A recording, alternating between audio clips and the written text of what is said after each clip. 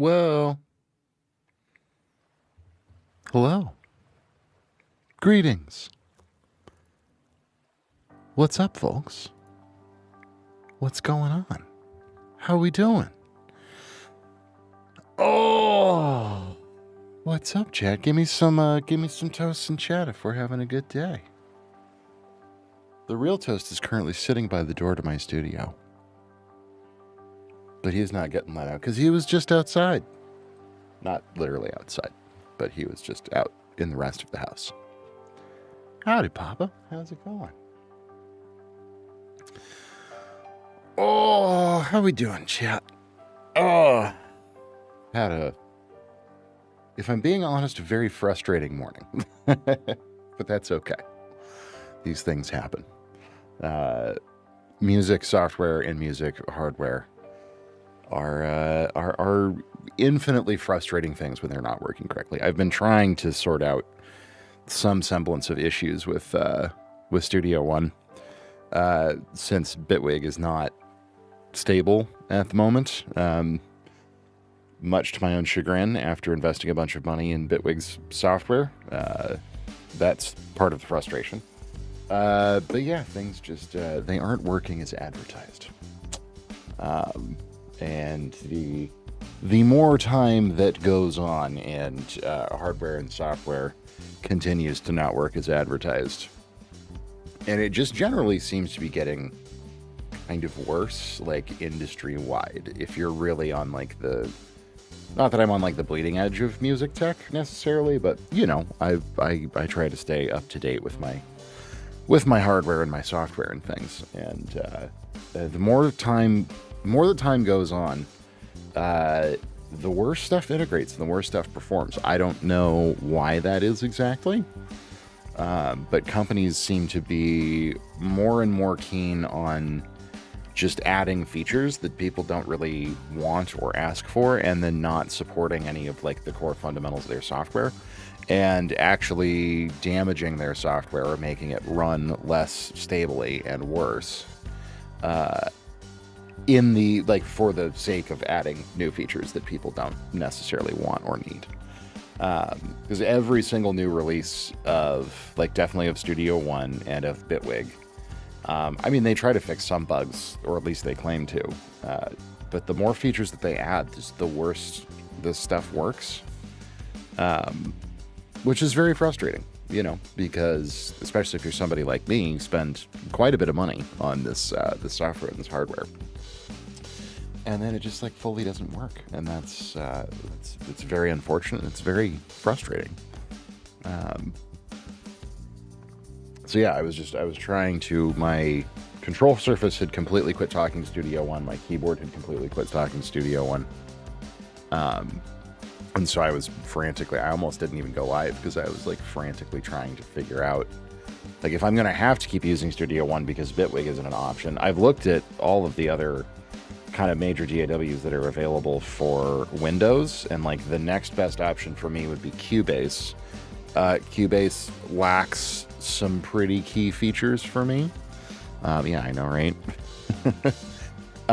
Like, namely Cubase, you can't like group and bus tracks in the way that you can in a lot of other DAWs. That's like an extremely critical part of my workflow, and is a feature people have been requesting from Cubase for many, many, many years.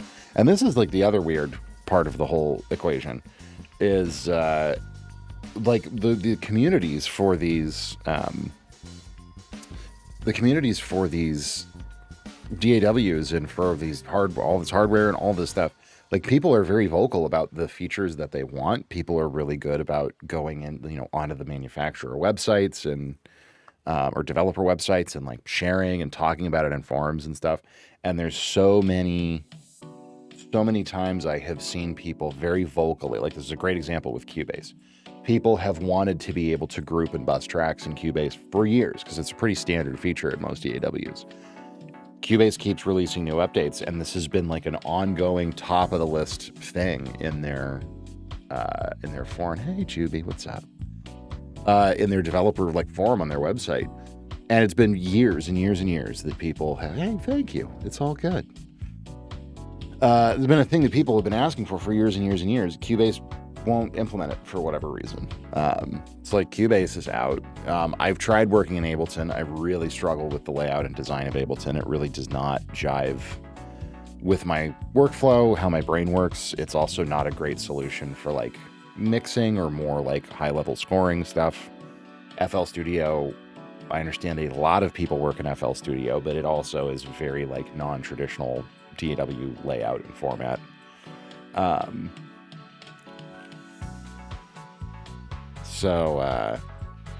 Yeah, like my options are kind of slim, just given the nature of the work that I do and that I need to do. Well, thank you, Judy. I appreciate it. Now Toast is wandering around the room screaming. Toast. Thank your mother. I will be sure to do so. What is your deal, guy? Why are you so upset about life? Is it because I'm having a frustrating day? No, you're having a frustrating day too. You're just vibing off of me. No, it's all right. So anyways, I won't dwell on it particularly. I did finally get the control surface working again. I don't know what I did to make it work again, but it seems to be at least working temporarily. But yeah, it's just it is a shame that we live in a world where you can spend. I mean, I've been subscribed to Studio One, paying 20 or whatever it is, 20, 30 bucks a month, whatever, for years. I have this Icon P1M and P1X control surface setup, which is like $1,500. I have this Native Instruments keyboard that's like $1,000. And, you know, so how, like, if you count the amount of time I've subscribed to Studio One, probably several $1,000s that I've given Presonus. It's like $5,000 worth of stuff. And you come in and you turn it on and it just like doesn't work. It just, none of it's talking to each other. There's nothing to try to update firmware on something. It fails. Studio One has a perpetual license for the program, but it's not truly perpetual. It's for a year. That's $200. That's relatively cheap. It comes with none of the add-ons or expansion libraries, which I do use fairly frequently. In order to get access to those, they do the thing where it's like, well, our sample libraries you can either buy for $400 each or whatever, you know, $100 each, and there's 40 of them, or you pay 20 bucks a month and you get everything. So that's a very common tactic these days, is like price you out and kind of force you into the subscription model, because they know that in the long run they're going to make more money off of it. Yeah, I really liked the subscription model at first, as I think everybody did. I'm growing to resent it rapidly. Like, it's the same thing that Composer Cloud does. If you were to buy all of the pieces that you get with Composer Cloud from East West as standalone pieces, like just the reverb spaces is like $150, $200. To buy all of their libraries that you get in Composer Cloud is like $15,000. Or for just $20 a month. So it's like they offer perpetual licenses, but they price the perpetual licenses in such a way that no one will ever buy them. Really, the only option is subscription. DAWs need to stop the subscription model. It's dumb. Yes, I feel like we need to grow as a society and learn that optional funding literally works if your product is good enough and you provide something that consumers want and need. Yes, absolutely. And I really, really, really wish that these companies would just stop. It's like your DAW Studio One is good enough. It works fine. I don't want anything new. I don't want new feature. It has every feature under the sun. I don't want a clip launcher. And no one wants a clip launcher. Nobody wants to use Studio One like Ableton. They're completely different products. They serve very different types of producers. Why are you adding a clip launcher that just fully has no features and doesn't work? Like, here, look at this. This is one of these new features that Studio One added. It's this clip launcher that's in the style of Ableton. No controllers work with it. It doesn't support any Ableton controller for clip launching. It doesn't have any of the features that a normal clip launcher in Bitwig or Ableton has. like, it's useless. It's a completely useless feature that's totally underbaked and does effectively nothing. And yet this was their big selling point of one of their recent updates, that they put however many thousands of hours of work into this tool that does nothing for anyone instead of like fixing basic foundational stuff. It's like, stop it. just stop it. I don't need it. I don't want it. Can you just make your software work, please? That would be great. Because right now it crashes constantly and it's refusing to be compatible or integrate with half of my very expensive hardware that I've spent years, like, you know, working to be able to afford. So, anyways, I don't want to, you know, endlessly bitch and moan about it. But that is what I have spent my morning dealing with, and it's been very frustrating. On the positive side, because there are good things in the world, more than you think there are. I have a very cool new plugin to show you guys that is completely free that you all need to go grab immediately. That came up on my YouTube feed literally today. It was released like a couple of hours ago from a YouTuber I wasn't familiar with who does like ambient production stuff, apparently. Called Signs of Life is the name of the YouTube channel, and he collaborated with Dawsome, I guess, is the plugin company who actually makes it. And they made this ambient reverb plugin that I watched the video for 10 minutes and was like, this is one of the coolest things. I downloaded the plugin. I haven't really even played with it yet, but just pulling up the basic preset, I was like, holy shit, this thing is wild. This thing is incredible. So I'm extremely keen.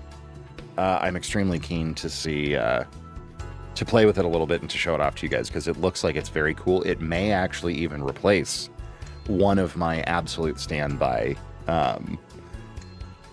plugins, which is Black Hole. I mean, I use Black Hole so much that we literally have an emote for it in chat. And Soul, which is kind of a funny name because it's like the opposite of Black Hole, might actually replace it. Freeware VSTs are so much better than they were back in the day. Yes, they are, to like an extraordinary degree. Hey, Toast. Hey, buddy, I hear you. You need to mellow out, my friend. He's literally, I don't know if you guys can hear it. The cat is literally just walking around me in a circle going, eh, eh. Go to your spot. If you really want out of the studio, of course I'll let you out of the studio. But anyways, Toast is tweaking. I mean, he does that sometimes. All cats do. But he is particularly vocal. Anyways, we still love him. We still love him. Isn't that right? Yeah, you're out of view of the camera. Anyways, so today we're going to take a look at Soul. We can talk about, of course, we'll do some feedback. If anybody is interested in getting some feedback, feel free to do exclamation point feedback in chat, and we will take a look at your track, let you know what to think. We'll do, if anybody wants I've been doing the like quick lessons. Last week we talked about compression and saturation and the circle of fifths. If anyone has a fun topic you want me to go off on to sort of learn a little bit, please throw that in chat as well. That's always very fun. Wish I wasn't allergic to cat. Oh, bummer. I'm sorry. Yeah, cat allergy is a thing. But yeah, so that's kind of the plan for today. We're going to look at Soul, maybe teach a little thing, and then we're going to be finishing the track that we were working on yesterday, that sync piece for my buddy Chris Galen, will be yesterday. So yeah, that is what is on the docket for today. Indeed, no worries, Juby. Well, let's take a look at that. Yeah, this thing is sick. This thing is absolutely fantastic. I haven't even really messed with it, and I was immediately impressed with what all it does. So this is called Soul. and it is a collaboration between Signs of Life, who is a ambient YouTube producer guy, and this company Dawson, which is a plugin developer. And it is apparently a combination granular delay and very spacious kind of ambient reverb. Both things that I absolutely love and love to use all of the time. So I don't really have a good granular delay that I go to normally. I tend to use more traditional old school delays, so I don't have a bunch of great points of comparison there. But even just in very briefly playing around with this, I definitely want more granular delays to play with because it sounds very, very cool. And anything granular, just for a little bit of context, refers to processing where you're basically taking, I guess, what you could call like micro samples of your signal, right? So like teeny tiny little bits of whatever the sound that is being processed is. So there's granular delays, there's granular synthesis where you can take like little chunks or little bits of a sound source and use that to create synthesis. Ableton is insane stock grain delay. Okay, yeah, sure. So we've got that function over here on this side, which is they've called it glitter here.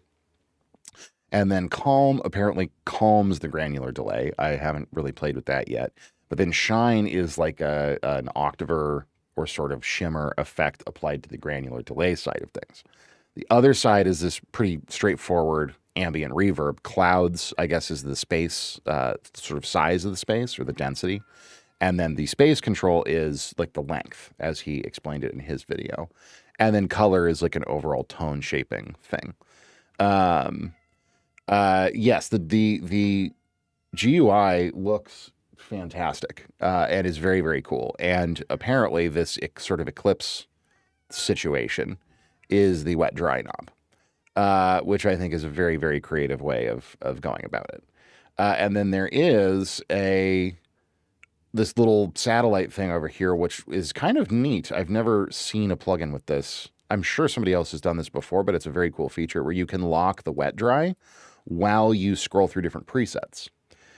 So it allows you to, if different presets have different wet dry levels, it allows you to lock that off so you can find the balance that you want on your sound and then scroll through presets and it won't affect the wet dry, which is very, very, very neat. Yes, the Unplug Red stuff also has really fun, really, really fun GUIs. But to play around with this for a minute, let me just go ahead. We're just going to like lay down a nice, cool like Rhodes loop. And then that'll give us something to play around with.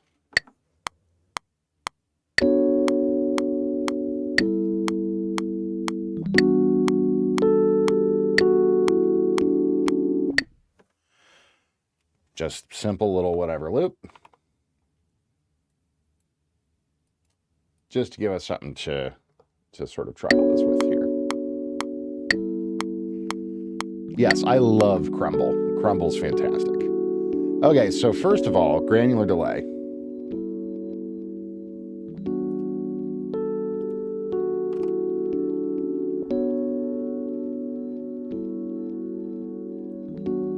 We'll put our wet dry at like 50% here.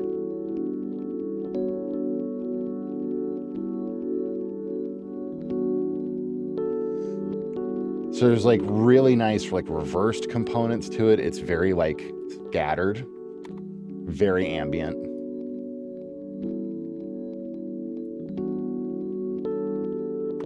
And then this calm.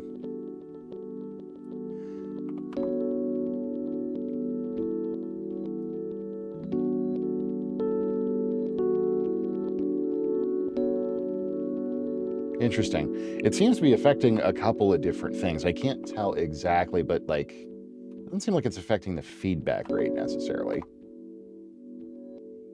But just the overall tonality, maybe it's just like a little bit of a filter.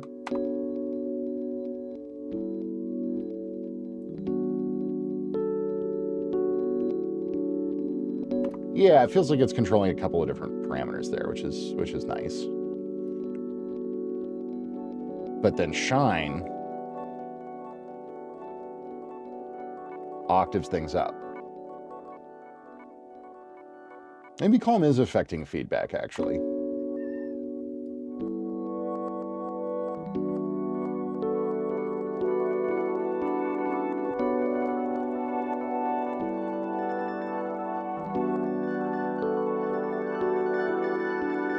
Yeah, and then shine, the more you push it, the more octaves it feels like it's adding. And it gets, you know, brighter, I think, a little bit as well.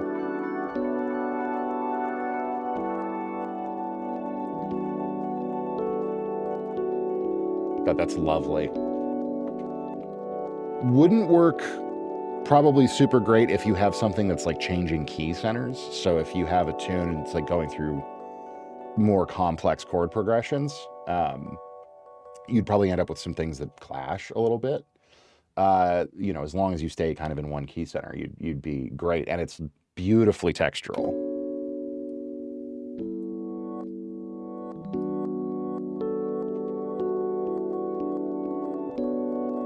Very, very neat sound. So that is the glitter side of things. Then you have the sort of clouds in space, which is the reverb side of things.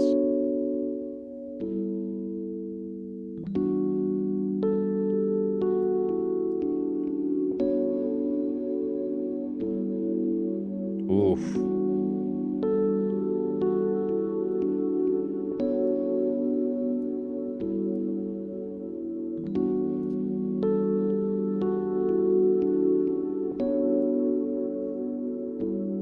Yeah, and so then color is like a really gentle kind of filter, it feels like.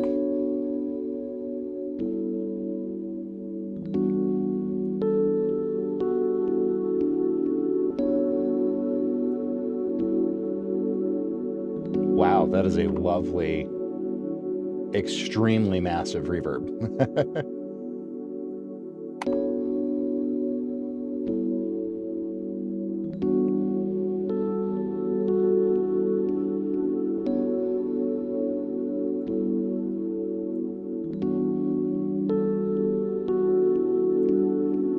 Yeah, clouds is like sort of the character of the verb, and then space definitely feels like the decay.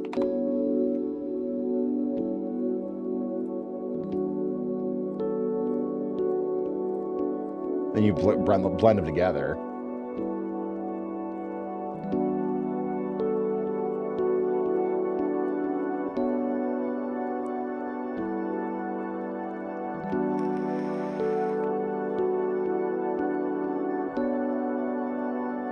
Oh, this is fabulous. And it just goes and goes and goes and goes. I don't have anything barely over 50, 60%. And it's got like, you know, I don't know, 10 something seconds of decay maybe, plus 20. So this is definitely more for your like ambient stuff, for just letting it build and build and build and build. Yeah, automating this, evolving it could be just magical. Yeah, absolutely. I love the shine is an extremely cool texture.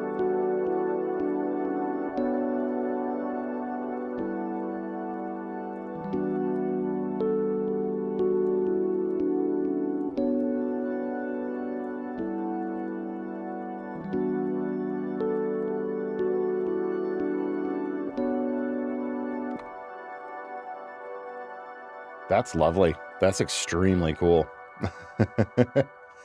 Oh yeah, bring the shine out. Yeah, swell into space, definitely.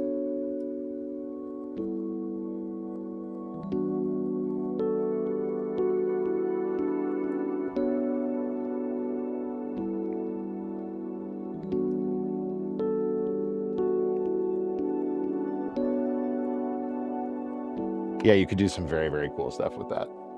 It's extremely soothing. Extremely soothing. We can listen to a few of their different presets, though. This is called After Image.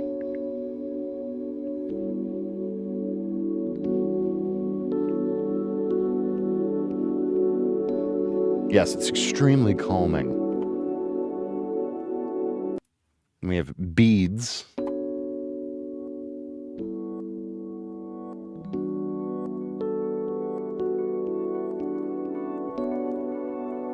Nice.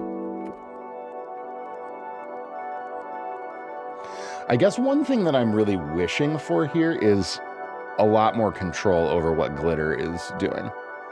Because the thing I feel like I would run into, the texture of it is stunning, but the thing that I would be a little bit worried about is like, even just at like relatively basic settings, the tails are so long. The straight lush verb. It's like if you turn clouds all the way up, which is like the size of the verb. That's like a 2 or 3 second decay, feels like.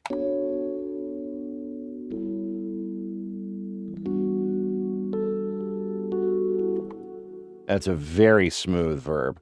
And then space, I think, just adds to that.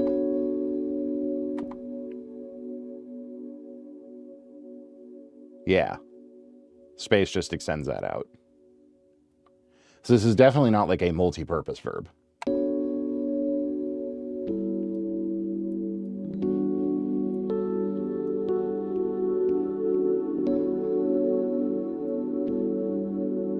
Now, gating it would just cut it off at a certain point. And it's such a gentle decay that like the gate would flutter really badly. And yeah, like it's gorgeous texturally, but it definitely is like, it does what it does. And if that's what you're looking for, it's fantastic. But that I wish that you could have more of, especially on the glitter side of things, it's a very cool effect.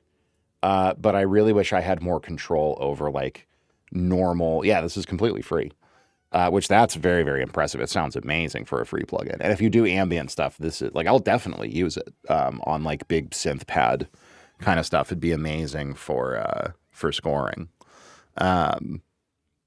Would be very, very cool. But it's like, yeah, the tails are just so long that like it would be hard to do unless you have just like a very static ambient kind of soaring source, which is, you know, definitely something you use.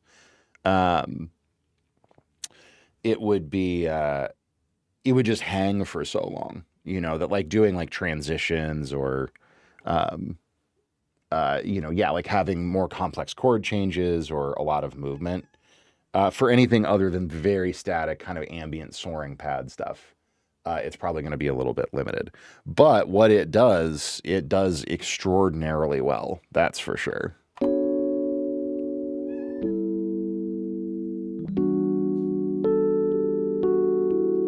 This preset is just called Beautiful Reverb.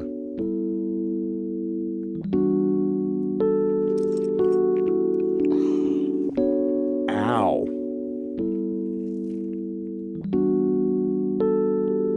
Hi. Wow, that hurt a lot, cat. What is your deal today, buddy? He just jumped up on me and fully dug his claws into my chest. Wow, that hurt a lot. Okay, well, I'm gonna let him out of the room real quick. He's having a bad time, apparently. I don't know what's going on. Sorry, 1 second.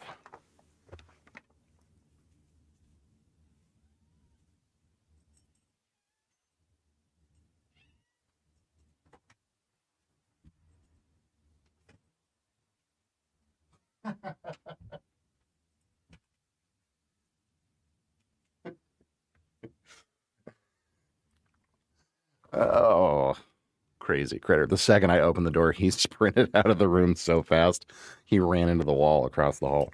God, that hurts. We need to clip his nails. Anyway. Wait, I don't need those. What am I doing? All right.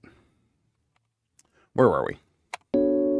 Toast hates the reverb. Yeah, seriously. Oh, covered in hair. Yeah, normally he loves being in here. He's like, he just sleeps on the couch. I don't know what his deal is today, but he wants to go run around the house. I guess he's got zoomies or something. Anyways. Oh,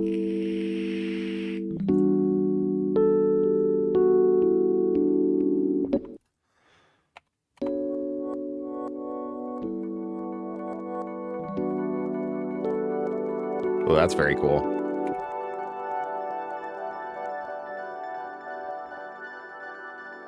Yeah, that's gorgeous. I just wish I could like pull it back a little bit more time wise. You know what I mean? Um, that's called Sol, SOL. No worries, GB. You're good. Thanks for hanging out for a few. Dark space.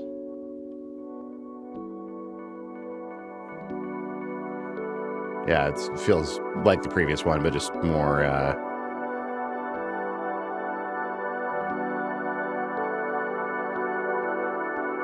Yeah, a lot more verb. But yeah, I'm curious. Here, let's time it.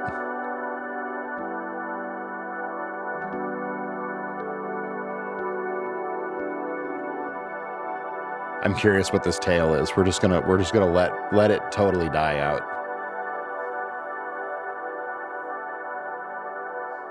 There's 10 seconds.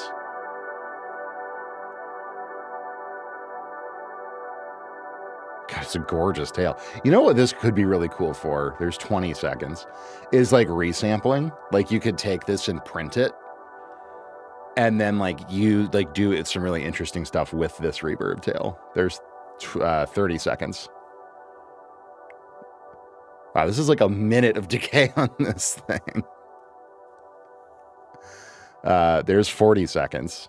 Yeah, that literally is like a minute of decay. It's still going quite strong. Crazy. And that's like, again, for really big, long ambient stuff, that's very cool. But like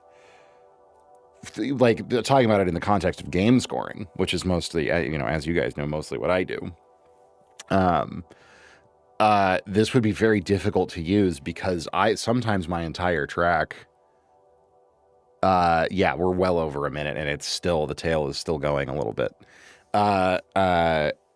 It would, like, this reverb tail from 4 bars of a signal is now actually longer than most of the tracks I produce for my clients. Like your average like looping game piece is 1 to 2 minutes long.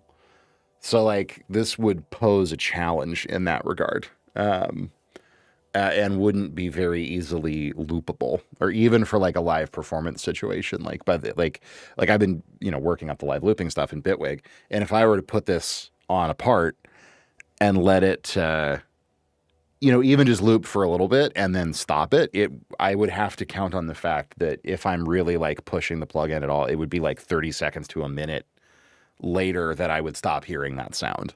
You know what I mean? So unless, you do other mix automation or something like that to control it. So yeah, I do wish that there was a bit more granularity of control, particularly with the grain delay side of it. But what it does insanely well and sounds absolutely stunning doing it. So that's very, very cool. I definitely, if you do super ambient stuff, this is definitely something you should grab. This is Sol, collaboration between Science of Life and Dawsum. So super, super neat. Definitely something I would recommend if this is up your alley. So anyways, very neat plugin. And yeah, to Juby's point, the quality of free plugins these days is getting pretty out of control. You could definitely, with a little bit of experimentation, and I actually kind of have this idea of like what all would be involved in doing, like, putting together the ultimate selection of free plugins, and could you build out a library like what I have, when it comes to like, I have all of this different stuff from like Plugin Alliance and from, Waves and like all these other companies, all of which I have paid for, and they're all fantastic plugins. I have no complaints about the vast majority of them, but there's so many options for free now. It's kind of when I wanted to start doing this series of like free plugin reviews. there's so many amazing options for free plugins now. It's like you could very easily build an extremely full-featured set of plugins that could handle any mixing or production task you could ever need, and not spend a dime for any of it. And especially if you paired that with like a free DAW like Ardour or even Reaper. Reaper's not technically free, but it's, it's not free like WinRAR isn't free. If anybody knows WinRAR, the Windows file extraction tool. It just nags you to buy it, but it still works perfectly. That's kind of Reaper's deal. Maybe I should look into Reaper. I don't know. Anyways, you could put together a pretty serious rig, composed of nothing but free plugins and sample libraries. There's even like Spitfire has some really amazing free through Spitfire Labs, and they have a scoring library. BBC Symphony Orchestra is now free, if I remember correctly, or like the basic light version is now free. So very cool stuff. Very cool stuff. Very impressive stuff. But we're gonna keep doing the free plugin videos. That's for sure. So, anyways, all right. Well, we are still open for feedback. If anyone is watching and you're on the Twitch side or want to head over into the Twitch chat, you are more than welcome to request feedback. And just do ! feedback in the Twitch chat. You'll get a link to a little Google Drive, or a little Google form rather. Just lets me know a little bit more about you and your track, and kind of what your deal is, and I will take a listen to it and let you know what I think. But just in case there's anybody new watching, because I'm actually seeing some viewers over on the YouTube side, so hello to all of you. Thanks for dropping by. But just to let you guys know what's going on here, hi, I'm Nathan Scott. I am a composer, producer, multi-instrumentalist, mix master engineer. I've been full-time in the business for about 15 years now. I do all kinds of different stuff, but mostly what my stream is about is doing my production work that I do every day for a living. So today we're going to be working on a sync piece, kind of finishing up a sync piece for potential placement in a TV show. That's going to be a good time. Just kind of doing different stuff. How's it going, Cocaid? Coacid? I don't know. Somebody over on the YouTube side. Hey, how's it going? Just so everybody knows, the Twitch chat feed is the only one that actually gets shown on screen. So I can definitely see real-time comments on YouTube. So please feel free to chime in there, and I will definitely respond to you. But that's a Twitch thing. But anyways, if you do want feedback, head over to the Twitch side, and that is where all of the feedback stuff is happening. But regardless, let's go ahead. I'm going to pull up. Hi, Jessica. How's it going? You are Jessica indeed. Appreciate you tuning in. Appreciate the follow. Okay, so let's go ahead and pull up this track. We got really, really great progress done on it yesterday. And we will continue with that trend today, and I'm pretty sure we can finish it up. We really just have like a couple of synth layers that I want to play around with. I don't need feedback. I need an entire course. Well, hey, Jessica, I am happy to to share as much as I possibly can with you if you are so inclined. That's a big part of what we do here. I talk through my workflow and, sort of teach stuff or try to teach stuff as I go along. But if you have any specific questions about literally anything audio or music related, anything from like production stuff, DAWs, plugins, mixing and mastering, to like songwriting, arranging, melodies, music theory, literally anything and everything. Excited to see you work and do your thing. Still learning to master. Indeed. Very good. Well, let's jump over to Production View, and let's take a listen to this track and kind of where we're at here. So just to give you guys a bit of background, if you were watching yesterday, which I think probably some of you were, I don't know who all is in here at this exact moment, but The deal with this track is I have a good friend by the name of Chris Galen, who's an extremely talented. Oh man, thank you for the subscribe over on the YouTube side. I appreciate it, man. Very kind of you. Um, uh, uh, my buddy Chris Galen, who's an eminently talented singer-songwriter, I've worked with him for many, many years on different projects, has recently gotten hooked up with a music supervisor who handles placement on a couple of very high-profile soap operas. Now, if you guys don't know what a music supervisor does, music supervisor is a great person to know if you're trying to get into sync licensing for music.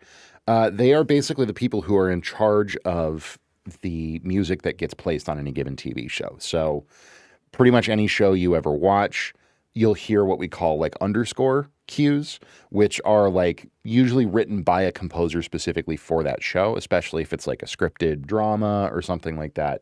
You know, they'll have a composer, and those are like the little kind of momentary stings and pieces and cues that, you know, kind of fit different moods of the show.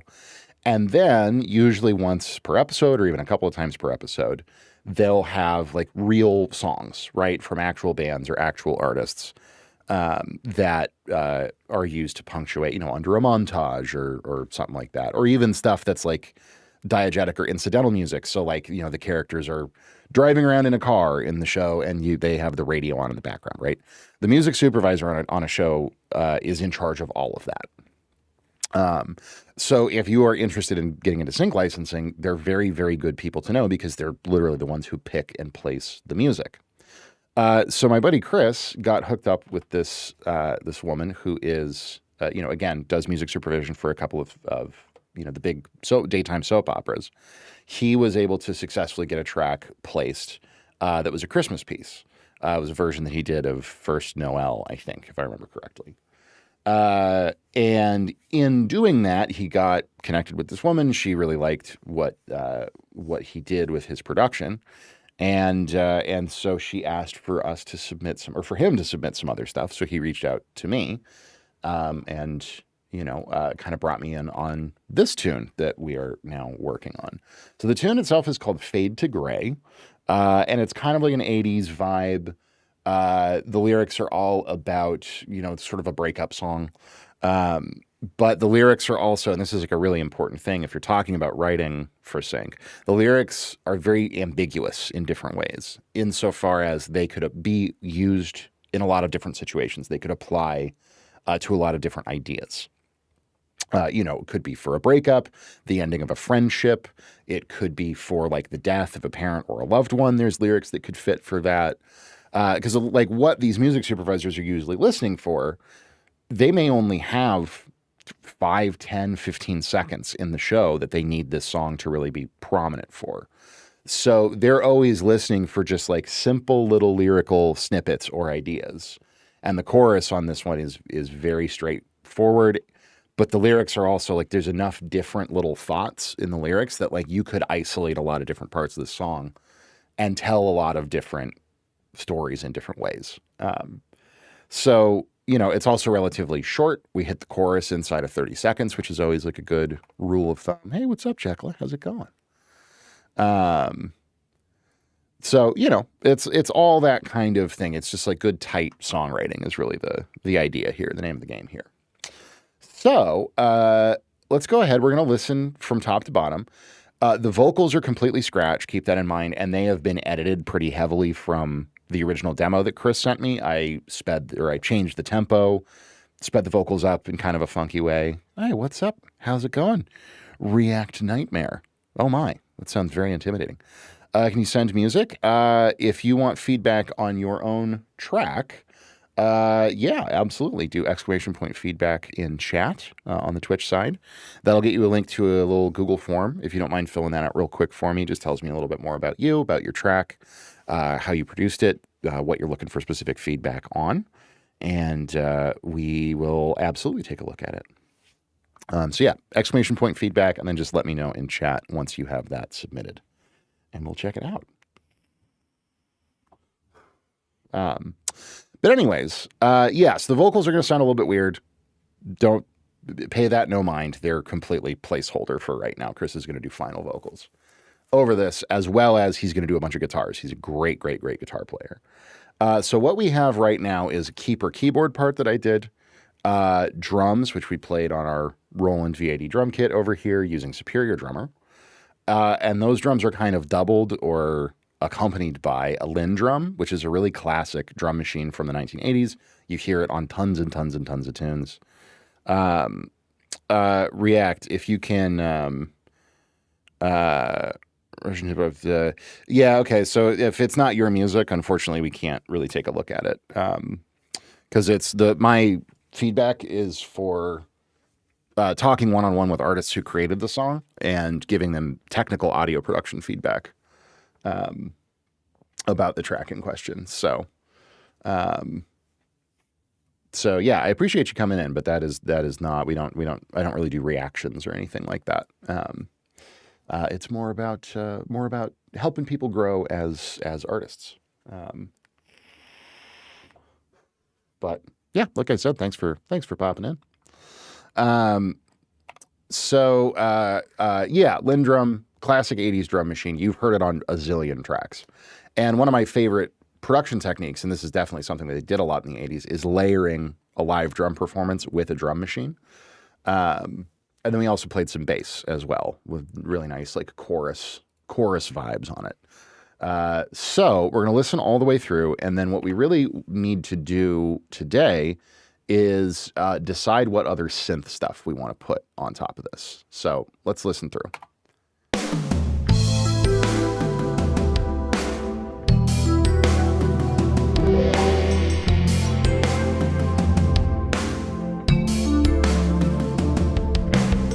Thanks for the follow. You and I were once a wildfire, burning bright beneath the stars, but in a silent supernova, we turned desires into scars, and we lived it in all of the covers.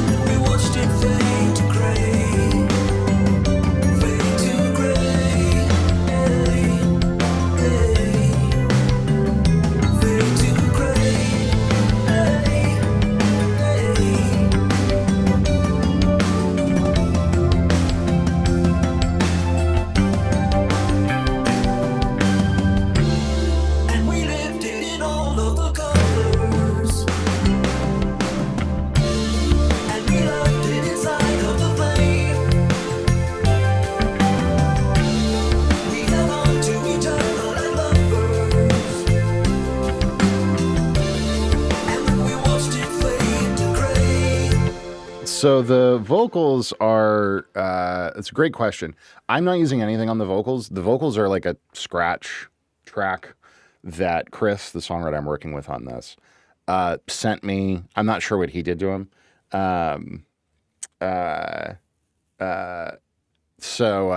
Yeah, they've been like heavily retimed and I think even repitched a little bit. So they are not like at all Keeper vocals in any way, shape, or form. Once I am done with this, then he'll do the final vocals, and I will probably end up mixing it. You know, I don't know, in the next week or two. Once I finish up my parts, that will then move on to that. But for a vocal like this in this style, I would definitely, you know, I usually start when it comes to vocals with what we call series compression. So that's the idea of using two compressors instead of just one compressor that's trying to kind of do everything. We use multiple compressors in series. And you usually use a very fast compressor, something that's really, really quick to react. And you use something like an 1176 is a great choice.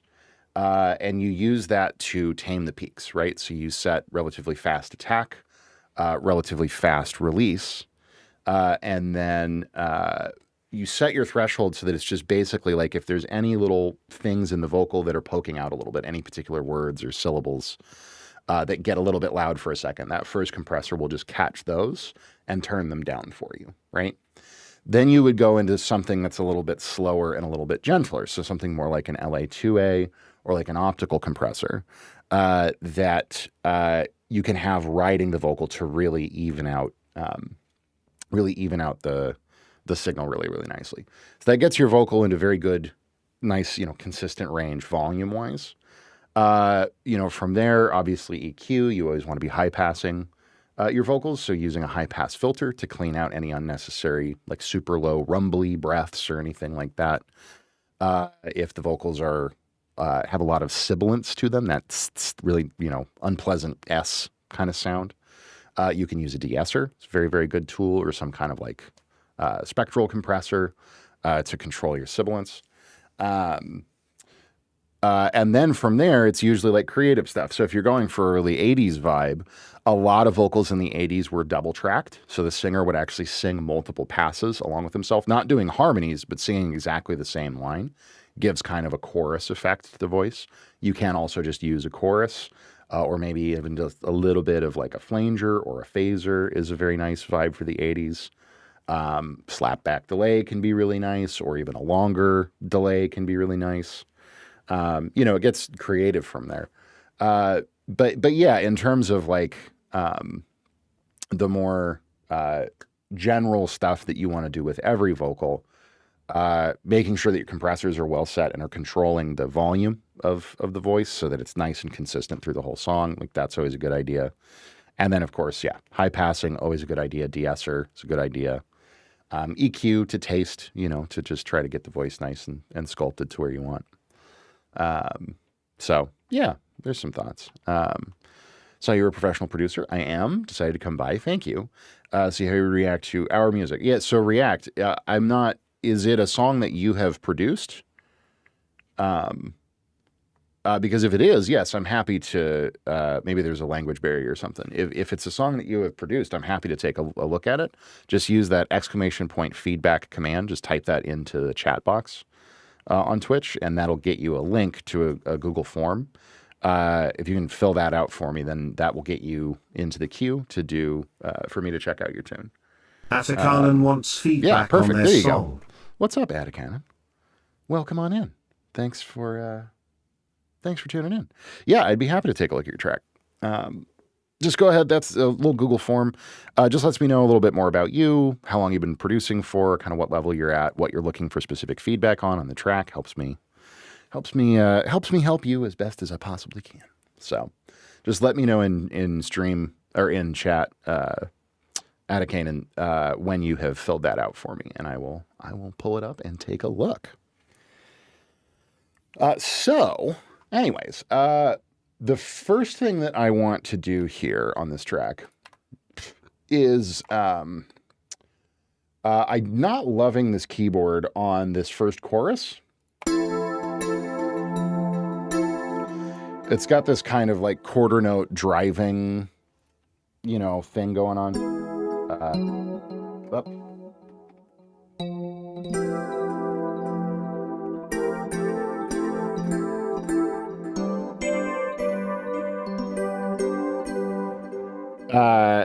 It's doing quarter notes, and that feels a little bit driving for that section. Like, feels like a little bit too much. I think I want to do something a little bit simpler there. I think it feels good the second chorus around.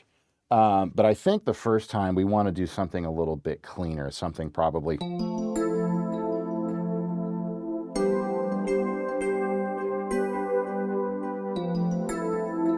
something like that. Even simpler. Just a nice little, like, roll in.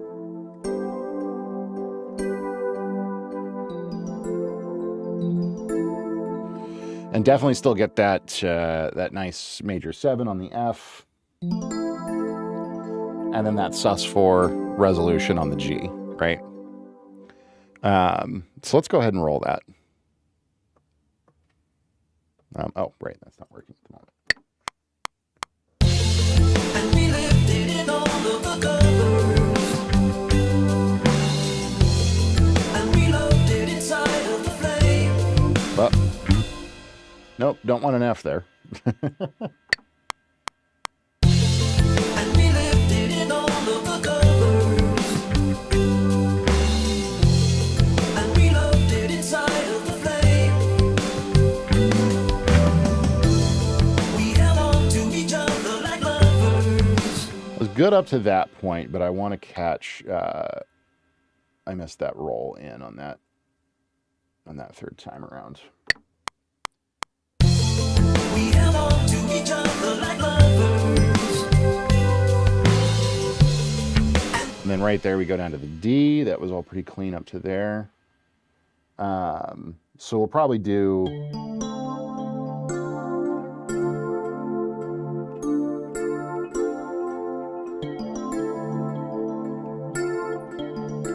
oh yeah, we get a nice minor 9 there. Right? And then... we watched D, it fade to gray. G. Okay, gotcha. What was it? What was I doing there? Yeah, something. Okay. I just played it. I'm terrible at remembering things that I just played mere seconds before. We watched it fade to gray. Fade to gray. Nice. That's solid. And then there was a little weird quantize-y timing something here. There we go. Okay, so let's hear that chorus back again real quick. Let's merge all this together. And we left it in all of the covers. And we loved it inside of the flame. We held on to each other like lovers. And then we watched it fade to gray. Fade to gray. Neat. All right. Yeah, that feels much better to my ear. And then I see Atakanen, I see that you submitted. Are you here in chat? I'm happy to check out your track, but I want to make sure you're still here in chat. So please chime in if you are. Yes, hello. Indeed, hello. Excellent. Very good. Yeah, let's pop over here real quick and check out what you got going on.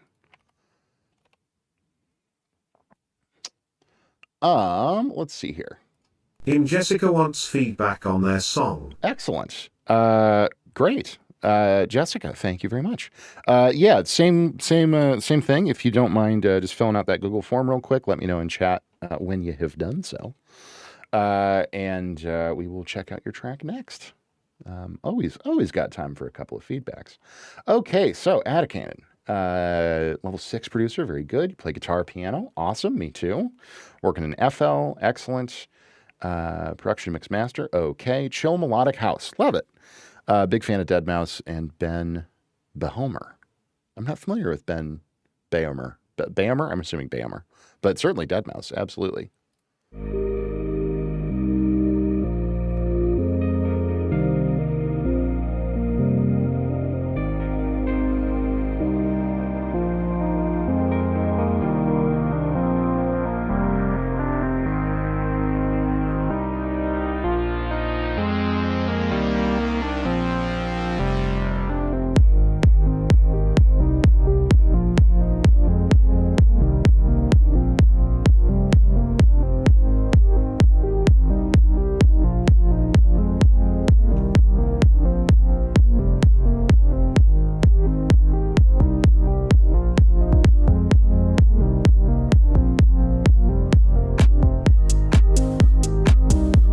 Yeah, I might skim a little bit here and there, but it's all good. This is great.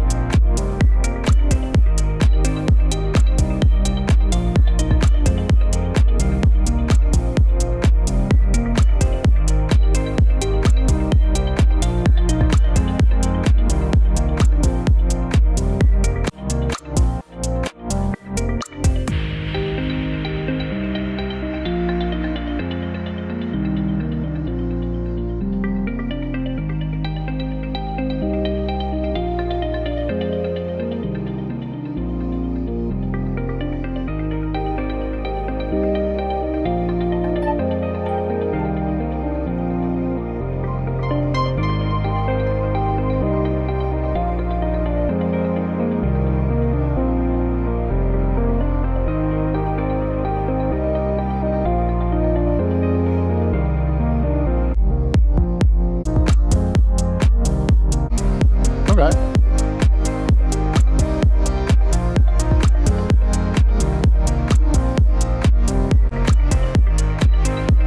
Very cool. Okay. Yeah, I get the vibe. Really nice groove. Nice sound selection. Yeah, just like nice vibe overall. All things I definitely like. The breakdown is good. I think a couple of different ideas for you. So, number one, and this is, I see this a lot. You're hitting your master output in your DAW extremely hard.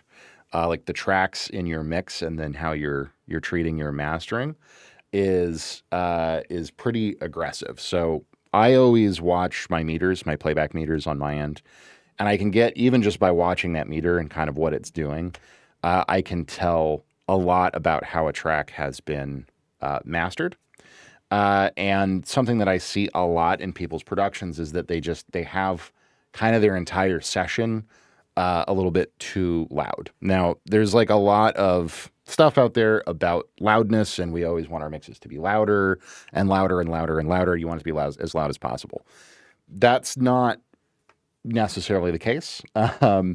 There is a certain argument to be made for getting things to a certain level of loudness, but this is why we have things like LUFS. I don't know if you're familiar with the idea of LUFS, but I talk about LUFS on almost every single stream because this is a common debate that goes on, especially in the electronic music world and especially in like the rap and hip hop world, because people, are generally trying to push their tracks as much as they can so that they stand out on playlists. The thing is that most platforms, if you're releasing to Spotify, Apple Music, Deezer, Tidal, whatever, most platforms do a lot of what we call volume normalization. So they turn tracks up and down to make sure that they're all at relatively consistent volumes, right? That ensures a really good listener experience so that people aren't sitting there with their earbuds in, they've got a tune pumping, and then the next song suddenly is 5 times louder than the previous song, and they have, you're hurting their ears or damaging their speakers or whatever. Some services will let you turn that off. They don't really super let you turn it off because people would have a really poor user experience if they didn't do that. So all that ends up happening is the harder you try to push your track, the louder you try to get your track, you hit a point of diminishing returns. That point is usually around -9 LUFS, -10 LUFS in my experience, -8, somewhere in there. When I am mastering a record, I go for -13. Unless somebody really wants me to push it, then I might go up to -11 or -10. But this feels like more of maybe a -5. I don't know. If you want me to explain more technically what LUFS are, if you're not familiar with that as a concept, I'm happy to. Let me know. But what ends up happening is the harder you push that output, the harder you push your maximizer or limiter or whatever, it actually starts affecting your whole mix. It squeezes a lot of dynamic out of it. It squeezes a lot of detail out of it. And instead of like a big, beautiful, deadmau5 is the master of this, by the way. Really beautiful breathing. You've got all the nuance of every sparkly little synth. It just kind of becomes a block of sound. And you can usually tell if you just look at your waveform here, even in SoundCloud, it's very flat, right? Pretty much through the whole thing. I can tell your drums are just pushed so hard that it's kind of robbing your mix of a lot of detail, a lot of space, a lot of ambiance, right? So that would be the first thing I would take a look at. Is just like go into your session, make sure your master output's at 0. You always want that at 0 no matter what. Take all the tracks in your mix, drop them down by like 6 dB. And then, what's up, Dutch? Good to see you. I forgot to ask, do you just review songs posted for feedback? Generally, yes. I mean, yeah, if you want feedback on something, absolutely do exclamation point feedback, and I would be happy to take a look at it. Oh no, we've got a Twitch bot. I have to go ban a Twitch bot. Hang on one second. Get out of here, Twitch bot. Boo. We don't like Twitch bots. Get out of here. Okay. Anyways, what was I saying? Yeah, I was waxing poetic about LUFS again, which I do all the time. Yeah, so that is what the cheapest of viewers. Indeed.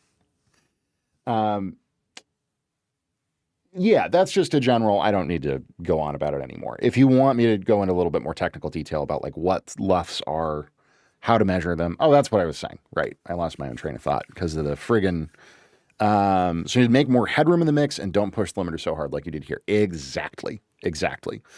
Grab all those tracks in your session, drop them down 3 to 6 dB, and then get a good metering tool. Most DAWs, like if you're working on FL, I'm sure FL has a good metering tool that will tell you LUFS. And you just put that after your limiter, your whole like mastering chain on your master output, put the metering at the end and watch and pull it back down, not on your master output. Leave your master output at 0, pull all the tracks in your mix down to where that's showing you like, let's say -11 or -10 LUFS. If you want a mix to be going out to club DJs, you can push it even a little hotter than that, -8, -6. That gets into club sound systems versus home sound systems, yada, yada, yada. It gets, whatever. Generally, I think for this kind of stuff to be in a good, safe kind of trade-off zone where you're like getting a lot of impact out of a platform like SoundCloud and, kind of have the sound, but aren't totally blowing out your mix is like -10, I think that's usually as hot as I'm comfortable going. So anyways, that's number 1. Number 2, generally your balance, and this might clean itself up a little bit once you give it a little bit more headroom. I feel like your synths could come up just a teeny tiny bit compared to your drums. Like the drums are really hot, the synths are a little bit further back. No, actually I kind of take that back. Once you open up the filters, I think it's really nice.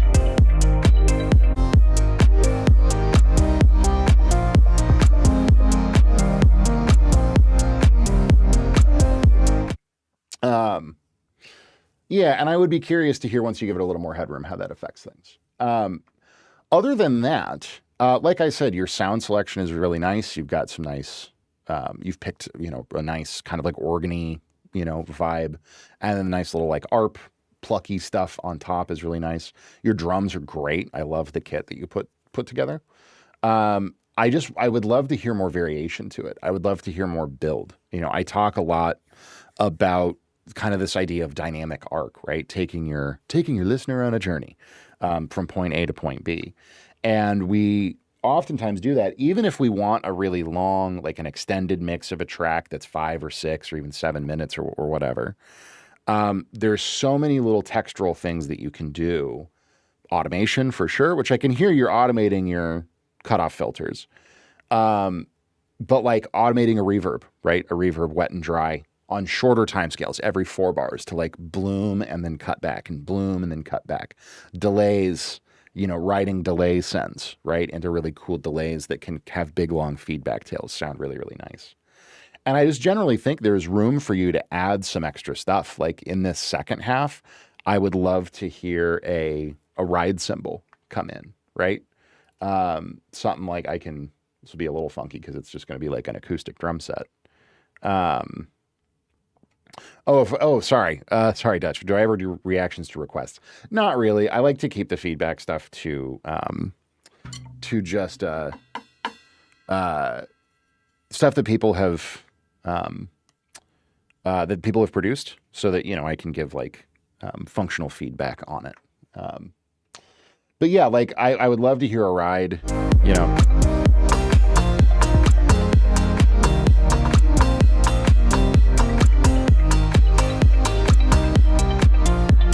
Could be really cool. More of like a proper snare sound, maybe. Like you've got like kind of a snappy, rim shotty kind of a snare. I think that's really nice in the first half. But just building things out a little bit more on the drum side might be cool and gives things a bit more vibe to them. The Hafiz wants feedback on their and just a song. bit more of that dynamic arc, right? A bit more build in your track. You want to always be adding, even if it's something really subtle, you want to be adding or changing things kind of constantly, because it just keeps the listener's ear engaged. And I feel like you're maybe a little bit at risk of this getting a little repetitive by the end of it. Another thing that could be really cool is like some nice kind of top line stuff. That pluck arp is really, really nice. But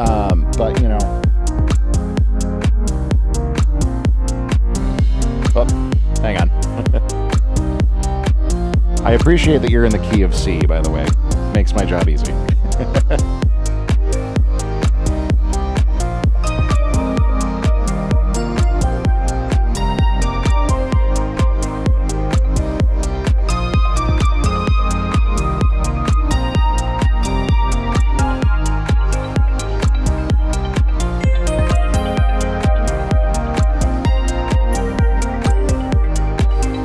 Something high up there. Obviously not that sound. That's like cheesy. This is like a super cheesy 80s sound. But just something nice and paddish stuff, maybe. Bell kind of stuff. And those are things that like the way you're building everything is really nice, and like really slowly opening up the filters. That's all cool. The more layers you do that, and the more kind of cycles of like every 4 bars something swells, every 8 bars something swells, every 16 bars something swells, every 32 bars a whole new instrument comes in or goes away. Every 32 bars there's like some kind of like a drum stutter or something. That's always for me, especially when it comes to progressive house, IDM, trance, classic old school techno, like anything in this wheelhouse. The tracks I always gravitate towards are things where it's like every time you listen to it, it's a vibe and you can just zone out. But then also, if you pay attention, there's just little textural, a little sparkle you didn't hear before. Oh, a little filter that goes, a little reversed crash cymbal somewhere with a bunch of reverb on it. Just little ear candy things, right? It just builds a lot of interest into the track over the course of it playing through. So, hey Fizz, what's up, Fizz? Good to see you again. Anyways, just a handful of ideas. I think your foundation, your structure here is great. Like I said, your kit sounds really great. You've picked really good synth sounds, and the overall structure is solid. But look at that headroom issue, and then, just more ear candy, man. Break it up a little bit. So, anyways, but killer track. Thank you very much for sharing. I really appreciate it. And yeah, I would love to hear if you end up. Yeah, of course, man. My pleasure. That is what I am here for. I love doing feedback. I love hearing what people are up to. So yeah, and if you work on it a little bit more, feel free to swing back through and share it. I would love to hear where it goes. Or of course, if you have another track. I stream at pretty much every day, Monday through Friday, starting at 2 p.m. So, thanks for the follow, buddy. Appreciate it. Yeah, pop back in whenever. But thank you again for sharing. Okay, we got up next. I'm Jessica. Hi, Jessica. Still trying to make it so it's not on any platform yet. It's the result for now. Okay, cool. Jessica says level 6 producer, very good. Play piano, working in BandLab. Alrighty.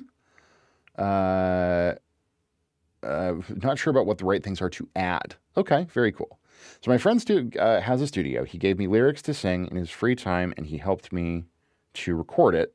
Helped me with the beat a little, but he got busy, so he couldn't continue and left the rest for me. I'm still trying to learn things because the vocals ended up so great, and I don't want to throw this project in the trash that you think is really great. Okay, gotcha, 100%. Well, let's check out what you got going on here. Painfulprojects.mp3. I feel for you.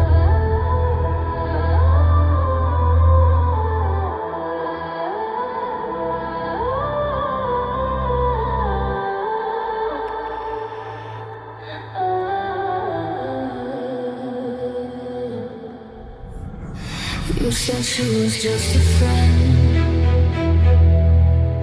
Funny how those stories bend. Found a name on your phone. Guess the truth can't hide that tone. I tore the pictures off the walls, every frame, every lie, every call. You built a wall with borrowed trust. Now it's ashes, dirt and dust. You played your part so easily, but coming's faster than you died. I thought you was worth the pain you caused. I hope you taste the love you lost. You burned it down, you lit the fuse. Now I'm the fire you can't undo. I'm done with every empty word. You never get what I deserve. I'm stronger now. It's overdue, I'm not the one still missing. I bet she likes the way I did, but she don't know the things you did. Your charms are masked, your touch is trapped. You pull them in and fade to black. I wanna get up there once and run. While you cross every line, but I feel true, then the break is in. That's where my freedom's found.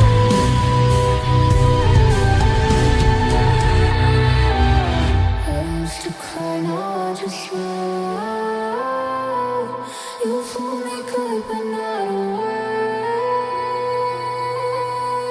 I hope she was worth the pain you caused. Hope you taste the love you lost. You burned it down, you lit the fuse. Now I'm the fire you can't undo. I'm done with every empty word. You never get Yo, what's up, Sample Talk? Good to see you, buddy. what I deserved. I'm stronger now. It's overdue, I'm not the one still missing. You thought I begged, you thought I stayed, but I'm just one that wants to play. You had your fun, you play again. What's up, Fizz? Now I won't even say your name. I hope she was worth the pain you caused. I hope you chased the love you lost. You burned it down, you lit the fuse. Now I'm the fire you can't undo. I'm done pretending I see through. You lost the best you ever knew. No second chances, no excuse. I'm not the one still missing.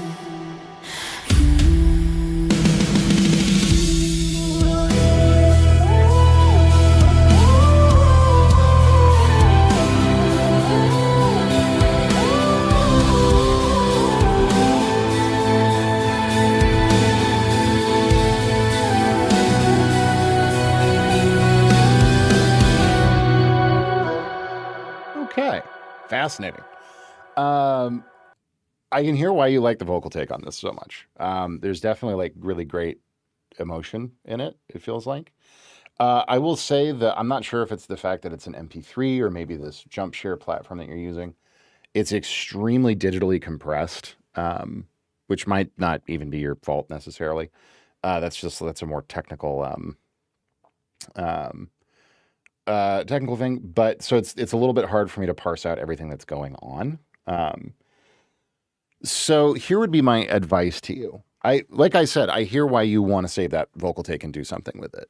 I think what is going on here, and the reason you said it sounds like a bit of a mess, which respectfully, I would agree with you. It is a bit chaotic. It's a bit all over the place. What I would focus on. You said you're trying to learn stuff.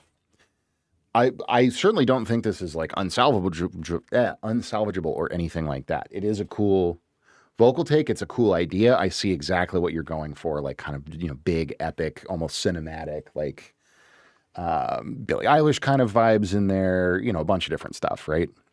Which is very cool. And you totally went for it with the vocals, which is great. I think what the main kind of underlying thing that I'm hearing that is contributing to it being a little bit chaotic is a good understanding of like song structure. Is the mixing or DAW's compression or both? So it's an MP3 file and then it's on this Jumpshare platform. It sounds to me just like it's really heavily digitally compressed, which might be an export from BandLab thing. It might be a this platform thing. MP3s can definitely do that if you don't check the right boxes when you're exporting, which is okay. So you said your friend gave you lyrics, and then you sang the lyrics, and then you're kind of trying to put this beat and all this stuff together underneath it. Working in BandLab, I'm assuming you're just like kind of pulling in like samples that are within BandLab. What I would do is, it's exported from BandLab as M4A. Yeah. Okay. So M4A, I would say if you want the best possible quality, always go with a .wav file or a WAV file. They're going to be a little bit bigger in terms of the size of the file, but that's going to give you the best quality. M4A files are for like if you wanted to text this to somebody, like literally attach it to a text message or send it to someone's phone. They're like or use it as a ringtone. M4A is like it's very bad type of file for listening in this kind of a way. But that's okay. It's don't worry about it. It's all right. I would go back and look at the lyrics. I would start there. And I would think about it, and I would encourage you to learn and sort of read up on song form, right? And this may already kind of be the case, but generally speaking, especially when you're like more getting started with stuff or don't have as much experience in production. When you're looking at songwriting, you want to make sure, M4As are usually used for voice messages, exactly. You want to always make sure that your lyrics follow a verse, chorus, bridge kind of a structure. So it could be, first verse, chorus, second verse, chorus, bridge, chorus, outro. Could be chorus, verse 1, then a little pre-chorus, chorus 2, verse 2. Like you can structure those sections in a lot of different ways, but you always want to have, generally speaking, a clear verse. That's the part of the song that generally tells the story, right? And you may already know a lot of this, and please, I'm not trying to be condescending or anything like that. If you already do, forgive me for sort of preaching to the choir here. But you want to always make sure that you have that structure. Verse is kind of telling the story. Choruses that's the hook, right? That's the lyrics that everybody learns and knows that are super repeatable. Your bridge is usually a very separate musical idea that kind of changes things up about halfway or 2/3 of the way through the song. I would take the lyrics that you started with and your vocal performance and make sure that the lyrics are fitting into that structure in a way that's really identifiable. This is the verse, it's this many lines. This is the chorus, it's this many lines. This is the next verse, it's this many lines, etc., etc. Once you've done that, and you can do that through just editing your vocal take, right? If you need to move things around or what have you. The next thing I would check is make sure that those sections are adhering to an 8 or a 16 or a 32 measure structure. The thing that I'm hearing in this is like there's a lot of great ideas, but I can tell that kind of all of the parts that you have going on aren't really in sync with each other. Like there's cool string stuff, but it sounds like a sample or a loop that's been pulled in that's not the right length. and it's like looping a couple of times, and then there's like some drum ideas, and those are looping and kind of lining up in different places than the strings are. It feels like and then your vocals are just kind of sitting on top, singing a bunch of stuff that isn't necessarily connecting with those underlying pieces, right? And so this process that I'm talking about, making sure, first of all, that you have clear verses, clear choruses, maybe a bridge. I'd have to look at your lyric sheet originally to know exactly how to parse that out. And then making sure that all of that fits into, okay, our verse is 8 bars, maybe it's 16 bars, or maybe it's 32 bars, but it should be one of those three. 32 measures, right? Or 16 or 8 measures. And we do that because that's just kind of how the vast majority of music, especially stuff in this style, big cinematic vocal pop, 99 times out of 100, 99 songs out of 100, lines up on those structures. That one time out of 100 is usually more advanced songwriting stuff. Somebody, when you really know what you're doing and you really know how to like structure, a fake out pre-chorus or something like that. It's much more kind of high level, advanced, super experienced songwriting. Even when I'm producing full records with pop artists, we always adhere to 8 and 16 bar phrases 100% of the time, no matter what, unless there's a very specific, compelling lyrical reason to not adhere to that structure, right? So anytime I'm talking, about tracks like in this context, I always say, just cut it down and make sure that you're adhering to that structure, because it's just going to work every single time. And then same goes for your chorus. Should be a phrase of 8 or 16 measures, bars. Bridge should be the same. And so I think if you just look at just your vocals, right? And you look at that lyric sheet, organize it, and then you edit your vocal to make sure that it's checking all those boxes. There's a clear verse, there's a clear chorus, there's a clear bridge, if a bridge was written. And all of those sections, you can say, yep, these 16 bars, that's the verse. These 16 bars, that's the chorus. These 16 bars, that's the second verse. These 16 bars, or however long, 8, 16, doesn't matter. That's the second chorus, right? Edit your original vocal take into that. And then all of the elements underneath that, you can use that as like a structural template, right? To slot those pieces into and to repeat those pieces. Typically, your first and your second verse have the same chords, right? And have the same general movement. So like I can hear you using strings. I think there's like maybe some guitar sample stuff in there, some bass sample stuff. That's all very cool, but you want to make sure that everything is lining up on those 4 bar, 8 bar, 16 bar cycles, phrases, right? So it will take a bit of editing for sure, and a bit of scooting things around. Might end up being a situation where you have to like, cut a few things out of your vocal. I hope not. But if you want it to be really organized and really structurally sound and a really strong piece of music that people are going to listen to and, latch on to and get into, structuring things in that way is going to be a really, really, really good idea. Because I think that like where it's at right now, that's why it feels kind of chaotic, because what I'm hearing is a really cool vocal performance of just kind of lyrics and then some cool ideas for instrumentation that are kind of a bunch of pieces that don't seem to be particularly like playing the same parts or synced up in a way that makes in a way that my ear is latching onto and understanding really what's going on. You know what I mean? So I think you should definitely keep working on it, but I think like that process is going to be your quickest and most efficient way of getting to a good finished product, starting with what you have here. So yeah, that is how I would go about it. And then once all of that is in place, then like the mix and mastering and all that kind of stuff can come later. What you're worried about right now, I think, is getting the tune kind of banged up into a place where it's like, cool, here's these identifiable sections. All of my instruments are playing the same general notes at the same times. That's all in sync and, lined up with the phrases. It's supporting the vocals nicely.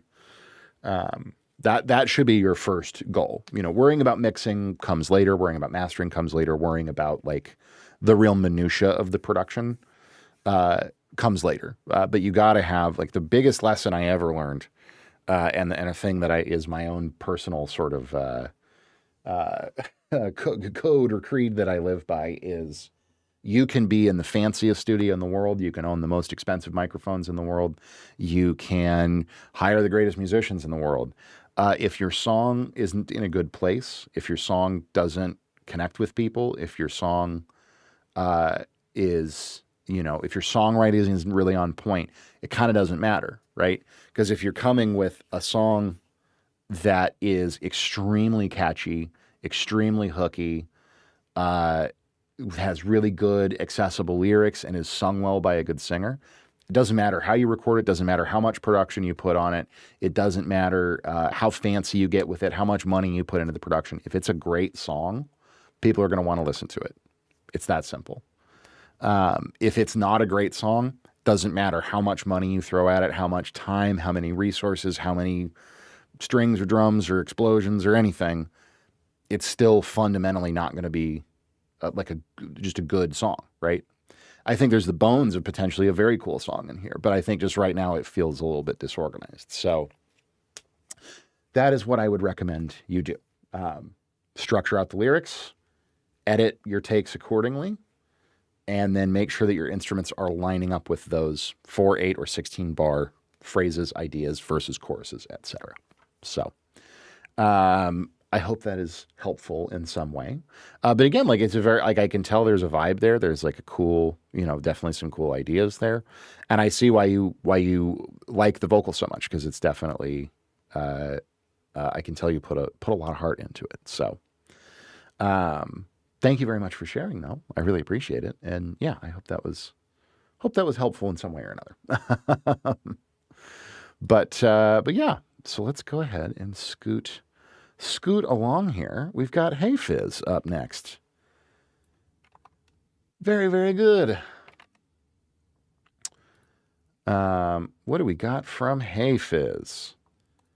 FL Studio, right. This is a chase theme for the Roblox Asymmetrical. Okay, cool. So this is stuff we were listening to yesterday. Same game. Excellent. Sonic.exe is the killer. Okay. Experimental electronic. This one is a chase theme, so no transitions. There are 5 layers combined, very loopable. Okay, excellent. Oh, no, my pleasure, Jessica. Thank you again for sharing. And that's, yeah, I appreciate you coming in, and I hope that's a helpful process for you and helps you get through it. Because trust me, I have been in your position many times in the past where I'm like, there's such a cool idea here, or like, I love this performance that I recorded, but something's just not working, and I've been banging my head against the wall. I don't know what to do. That happens to all of us. So, yeah, please come back as you work on it. Check in, let me know how it's going, and of course, goes without saying, if you would. If you want to bring somebody in to work on it with you, I am always available. I've been told to change from BandLab. That's not good enough. BandLab is a great place to start. I wouldn't worry about moving on from BandLab until you feel the limitations of BandLab. Put it that way. BandLab is extremely powerful. It has great samples. It can be a little handholdy at times. Like, it can kind of like give you crutches that you could get used to, like the ability to just be like, oh, I want a guitar part. It's got like 9 million guitar parts in it that you can just drag in. But like, my recommendation with tools and DAWs and plugins and stuff is like, until you are good enough at what you're trying to do to identify a limitation and say, I know damn near everything BandLab can do, and it doesn't do this automation that I need it to do. Now you're ready to move on, right? Or, oh, I have this plugin suite that I've purchased in your scoring library that I've purchased, and I need to, I need VST3 support. Then move on from BandLab. But until you get there, like, BandLab can do a ton of really awesome stuff, and I've heard excellent productions built within BandLab. So I would not worry. It's free. It's really easy to use. It's really easy to collaborate with people on. Like, would I use it at the level that I'm at, doing professional game scoring and artist production for, high budget projects? No, but I also have really specific technical needs, and I've been doing it, as a professional for 16 years. So I'm definitely a different situation. It's excellent for beginners, and then even then into intermediate. Like once you hit a wall in it and you go, I know everything this thing can do, and I'm missing these features, then you're ready to move on. So, all right, let's listen to Phantom Wraith theme for this Roblox game. Oh.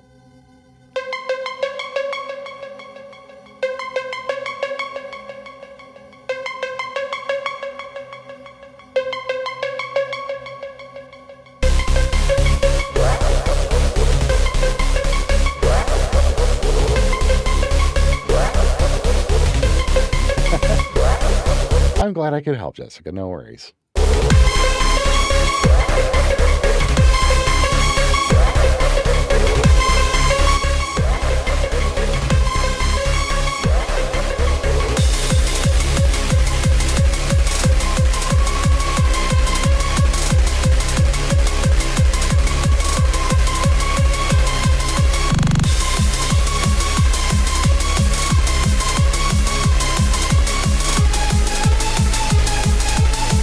So, Fizz, when you say in your sheet that there's 5 layers, are you guys doing like an adaptive implementation where, like, depending on how close the monster is, like other layers are getting added kind of a situation?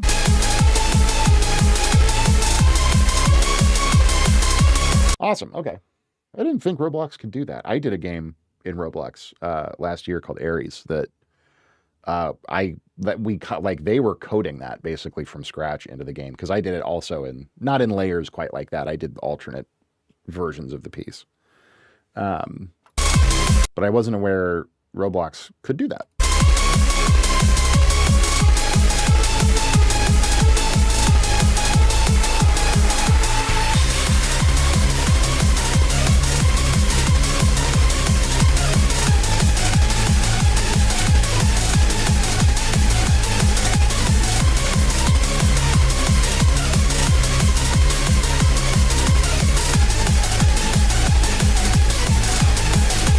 Indeed. Okay, yeah.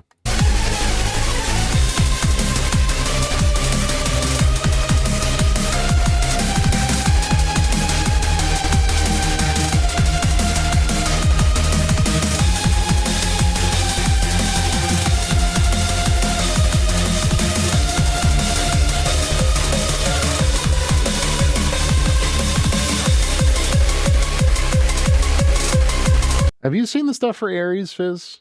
For Ares VR?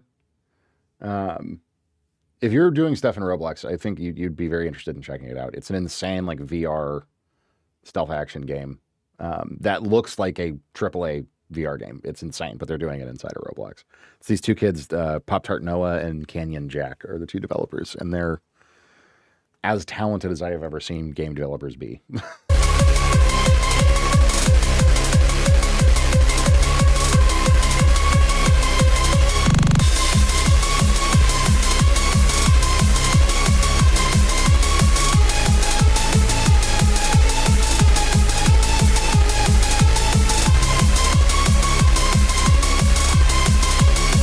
Yeah, I figured about as much. Great job. It's perfect. I would say for a chase sequence. I'm assuming it loops like from here to about here.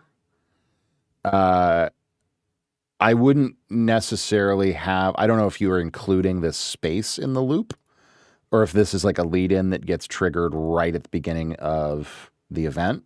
Of, like, the alert state or whatever is going on in the code to trigger this. But as far as a chase theme goes, I think this is excellent. It's I was almost going to say, like, the melodic stuff kind of feels a tiny bit repetitive, but I think that's probably by design, as well it should be.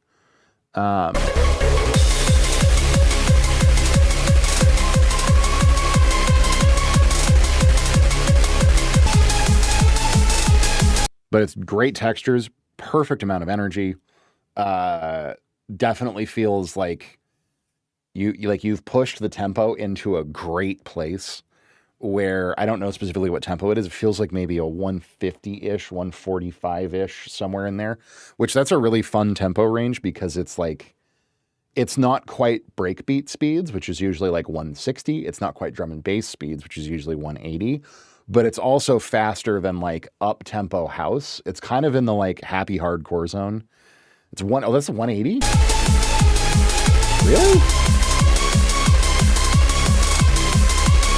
Okay, yeah, interesting. That feels slower than 180 for some reason. Interesting. That's cool. Well, it's how I think because you're doing the 4 on the floor thing, that's probably what's making it feel a little bit more pulled back from 180. That's really interesting. Regardless, the feel of it is in a really nice zone where it feels really like uncomfortable and frenetic, which is great. Sample it's Talk exactly what wants you want. feedback on their song. Absolutely, Sample, for sure. So you nailed that component of it. It feels very like, oh shit, run away! Like it's got the perfect vibe for that. Now all you need is a really killer sting to transition out of it if the player gets caught, of course. But you already know that. Yeah, no real notes, man. 180, really?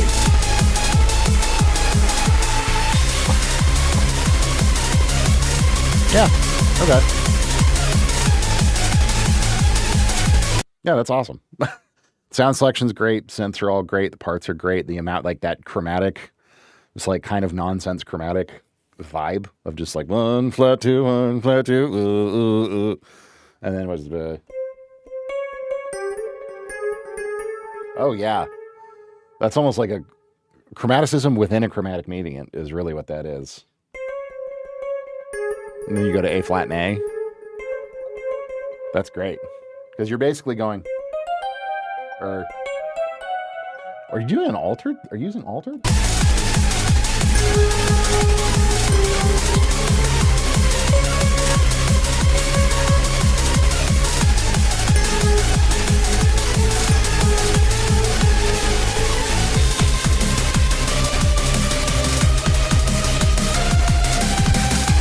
That's super groovy. The like double time, halftime situation there is super neat.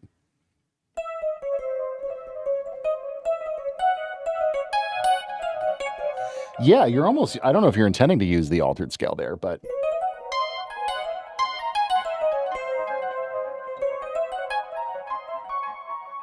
Yeah, well, yeah, because you're just doing the modes melodic minor thing. So that makes perfect sense.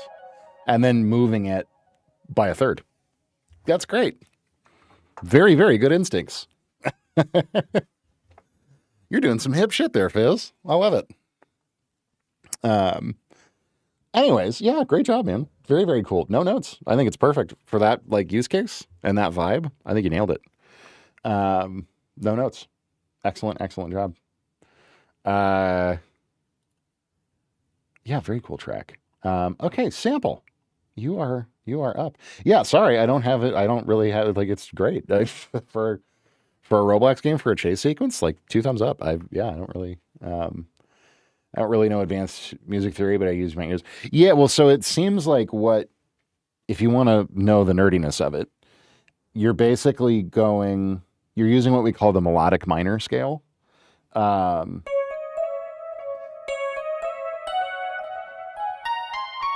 Which is a minor scale, but it has a natural 6 and a natural 7.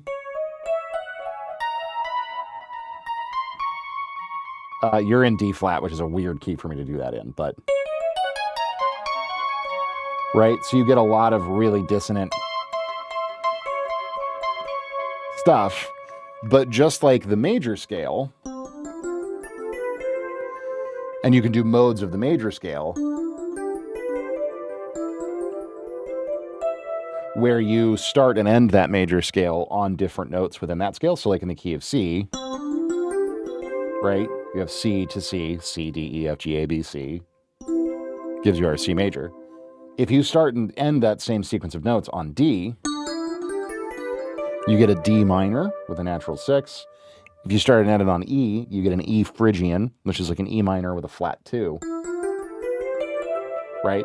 But it's basically the idea of if you just take the notes of the C major scale and build chords out of it, it sounds like this.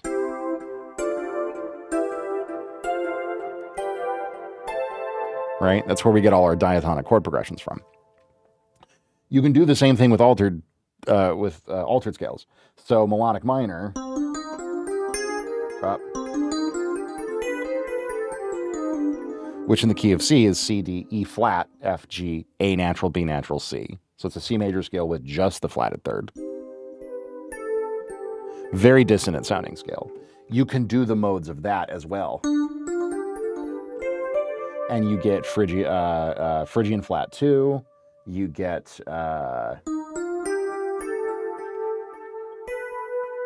what is that?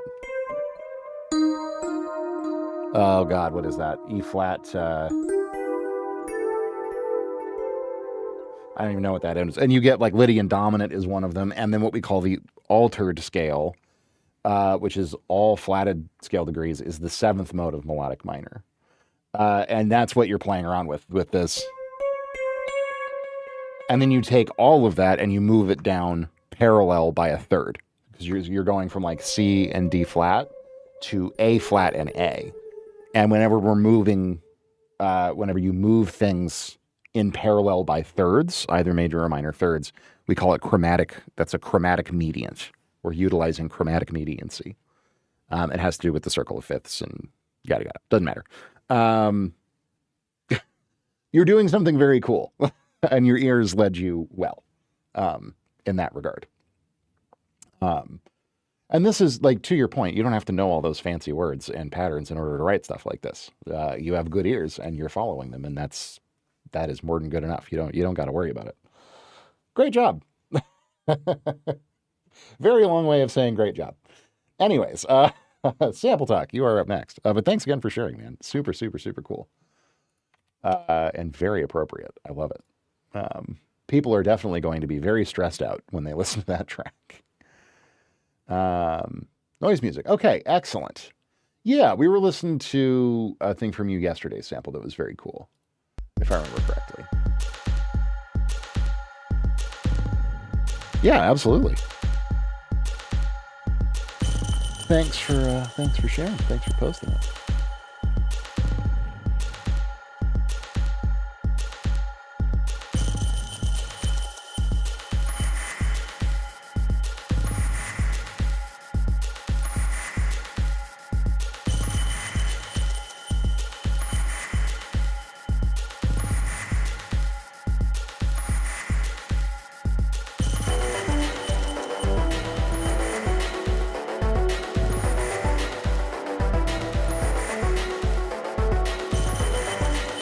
Yeah, Phrygian and the altered scale are very, very close to each other.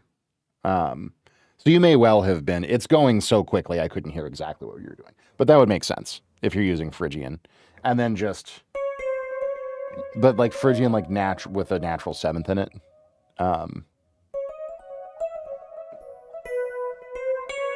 Or no. Oh, okay. Okay, yeah. Yeah, Phrygian and altered, they both just have a bunch of flatted notes in it. Hey, Cheesy. Brilliant in noise music lately. Commercial tracks are usually crafted for optimal appeal. Very true. So they rarely break the established order of music. But noise music generally doesn't rely on functional harmony or the circle of fifths, which makes it less optimal, yet gives it a much higher sense of freedom. This track built the foundation around noise while developing the musical idea key of G. Okay. Goal is to see how much I could break away conventional song structures during production process. Okay.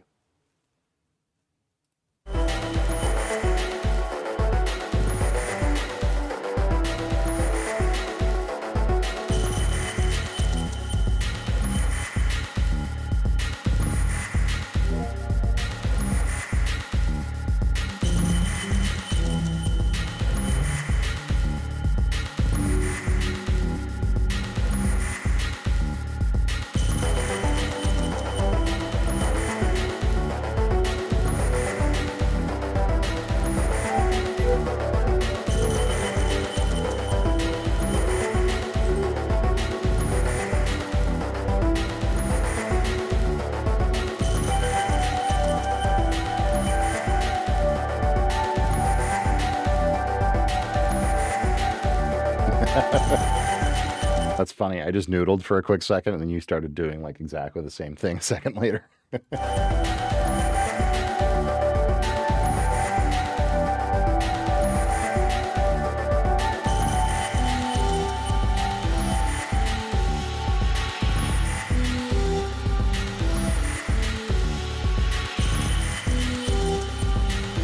It's true.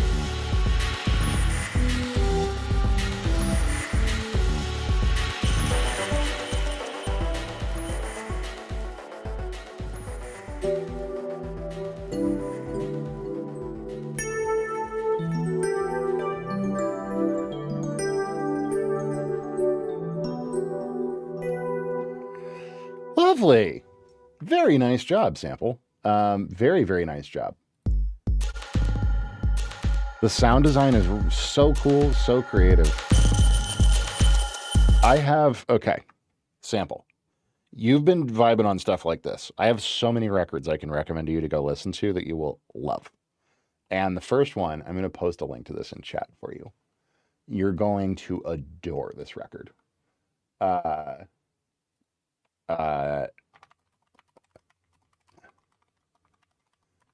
Life is Full of Possibilities by Dintel.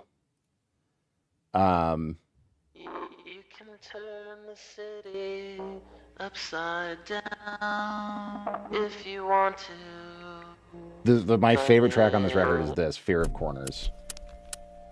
This is one of the dopest tracks anywhere, ever, forever. Extremely up your alley for this kind of stuff.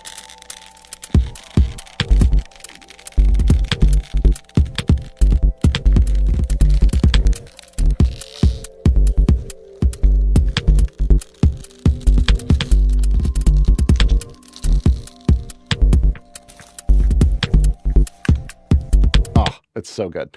About half the tracks on this album are super like vibey. You can turn the city.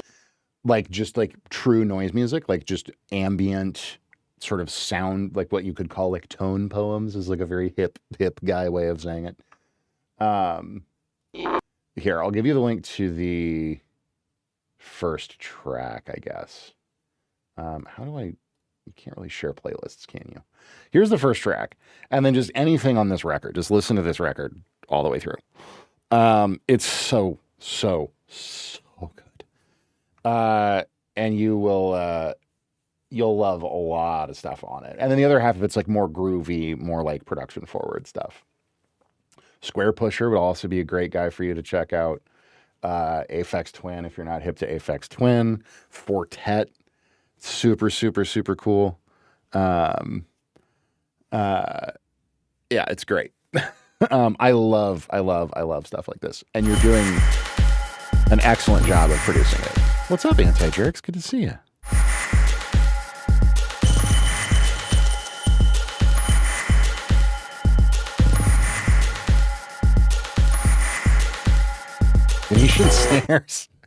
Venetian Snares has been referenced in chat. You just made me very happy, Jekyll. Nobody knows who Venetian Snares is. Venetian Snares is some extremely out there shit. Yeah,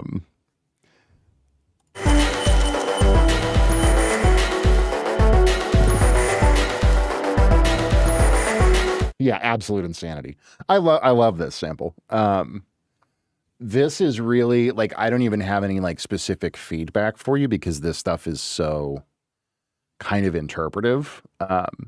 I think your vibe is lovely. I think like those changes are great. Obviously, it was like playing along to them and basically was playing exactly what you ended up playing just before you did, which was very funny. Like note for note, basically. Just keep going with it. You know, that's really, this style of production is all about just building your own bag of tricks. And like finding the plugins and the sounds and like how you want to manipulate sounds. Like it becomes very workflow oriented is what I would say. Like it becomes all about like what tools do you use and how do you use them to get the sounds that you like to get. I mean, all production is that way, you know, to a certain extent. But like when you're doing stuff like this, that's really open-ended. You know, just some really fun ideas for you to play around with. If you have a decent microphone, go into your kitchen, grab literally any object in your kitchen, start recording it. Clinking on glasses, tapping forks together.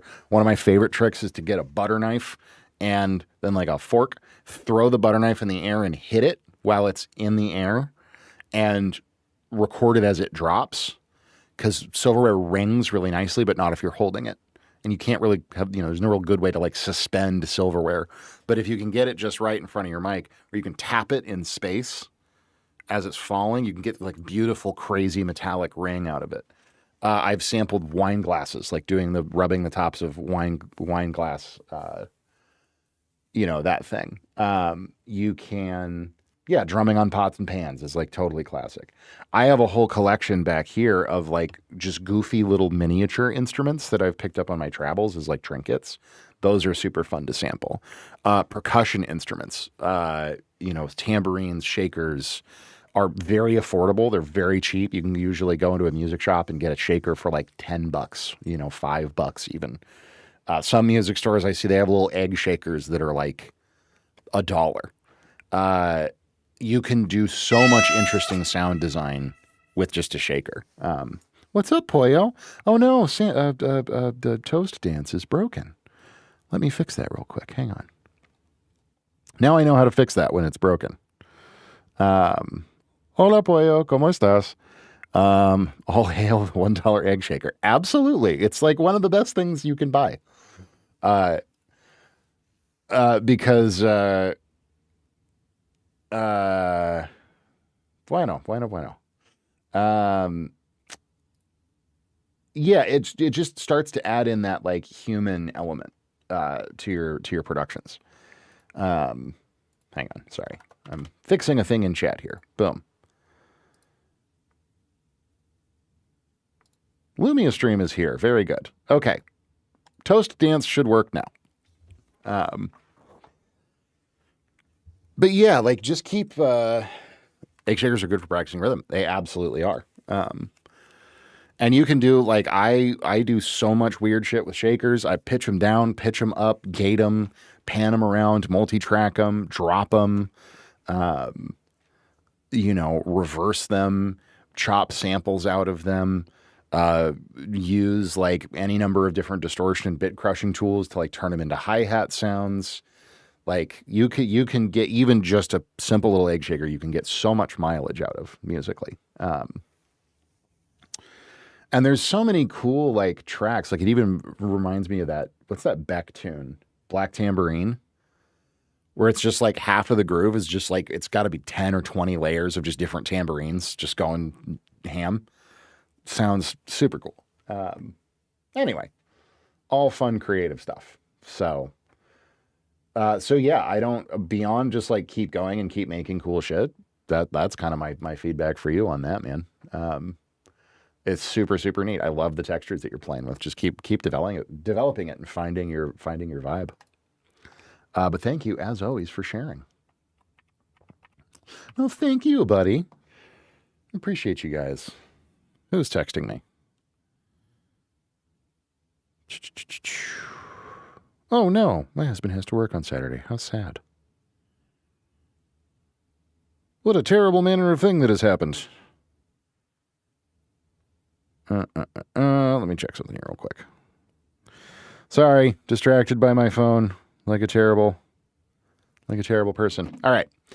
On that note, that is everybody in for feedback. So that's probably good for feedback for today. But we need to get this tune done. So we got our this first chorus on our keys punched up here just a little bit. But let's listen from the top again.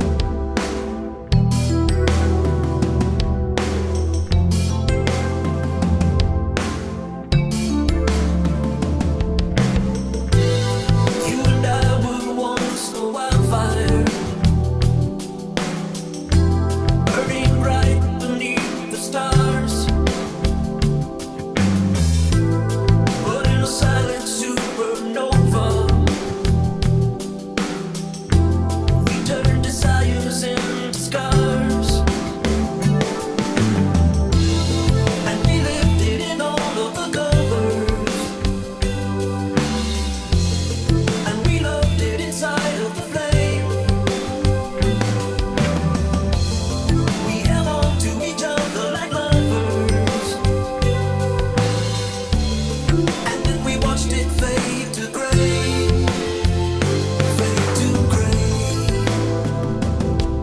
Yeah, it sounded a bit like, yeah, definitely.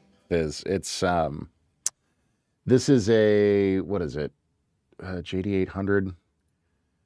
Yeah, JD800. Which is Roland, I think. It's just like a vintage digital like workstation keyboard. I'm stuttering like crazy today. Which, yes, very classic old school sound that you hear in a lot of different places. Now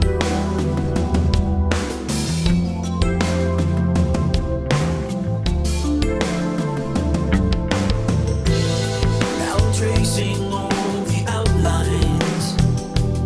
Yep, definitely.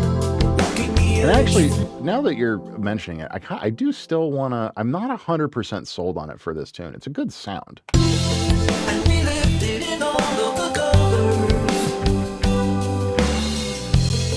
And we loved it inside of the flame.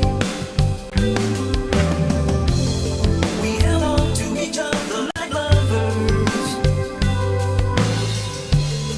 And then we watched it fade to gray. Fade to gray.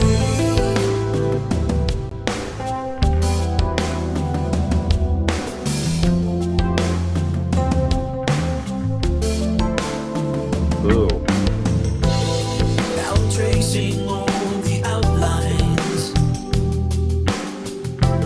Walking. Honestly, I kind of like that a little bit more. And we lived it in all of the covers. And we loved it inside. Really, we're gonna hear it even more on the bridge. And then we watched it fade to gray. Fade to gray. Fade to gray.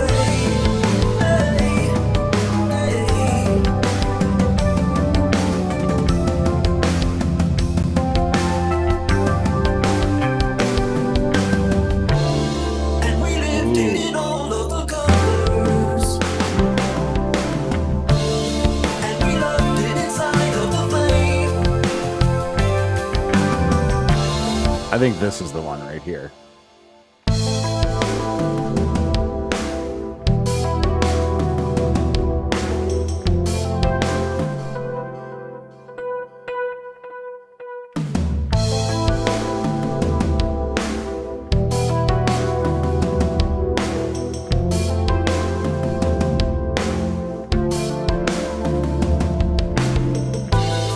You and I were once a wildfire. Sick. Okay. So now I have this delay on it. It makes me moist. Joffrey. I want this on just straight half notes, I think.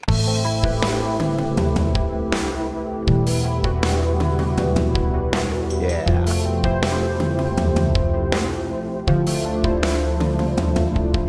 Oh yeah, that's really nice. That's super lush. That's super lush now. Okay, cool. So now we want to think about some other synth layers here. So the first thing that I want to play around with, probably Juno? Question mark? Is like another really popular production technique from the 80s, which that's super what we're leaning into here, in case you can't tell, is like, because 80s is when like MIDI really started to become a thing. And so there was a lot of like, this is Ardour. Welcome in, 669 Donuts. This is Studio One from PreSonus, which I've been working in for a very, very long time, and it is an excellent DAW. I have been having issues with it recently. But no, it's overall, it is an excellent DAW that is extremely, extremely versatile. Which is exactly why I use it, because it can kind of do anything and everything. So, but no, so really popular production technique from the 80s, because this was when MIDI was kind of being invented, right? Was this idea of like, besides the crashing thing. So it's been a lot longer than yesterday, Fizz. It's been crashing a lot for a while, and I'm having a hell of a time figuring it out, which is why we were trying to move to Bitwig, but now Bitwig has its own issues. You just can't win. But no, it's the idea of layering a bunch of different MIDI elements and kind of like taking the same part and having a main keyboard or synthesizer and then layering other synthesizers or keyboards alongside it, playing the same parts and kind of bringing them in and out was something that definitely got pioneered. So, like, here's a really classic Juno sound. I always love.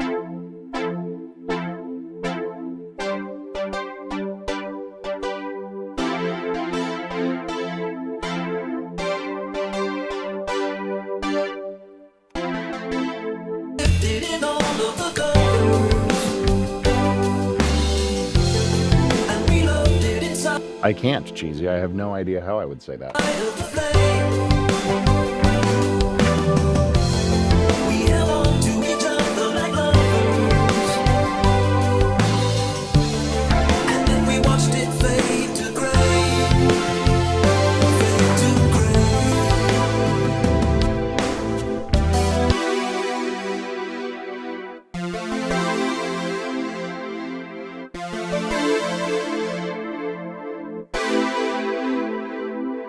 Oh, bottle of water. Okay. Now I see what you're after there. I immediately love the sound of this Juno as a nice layer underneath.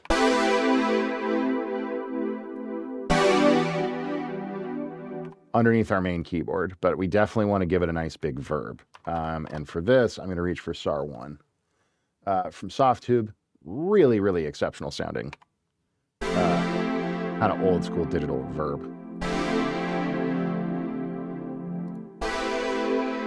Blurred into a whisper, and I cannot get it back. And we lived in all of the colors, and we loved it inside of.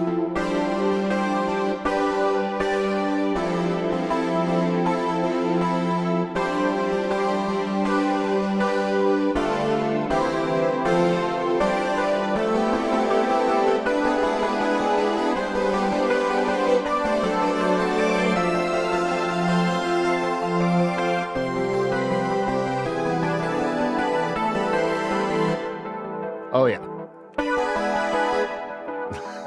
This is 80s as fuck right now.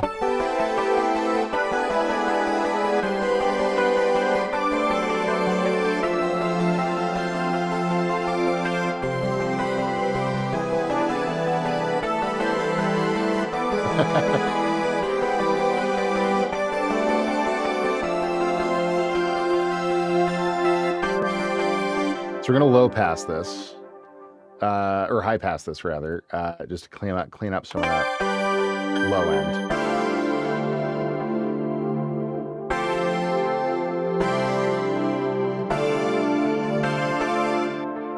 Well, if that doesn't sound like Tears for Fears, I don't know what does. And we lived in all of the colors,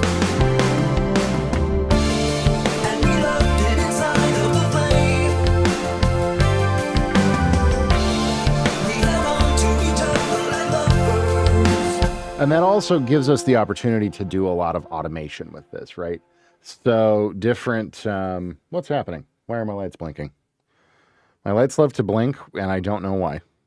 It usually means we've hit some kind of follower goal, but I never understand.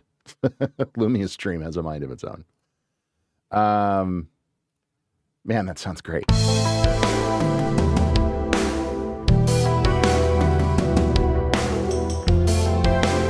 But yeah, it's a great thing where like we can start. It's nice where it is for now, but we're going to go through once we have all of our sounds picked out and like automate our cutoff filter, right? Automate potentially our decay, right? To like kind of pull it from more of a plucky space into more of a just like a normal sort of saw-ish patch space. And then change like what octave it's playing in, for example, as it's doubling the different things that the keyboard's doing. And that'll give a ton of like evolving texture to the track. But I want to pick the rest of our sounds first so that we kind of know that we're not taking up too much room, right? So the next thing that I want is more of just like a straight up pad. And so we could reach for like a Prophet. We could reach for like a DX7. We could reach for a couple of different things. I'm going to reach for the Selena string machine. It's from the late 70s. And is a really, really lovely, very lush sounding string patch machine. It just has like kind of an instantly iconic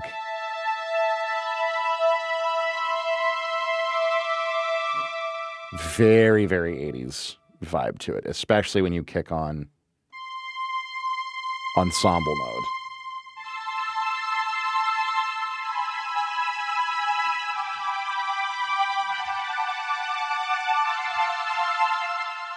It just sits beautifully up in that top air band of the mix.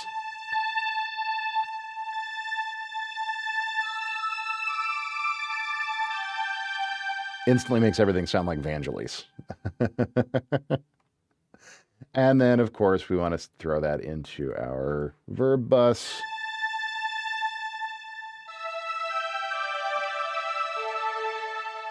And then we're just going to feather this in real lightly, probably on the choruses. Doing shell voicings. So what is a shell voicing exactly? Well, a shell voicing is basically just playing a chord that does not necessarily contain the root of that chord. So a little bit easier to demonstrate on a regular piano sound. If you take just a C major 7 chord, right? That's C, E, G, and B. And add a C on top for fun. If you take, let's say your G, and let's move it down an octave. And then you take away both of your C's. This could be an example of a shell voicing.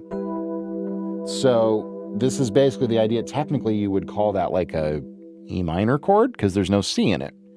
But when you're playing it in the context of the tonal center being a C, then it would become a C shell voicing. And it's a great thing to know about and know how to do specifically for pads. Because if you just layer your whole song and like your piano is playing that, and then maybe your synth is playing exactly the same thing, and then your pads are playing the same thing, it gets kind of money. It gets too layered. But if you can pick and choose and have only certain voices playing only certain parts of chords, you can really level up your productions in a big way.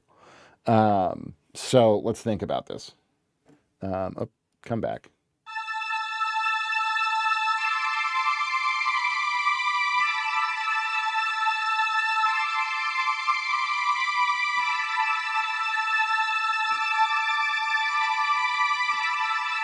Like even just that could sound really, really nice over this chorus. Let's try that actually. And we lived in all of the goggles. And we loved it inside of the flame. We held on to each other like lovers. And then we walked. Yeah. See, that's what I'm saying. I'm not playing. The changes here are F major to G major. What I'm playing is an A and an E. Oh, thank you, Sample. Yeah, this is Selena String Machine from Arturia.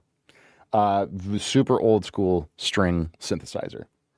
So even though the chord here is an F major, I'm playing A and E, which is the 3rd and the 7th of that chord. Or that, right?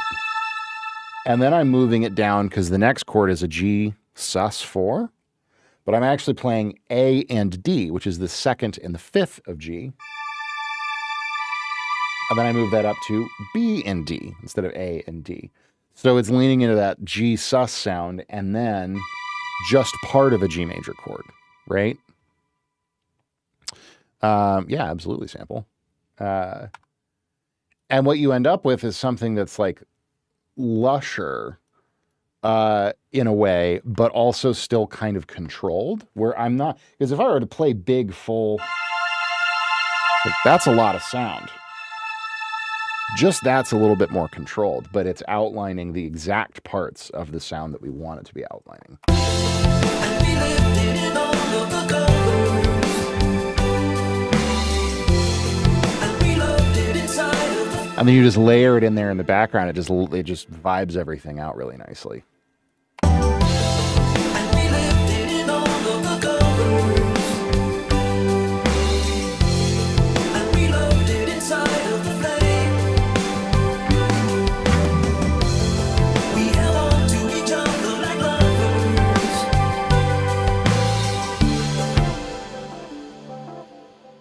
And then right here, because it's the end of the phrase, we can build it out a little bit more.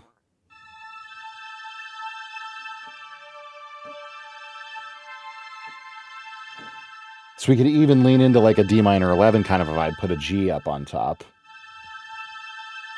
And then,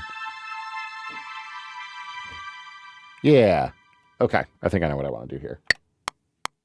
And then we watched it fade to gray. Fade to gray. And then that was all fine. And then when it gets to here, we're just going to hang a single A up top.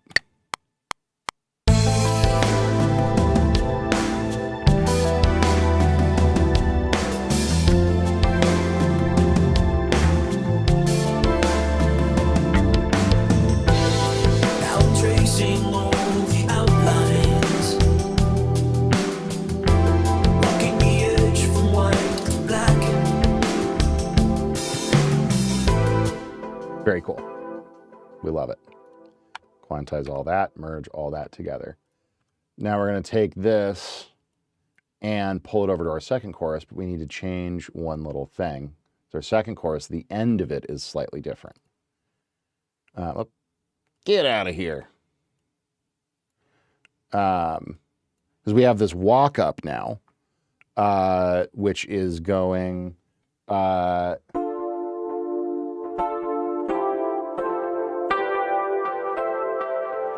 So we're going to mirror that walk up on our strings, but we're just going to do it with dyads. So what that's doing is D minor, C over E, F major, G major. We're just going to do the top two notes of each of those chords. So we're going to go like that.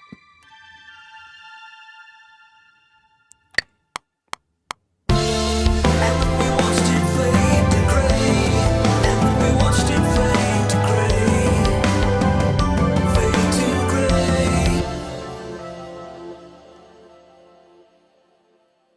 Maybe. I like the transition, but now we have to figure out what we want to do up top here. And I think we want to go ascending, like so. Listen to this. We watched it fade to gray. Fade to gray.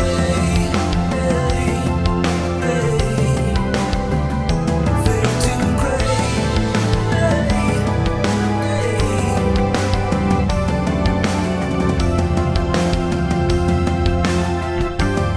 Almost. Second time through was weird. Let's see here. No.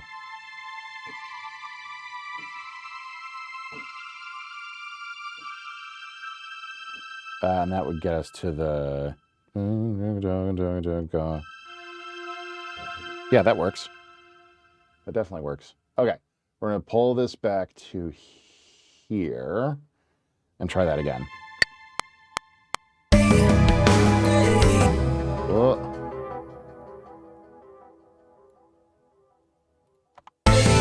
Yeah. From right here.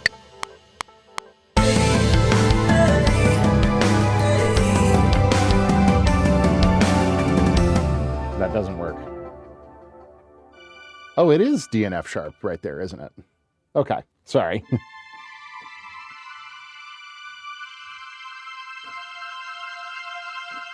Yeah.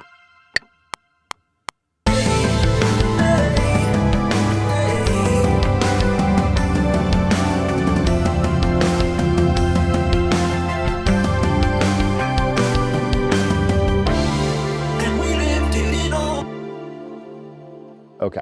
That was all good up to that last chord, which is then a big D minor. And we want this one to be real crunchy and real colorful.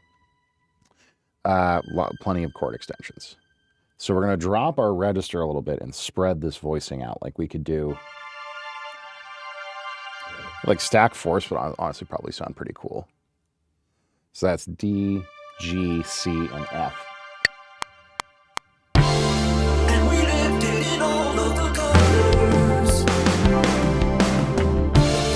And we loved it inside of the flame. We held on to each other like lovers.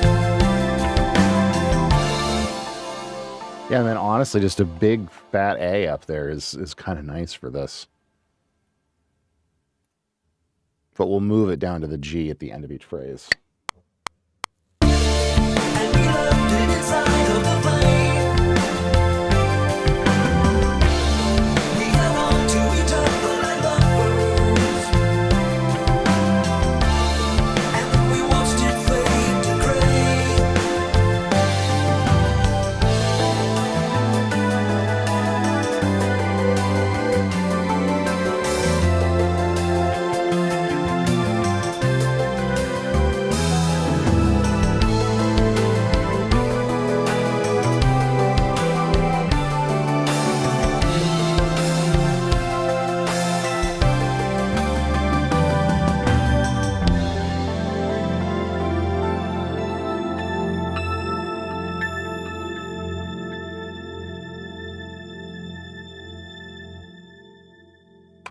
Sick. Was the name of this artist. So this is a good friend of mine named Chris Galen. This is a piece that we're writing for placement in a TV show, potentially.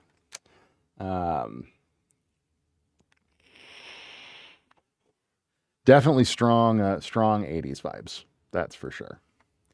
Okay, so now let's punch this sound up just a little bit.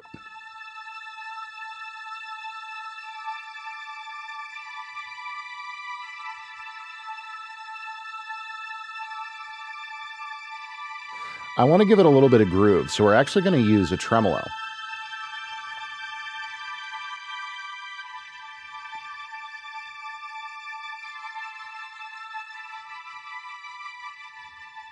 Let's give it a little bit of extra movement.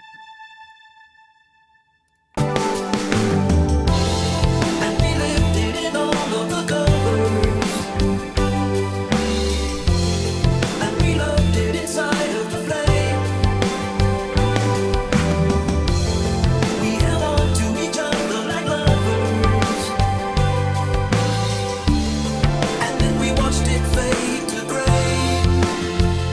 Fade to gray.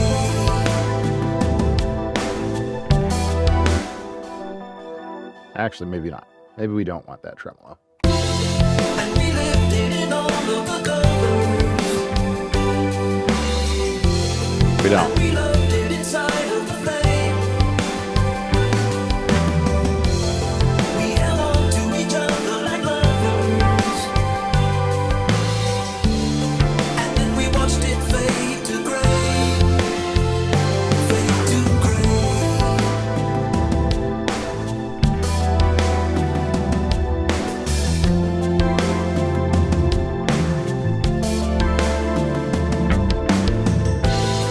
Out tracing all the outlines, walking the edge from white to black. But the lines blurred into a whisper. I want to work on this bass tone a little bit. I'm not loving. It's very like MIDI.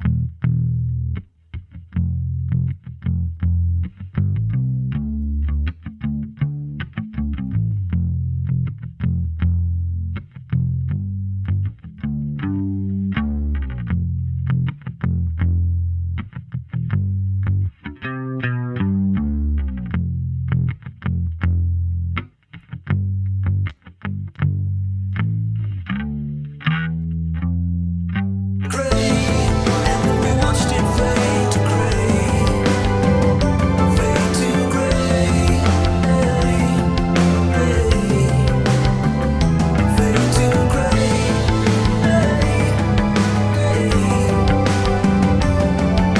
That's fitting a little better.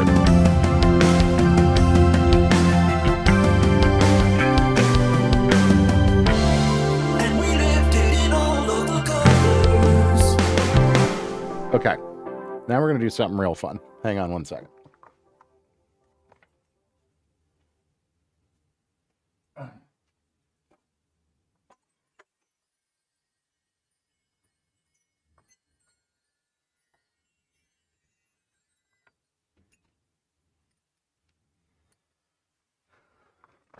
Now we're going to get into some seasonings,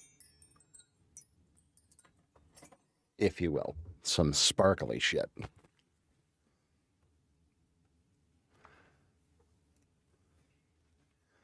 Just a little bit of percussion, I think this needs at this point. So, first things first, we are going to throw in a new audio track.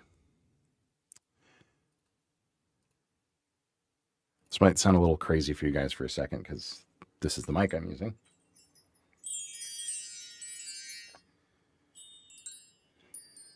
You'll see.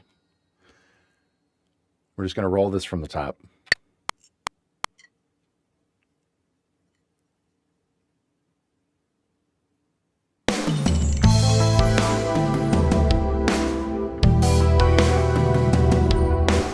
Yeah, I'm going to try that again. The stick was not the right call for that.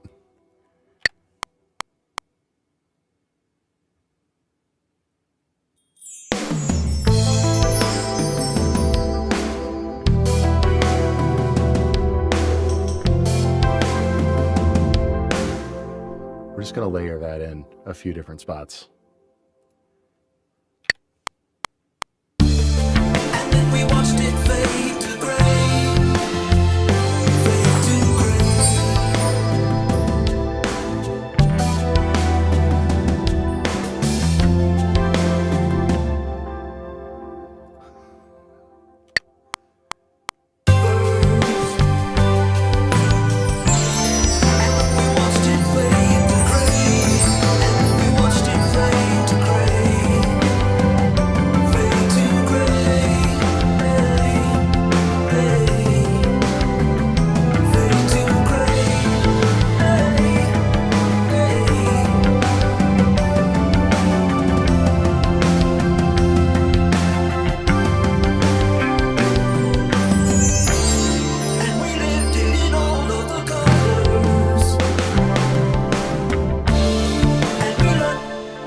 Very nice.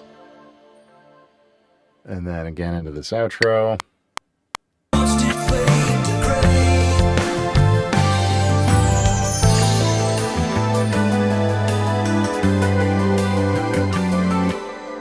And then again back at the very end of the tune.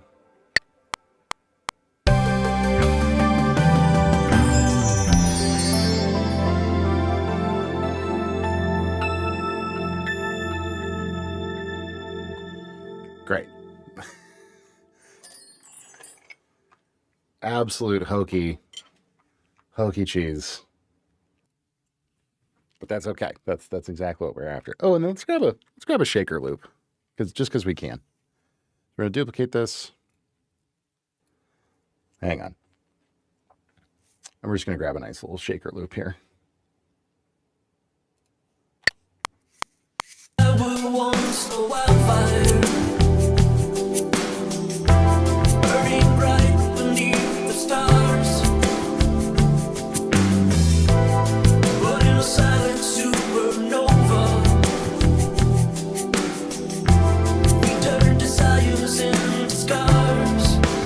Yep, and then one more thing. Hang on.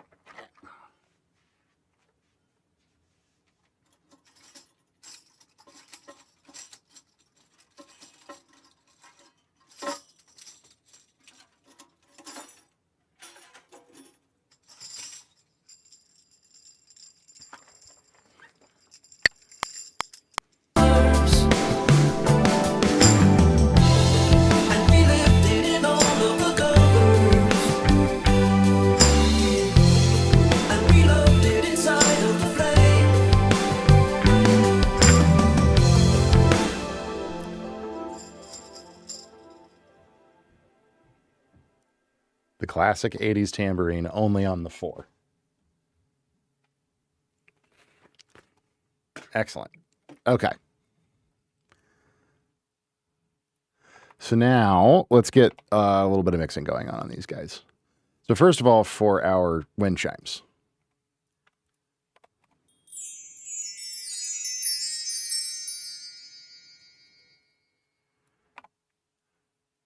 We want to make that just sound absolutely magical. So we're going to add some delay. And very definitely wide ping pong delay.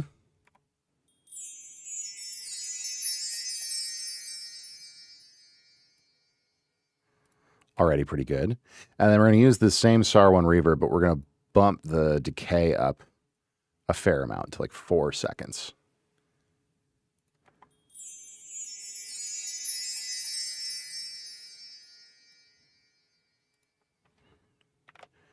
And we'll push the volume a little bit.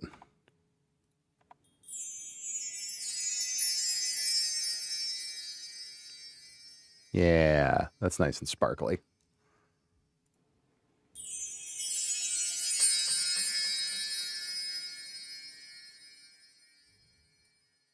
Yeah, that's nice. And we'll just run through, pop all those into place. Here I played it at the wrong point, but that's okay. We can fix it. Found you off your Circle Fifth video recommendation. Oh, very cool, Kami. How's it going? Thanks for learning. Currently learning music to make, release an album in FL next year before you're off to college. Awesome. That's fantastic, man. Well, congratulations on heading off to college. That's very cool. And yeah, absolutely. So I'll tell you a little bit about my kind of shtick. I'm so glad YouTube recommended that to you and you found it helpful. That's super neat.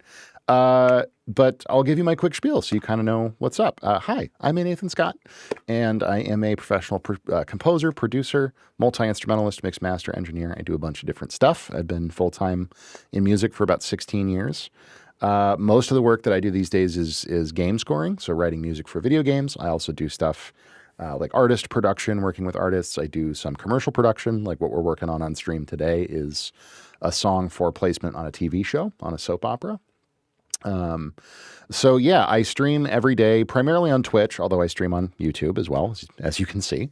But I stream every day at 2 p.m. Eastern time in the US. And yeah, I review people's music. People who want feedback on their songs can come into chat and get feedback on it. I do, paid production work like what we're doing today. I talk about my process. I talk about music theory. I answer questions that anybody has. So if you have any questions at all about like a concept that you're struggling with, or, it can be about anything from music theory, songwriting, production, mixing, mastering, absolutely anything. I'm happy to help if I can. So yeah, if that sounds neat. Like I said, I'll be streaming on YouTube, and that's totally fine. I'll see your comments and stuff there, of course. But if you want to get over on the Twitch side as well, I've got a bunch of cool stuff. You can control my lights. You can make me pet my cat. All kinds of fun stuff. So, but I'm glad YouTube recommended that to you, and I'm glad it was helpful. Watched it fade to gray, and we watched it fade to gray, fade to gray,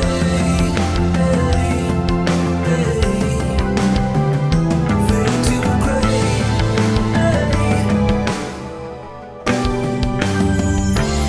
and we lived it in all of the colors,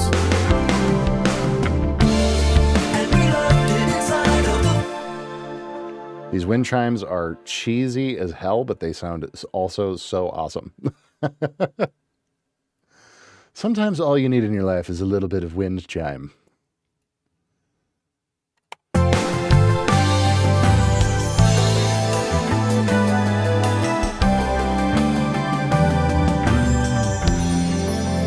Cheesy has heard his name. Yes, absolutely.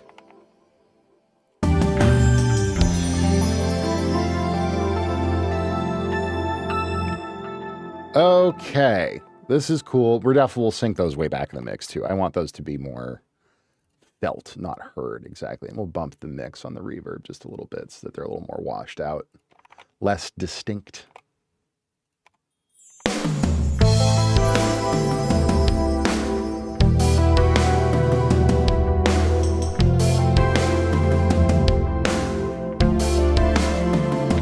And we still want to, we'll play more with that synth sound as well, for sure.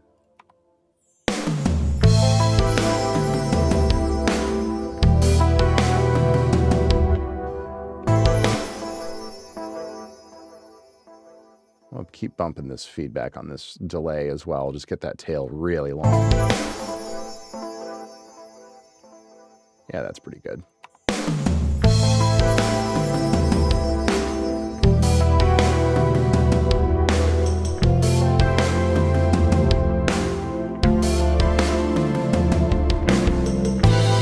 You and I were once a wildfire, burning bright beneath the stars. And we're just going to grab a nice loop of that shaker that we played, and then we'll find a good hit on the tambourine here. Living all of the colors. That one's good. Nice and tight on the rhythm there. Okay, so now we've got a little shaker, we've got a little tambourine.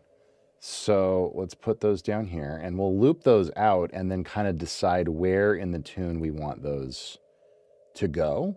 You and I were once a wildfire. And then you're going to see what we'll do with them. So we're just going to plaster it all the way across the tune for now, and then we'll get rid of the parts that we don't want. So for all of these, let's go ahead and load these all up. We've got a self-oscillating delay. No, no, no. Stop it.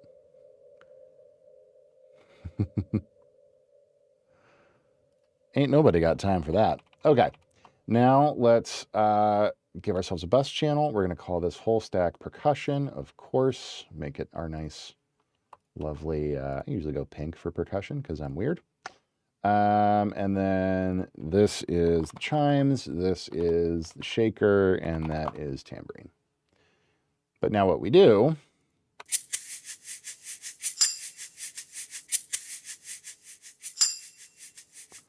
we'll kind of level those out a little bit. Give them some compression, because that's just always a good idea. They're quite dynamic. And that is exactly what you want to use compression for, is dynamic sources. Things that are loud and quiet all at the same time. Honestly, something probably a little faster than an LA3A, though. It's going to be a little slow on the uptake. Let's grab... yeah, we'll use the 76, but from Arturia. This one's a little cleaner than the Waves one is.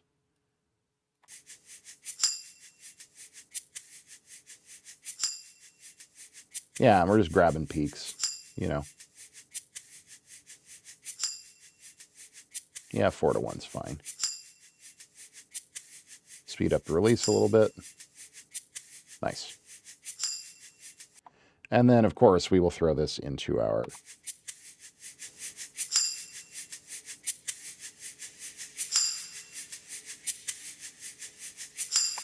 Actually, no, I don't want to... Well, I'll put it in that reverb, but I want to give it an additional reverb. And we're going to go something... Let's use some of the TSR stuff. Where's, like, the super crummy reverbs? Yeah, here we go.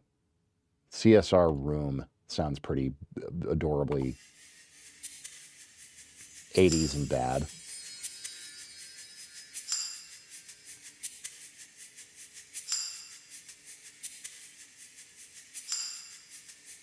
Now I'm tracing all the outlines, walking the edge from white to black. But the lines blurred into a whisper.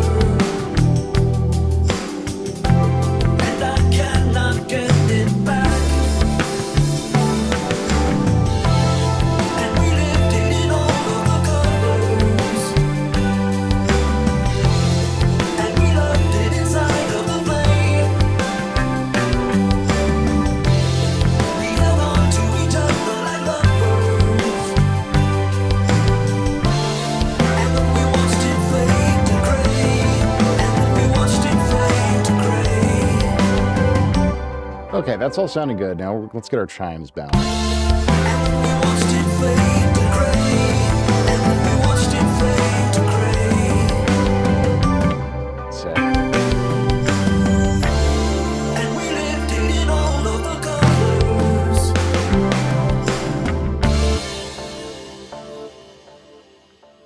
I'll put that tambourine there. Okay, awesome. This is great. This is sounding spectacularly 80s.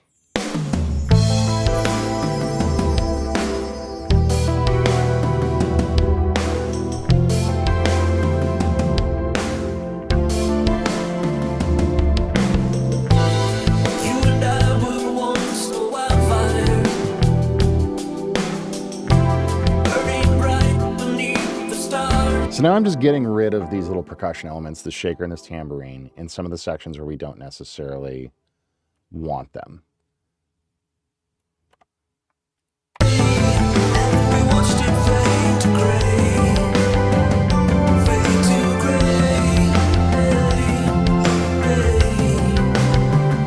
Fade to gray.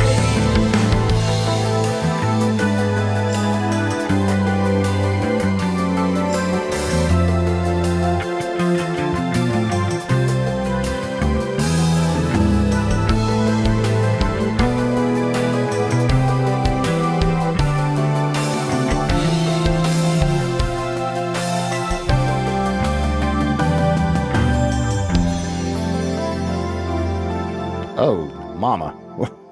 This is sounding like a Don Henley B-side. This is great. So vibey, so classic. Okay. We're getting in some really good shape here. I think next up we're gonna do some automation on our Juno patch here. Because we have it perfectly doubling our main keyboard part. So we have a couple of different ways of going about this. We can use multiple different things on this synth because they're playing exactly the same part. This was something that was really common in the 80s. But we have a lot of different things that we can do to evolve this sound over the course of the piece to really like give us a lot of character to it. So I'm going to create automation lanes for a couple of things here. First is going to be our filter cutoff for this synth, which if you guys have used any synthesizer ever, you will know. I have those mapped.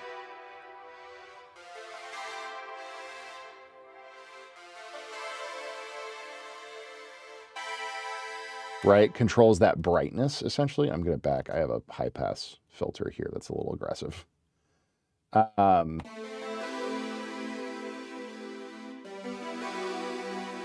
So that cutoff controls like the brightness of our patch. We then also have decay, which controls the sustain on our patch. Well, not the sustain, the decay of the sound. But will help it be a little tighter. Right? Great, man. There's going to be a few messages, very long. Sorry, no worries. Did want to get feedback on songs. I'll make sure to come back someday in a live or wherever. Contact me when I actually have a song. Okay, yeah, absolutely. No, please, by all means. Yeah, the feedback, I can't really do it through YouTube, unfortunately, because YouTube doesn't allow chat commands. But I have it all set up on Twitch, where if you come into the Twitch chat, you can use a chat command. And you can, I have like a little form that you fill out that submits it to a queue, and then, yeah, I would be happy to check out your stuff. Happy to have a song developed. I'm currently just learning chord progressions, other more basic aspects of music before you compose anything. Awesome. That's awesome, man. Using my time this month to just learn the ins and outs of FL and plugins. And then more coming, I'm sure. Yeah. Learning that way is excellent. I mean, you know, I never discourage people from just like jumping in feet first and just making some beats, but good on you for wanting to understand like the fundamentals, because the more you understand about even really basic, you don't have to get crazy with like, you know, flat 13 chords and tritone substitutions and blah, blah, blah. You don't have to go nuts with it, but just understanding like what a major chord is, what a minor chord is, what a scale is, and what all those things have to do with each other is huge. I'm going to be back off work in about 15 minutes, but I'll actually ask a question. I'm curious about. Have no musical experience, but none. Never learned properly to play an instrument. That's okay, man. It's never too late to start. It's never too late to get into it. I don't know anything music theory wise. I bought a MIDI keyboard, a microphone to record vocals. How much do you think not actually learning to properly play on a keyboard could hamper the music? That's a great question. I wouldn't say it would necessarily hamper anything, but if you have a MIDI keyboard coming, that's fantastic, and you've got everything you need to learn. I was horribly out of tune acoustic guitar. Not sure if I could. No, Kami, you're totally fine, man. Don't worry about it.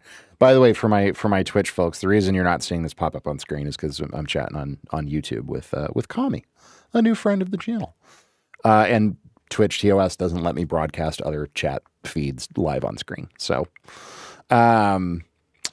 horribly out of tune acoustic guitar, but I'm not sure if how you could. So you can definitely retune your acoustic first of all. I would focus mainly on keyboard though to start. Trying to dedicate yourself to a bunch of different instruments at once can be kind of tricky. Second question: do you think planning out chord progressions and structure of the song before starting proper work is a good starting point for a beginner? Okay, so you have some really great questions in here, man. And I will reiterate them again just so everybody knows exactly what I'm talking about. First question: how much do you think not actually learning to properly play on a keyboard would hamper your music production? If you have a keyboard, I would definitely learn the basics, but one of the great things about producing music in 2025 is we have MIDI, right? And DAWs and like a million different editing tools. So you don't have to be a brilliant pianist to get like good ideas down. And it's really a lot of that stuff just comes with time and practice. And I think you're starting in exactly the right way, in a really healthy and productive way that is going to set you up for, honestly, a lifetime of making really awesome music, whether or not you want to do it professionally or anything like that. Don't even worry about that right now. But the fact that you're interested in learning those basic components of, like, you know, what chords are and how chord progressions work and stuff, that's a fantastic place to start. As long as you just start to learn those shapes on your MIDI keyboard, even if you're not Mr. Virtuoso, have everything perfectly under your fingers to start with, that's okay. Like, that stuff will come with time and will come with practice and developing your theory knowledge and understanding those chords. Because as you're learning that stuff, you're going to be looking at the keyboard to understand the patterns, right? Of like, oh, this is how many keys there are in between the notes to make a major chord, to make a minor chord. Here are the patterns of the scales. When to skip black keys, when to skip white keys. The best way of memorizing and understanding that stuff is to do it on a keyboard, and your physical ability on the keyboard will follow naturally along with that. So you're on a great track there. Second question: do you think planning out chord progressions and structures of songs before starting proper work with melodies, instrument sounds, lyrics is a good starting point for a beginner? Not only is it the perfect starting point for a beginner, that's exactly how I work as a professional. So when somebody hires me to, say, write a piece for a video game, right, I start exactly what you're talking about. I might start with a melody idea instead of a chord idea, but most of my songs, kind of no matter what genre it is, no matter what, you know, who the client is, whether it's something for myself, something for an artist, whatever, almost always starts just with piano or just with a keyboard instrument of some kind, whether it's a Rhodes or whatever. But it starts here. And I will absolutely think about the chord progressions that I want to use to get the kinds of emotions that I want the piece to express. If it's something that, you know, if it's a sadder kind of a piece, obviously you lean into minor sounds. And I will just literally start with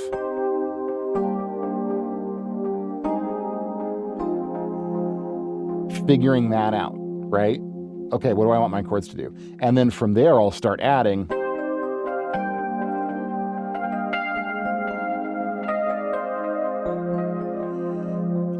melody on top of that. And I'll usually have a fully fleshed out idea on keyboard, on piano, that then I take and expand out and start adding instruments and adding production. And sometimes I'll have the whole structure of the song figured out. with multiple different sections and different chord progressions. Sometimes it'll just start from one idea, and then in the process of adding to it, I'll get ideas for additional parts and sections and yada yada. But no, there's that. I think that's a great way of looking at it, and in fact, that's a very it's a very functional way of looking at it, I would say, and that's exactly how I work. So you have very, very good instincts. I will tell you that for somebody with no music experience, you have very good instincts on how you want to go about learning this stuff. So, strong work. Very inspiring. I'm so glad. First, I need to train my hands to actually play properly. Motor function problem. Okay. Hope the best for the channel. Well, thank you so much, man. I really appreciate that.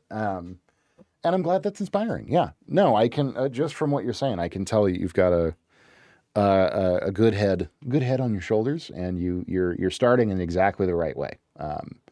It's very easy these days to just jump into software and start just buying sample packs and throwing stuff into a session without any real understanding of what it is you're trying to accomplish. And you can learn some very bad habits that way. So, the fact that you're starting with the fundamentals is excellent. I will tell you, it's not always going to be the funnest thing in the world, practicing theory, but stick with it. And if I can give you one piece of advice on that front, the thing that I find helps people the most when it comes to learning that kind of stuff is to learn songs and listen to songs and look up. You can Google pretty much any song ever. You can Google and find something called a lyric sheet or a chord sheet. So I don't know, let's take an Ed Sheeran song, just like a random pop song, right? What was his huge one? You can literally just Google any of his songs. What's an Ed Sheeran tune? Why can't I think of any Sheeran tunes? Yeah, Perfect. Sure.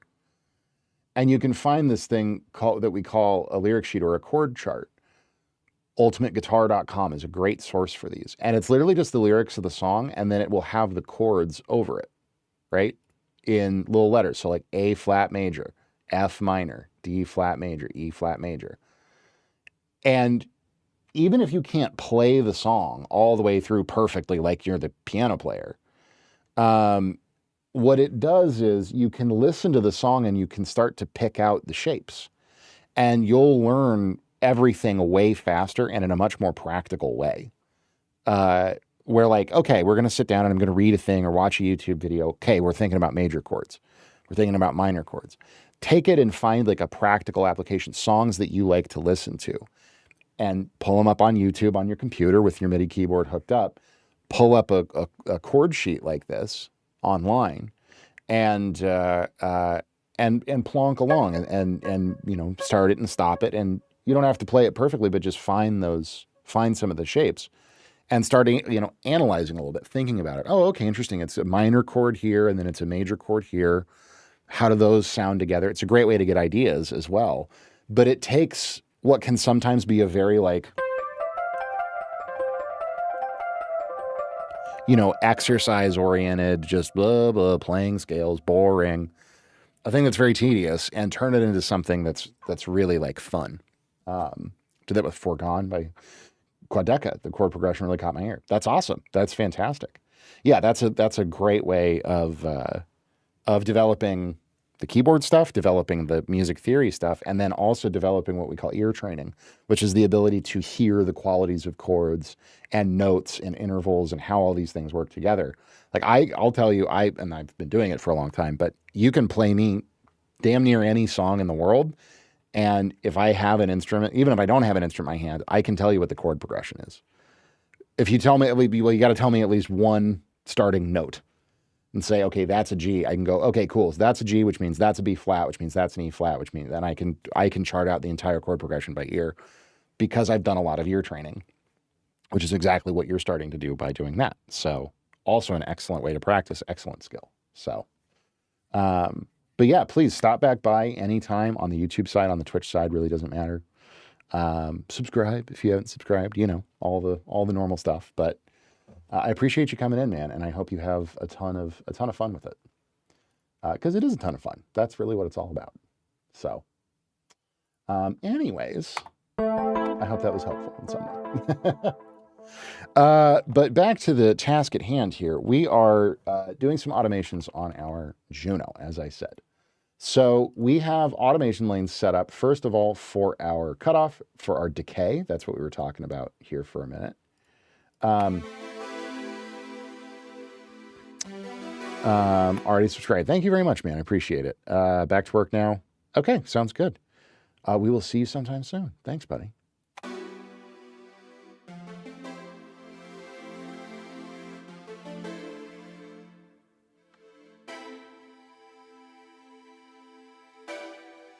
Yeah, so our decay, our cutoff are going to be the two best ways to kind of control this sound, right? And so we have automation lanes set up for both of those.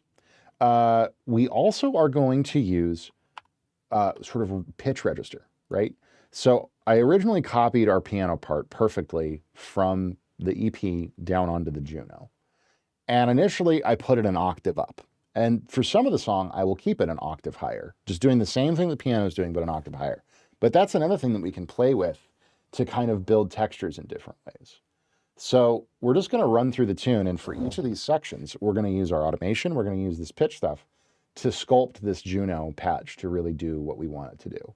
So at the beginning here, I think we want it kind of medium.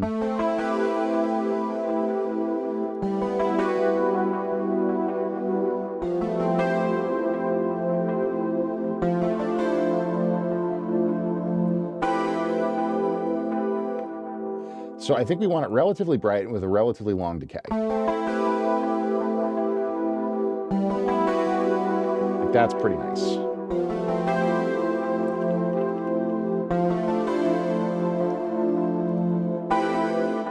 And then once we hit this first verse, we're going to pull our decay down.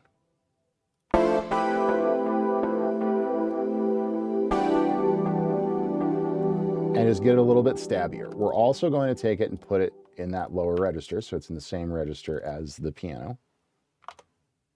And we're going to darken the cutoff. We're going to turn the cutoff filter down a little bit. And then we're going to have that open back up as it leads into the chorus. So something kind of like this. So you just get a little bit of that attack.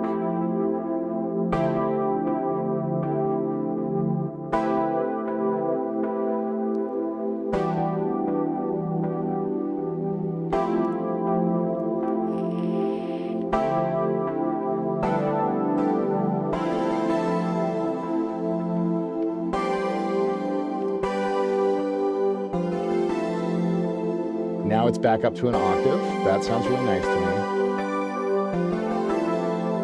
Actually, that sounds really nice.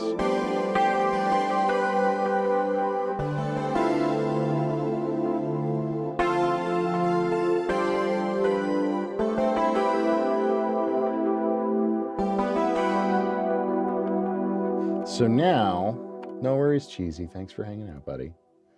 For this second little section that's kind of on the intro again, right? We're actually going to lengthen the decay but darken the cutoff.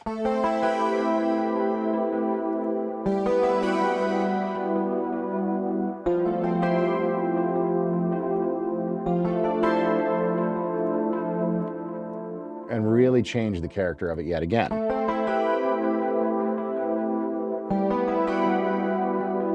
But it's in the upper octave now.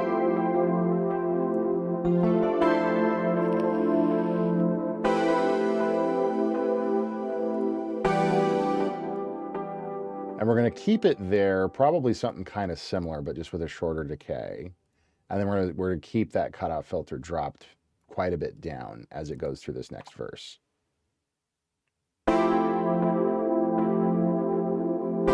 But keep it in the upper register.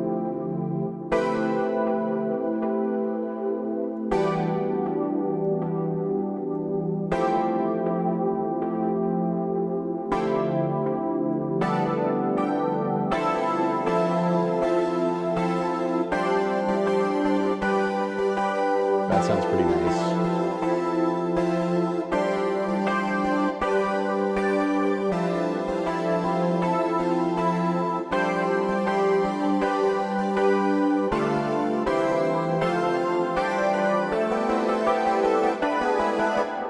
Now for this section, I want it to be quite tight and plucky to really help because this is quite a complex part that it's doing here.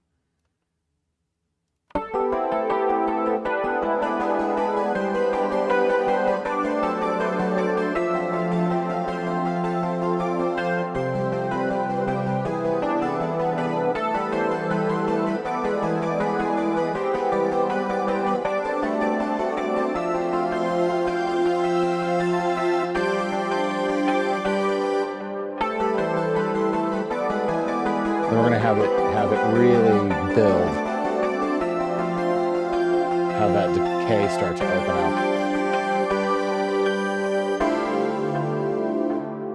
And then that decay will be wide open here into this last chorus, at least for the first couple of notes. And then probably come back down to something like that. But then here, I want to do something real cool.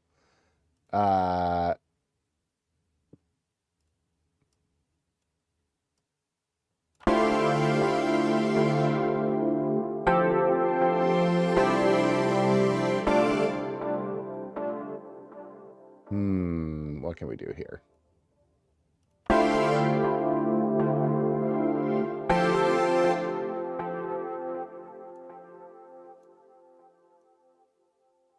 Maybe like this. I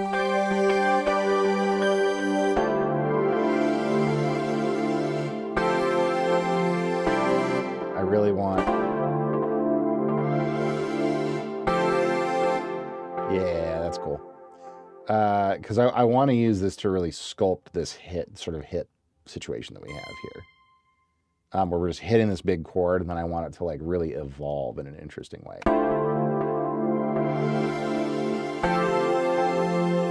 Yeah, I think that'll sound cool. Let's listen to that actually in context with the rest of everything else we got going on.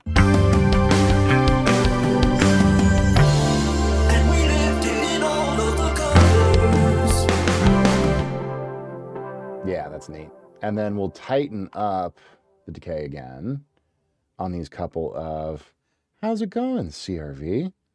Or, Cruck, baby? You got some crack for me, but I don't want any crack. I'm just a music producer and composer hanging out on Twitch. It seems highly inappropriate to have crack involved.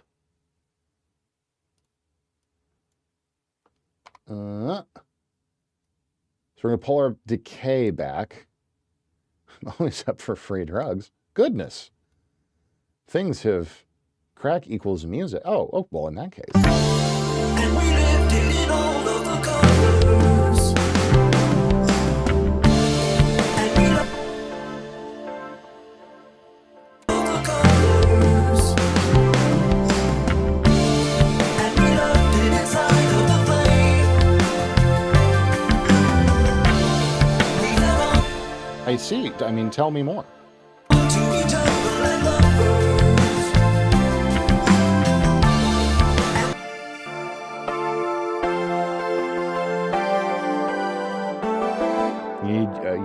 You need me to judge you. Okay. Interesting. What an interesting proposition you've given me here. Here's what I would say. I'm happy to do feedback on tracks. That's typically... Oh, thank you very much. Typically we do feedback around here. So if you do ! feedback in chat as a chat command, you'll get a link to a little Google form if you want to fill that out for me with a link to the tune. It tells me a little bit more about you, how you made the track, what it's being used for, and then I'll do like technical feedback on mixing and production and that kind of stuff. I don't really like judge people. I guess if you really want me to, I can, but that's not typically Crook what we Baby do. 5 wants feedback on their song. But just so you kind of know what my stream's all about, I'll give you my spiel. Hi, I'm Nathan Scott. Thanks for checking in. I am a full-time professional producer, composer, multi-instrumentalist, mix master, engineer, and I judge him. We'll see what it's all about. Mostly what my stream is about is doing what I'm doing right now, which is like client work. So I write music for video games. I do just judge me. I don't understand what you I mean, okay. Like, what, you just want like a 1 out of 10 or something? But no, so I write music for video games. I do artist production. I do commercial production. The tune that we're working on right now is for placement on the TV show. And I talk about my production process, the plugins, software that I use. I play drums, I play bass, I play guitar, I play keys. So I kind of work through productions. We do feedback for people. Like I said, we do, sometimes we'll do song requests and jam to stuff. So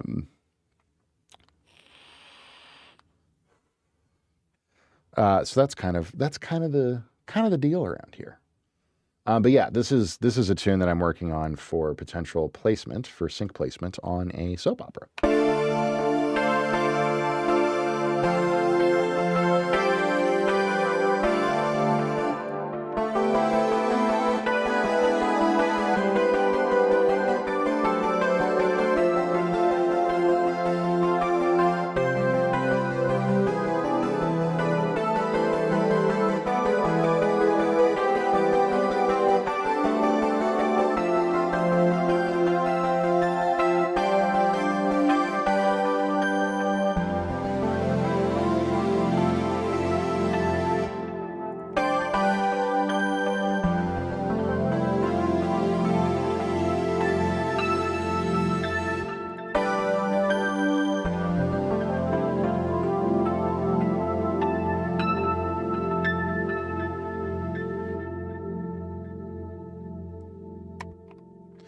Okay, I think that puts our Juno in a pretty neat spot.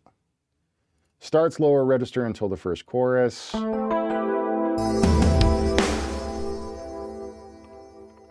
Okay, let's listen to this all the way through and kind of see where we've ended up. Because I don't necessarily think I want you have Discord you can sign up through. Yeah, absolutely. !Discord will get you a link to the Discord. But either way, if you can do the form, that would be great. Just so I know like what DAW you used and, you know, all that kind of stuff. But yeah, !Discord is, will get you an invite to the Discord. Boom. Thank you.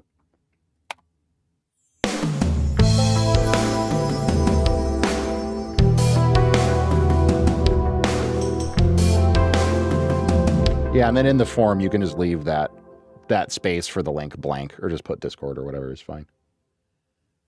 And we will check it out. We'll give it a peek. You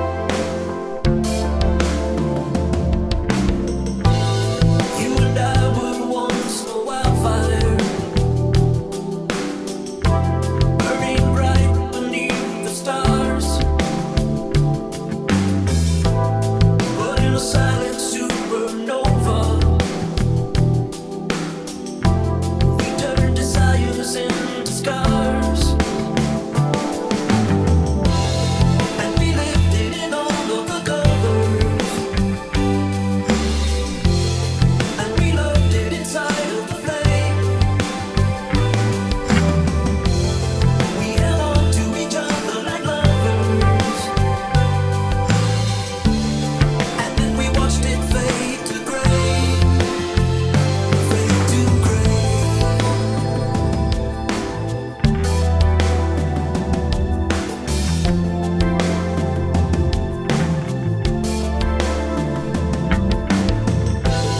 Now tracing all the outlines, walking the edge from one. You know, I'm thinking I actually want to do another thing here. So we played this bass part, and it sounds good. It sounds solid. But I want to actually do another thing that was very popular in the 80s, which was layering synth bass and real bass, and get like a nice Moog patch going on with it. I think would be pretty hip. Scent. Excellent. Okay, very cool. We will do that in a second. But first, let's check out. Did you do the form or just in Discord? Okay, I see it in Discord. Give me 1 second here.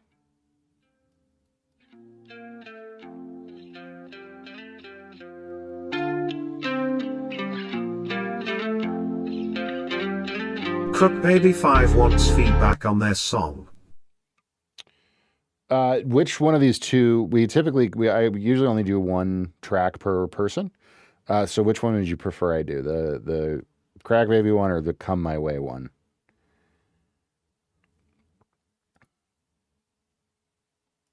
Black.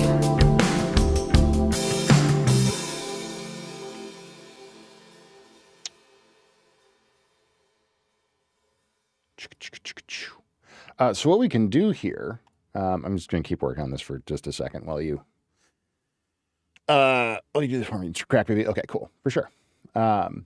Because we have Melodyne integrated oh so beautifully here within Studio One, we can just Melodyne it, and that will actually give us the MIDI data, which is pretty fantastically useful and a feature that I use all the time.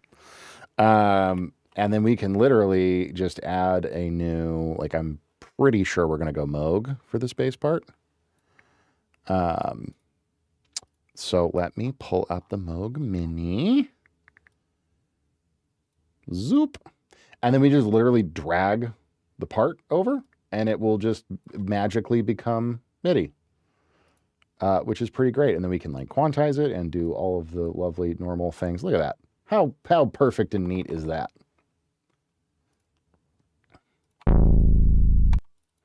But first, we will just need to transpose it up pretty significantly so that it is in a reasonable range for a synthesizer.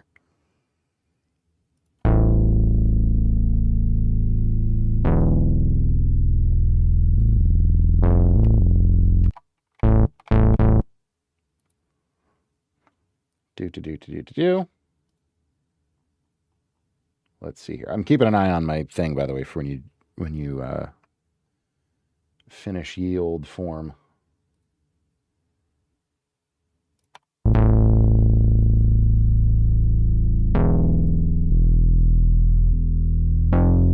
Ooh, there we go. Scrumptious.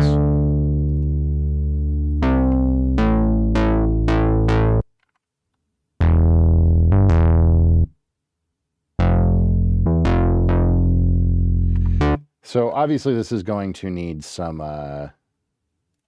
quantizing here. So we're going to go to 8th notes because that's pretty much what the part was played in.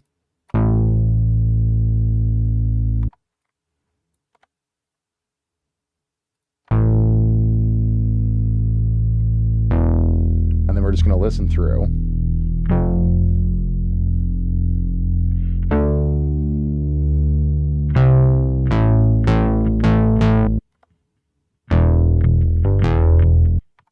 And make sure that it caught everything correctly.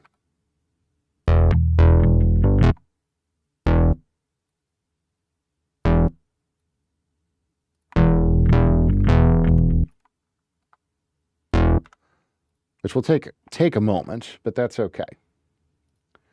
Let's see here.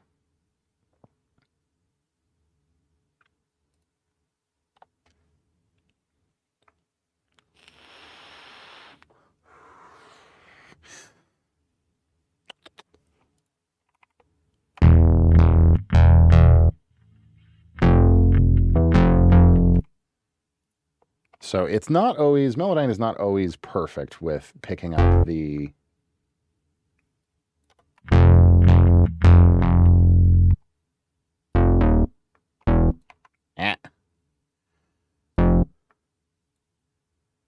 tell me how Spotify is killing the industry. You're curious? Oh boy.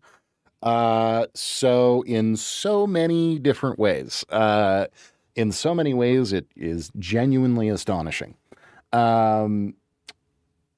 So, God, where to even start? I mean, number one, they're pushing AI-generated music relentlessly because the way that Spotify handles royalty payouts, they have done everything in their power to make sure that they give artists and musicians as little money as they possibly can. They've done that for a very long time. But now that AI music is a thing, they would much, much, much, much rather everyone listen to AI-generated music all of the time and never again listen to any real music made by any kind of a real human being ever, because AI music can't be copyrighted and you can't collect royalties on it. Technically, people are still trying to, but the U.S. Copyright Office ruled that if it wasn't made by a human, you can't copyright it, which means you can't collect royalties on it. So Spotify is doing everything in their power to make sure that people listen to as much AI-generated music as possible and listen to as little human-generated music as possible. That's pretty, as aggressively as they possibly can. And they're making most of the AI music themselves.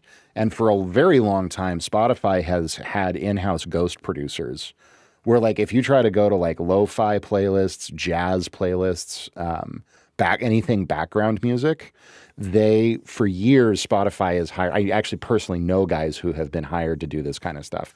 They will hire like a jazz trio to go in for a week and they'll pay them, a couple $100 a day. And they'll say, make 1,000 jazz songs. They don't have to be good. They just have to be easy to listen to. And they invent artist names. They use AI to make fake artist images. And even though it's technically real people playing music, Spotify produced it so they don't have to pay anyone to use it. Spotify owns the royalties, so they actually collect the royalties themselves. That's what they did for a long time. Now they're just using AI to do it all. And they're stacking playlists as full of AI as they possibly can to make sure that nobody listens to real human music anymore. They also just updated their terms of service to where when you post your music on Spotify, you grant them an irrevocable, perpetual license to sublicense, distribute, and sell your music to anyone they want for however much money they want without giving you a dime or getting your permission or consent. And they are very aggressively using anything that is submitted to them to sell to companies to train AI to replace the music that you made. So when you go to Spotify and you give them your music to upload, they say, great, thank you. We're taking your music. We're going to train an AI model on your music to replace your music. And we're going to basically never let or try our best to not let people listen to your music and to listen to AI that sounds like you instead. They are doing all of that in the interest of, you technically still own the rights, but you're granting them an irrevocable perpetual license to do whatever they want with your music. You still own the rights. You can put it elsewhere if you want to, and they can't get mad. But you're granting them a massive distribution license that lets them do whatever they want with your music and profit off of it directly and use it to train AI without your permission or knowledge or consent. They are doing all of that to make as much money as possible so that they can invest that money into drone warfare. I'm not kidding you. That sounds like crazy conspiracy theory tinfoil hat shit. It's not. Look up Daniel Ek, the CEO of Spotify. He owns and is the primary investor and shareholder in one of the largest AI drone warfare companies in the world. He's put hundreds of millions of dollars of Spotify's money into developing autonomous assassination planes. I'm not kidding. Like, this is like a completely verifiable thing. You can go to their website. He's primary investor in this drone warfare company. So they're literally taking music from artists, telling them that they're going to distribute their music and pay them royalties, actively paying them as little as possible, training AI to replace all their artists, and then all in the service of making as much money as they can so that they can go build murder drones. It's fucking crazy. It is crazy. Spotify is awful. What's the best distributor you can recommend? Literally anything but Spotify. Deezer is excellent. Tidal is excellent. Qobuz is rapidly growing. People are really into Qobuz right now. Qobuz. It's a weird one, but people dig it. SoundCloud is okay. SoundCloud does a lot of AI training too, which isn't great. Honestly, YouTube is not that horrible. Although there's a lot of AI slop on YouTube, they're at least disincentivizing the AI and trying to let artists post stuff still. Apple Music is great. The ones that you'll make the most money on are Tidal, Deezer, Qobuz, and Apple Music. Will pay you the best royalties. What's best distributor you recommend for a nobody like me?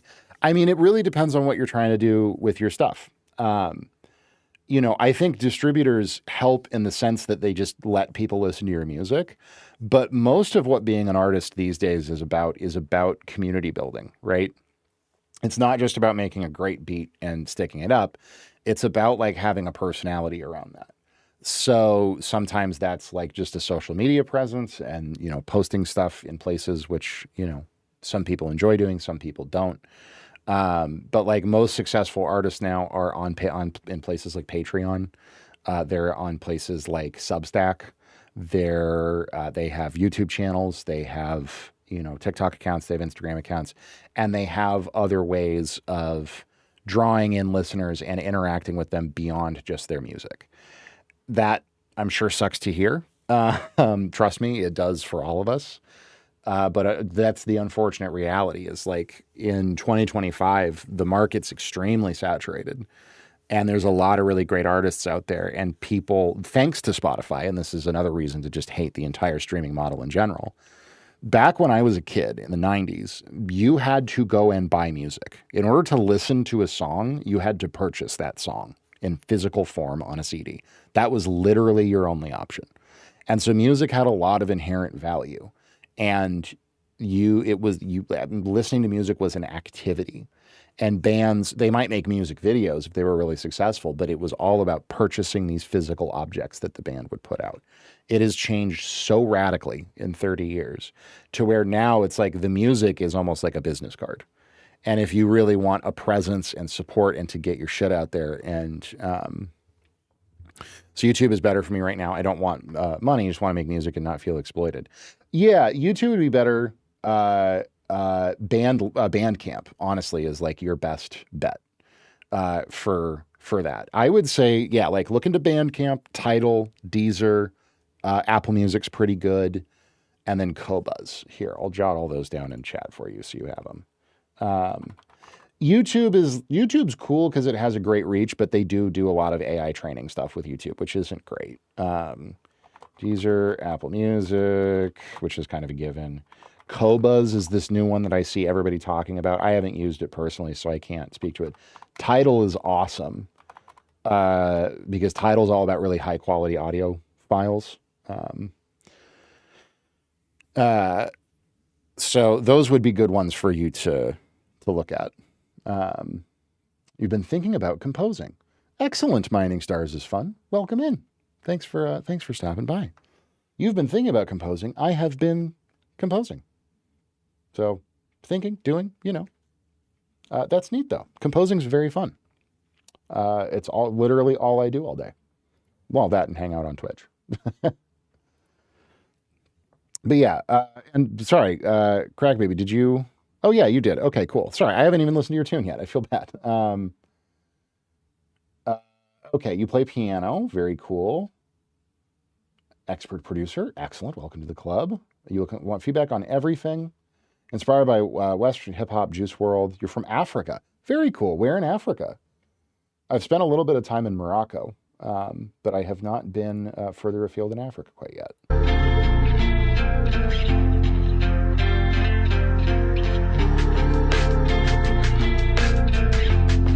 Yeah, I think I should change for a better reason. I need more days just to make it even. If I buy these change, I won't change, it's not the same. I know there's more days, I won't do it for the fame.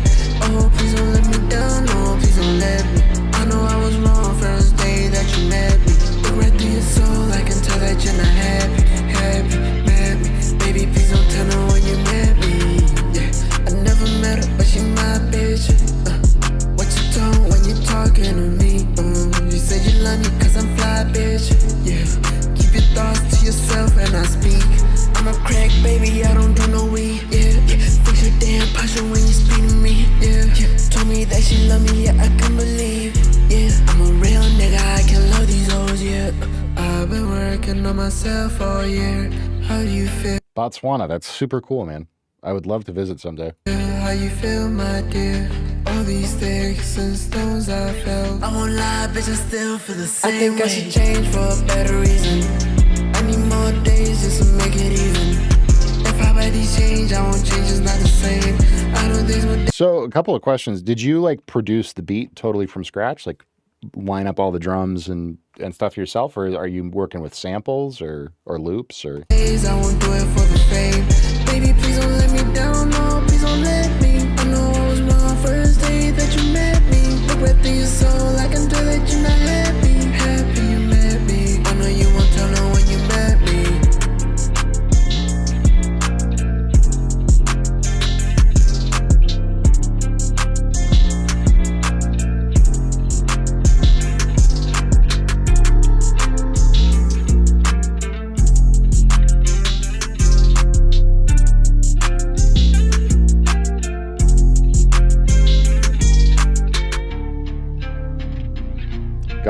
beat's not yours, not from YouTube. You make beats too. It's your start. Okay, awesome.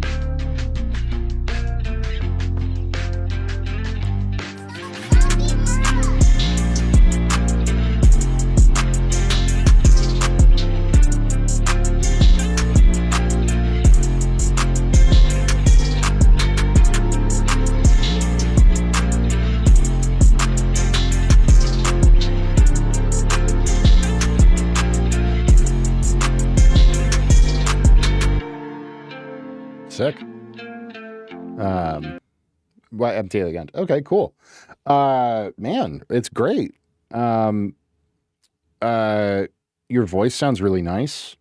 The groove of your voice is really nice. Your melodies are really nice. Feedback wise, I mean, like, because you didn't make the beat, I mean, the beat's great. You found a very, very good beat. It sounds really, really nice. Thinking to make a collab? Yeah, sure, you could do that. No, I think it's great. I guess production-wise with your voice, you could maybe do a little bit of the like ad-libs, like take little individual words and phrases and like accentuate them with different little production things. So like maybe, copying them out, panning them left and right, delaying them a little bit, adding a little bit of distortion here and there, just to like punch up individual words.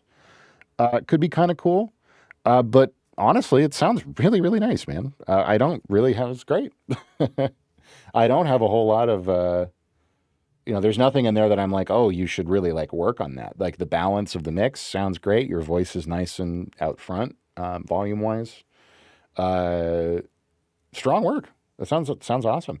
I would love to, if you want to swing back around to stream on a different day, I'd love to hear one that you did the beat for as well.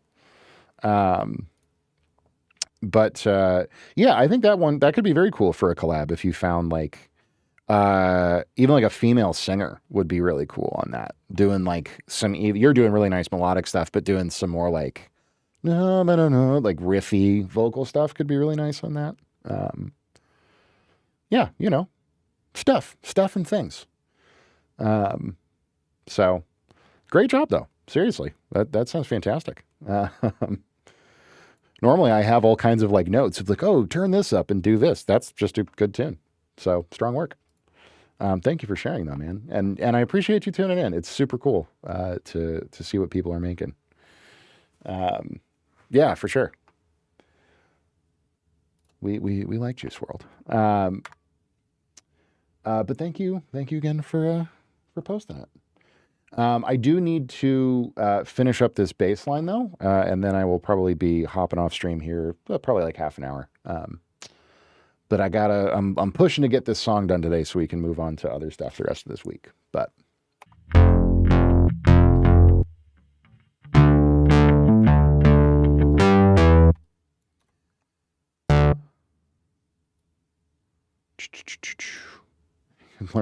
I mean, thank you. I appreciate the sentiment. Plugins that I use, far too many to list. I will show you everything I got. So here's all my synths. Well, these are classic synths specifically. So this is like old school vintage emulations. This is mostly from Arturia. It's like ARP 2600, CMI, Yamaha CS80, Roland Juno and Jupiter. It's only been 4 hours. I know, right? Moog Mini, Oberheim. So this is all stuff from Arturia's V collection, which I'm a big fan of. So for all my classic synth sounds, I'm using a lot of that on this song. Drums, I do Battery for club sounds and modern sounds, which is from Native Instruments. And then I use Superior Drummer. So I have my electronic drum kit over here. It's expensive stuff, but I do this for a living, and I've done this for a living for like 15 years. So you accrue things as the years go on, and it's all, it's a business expense for me.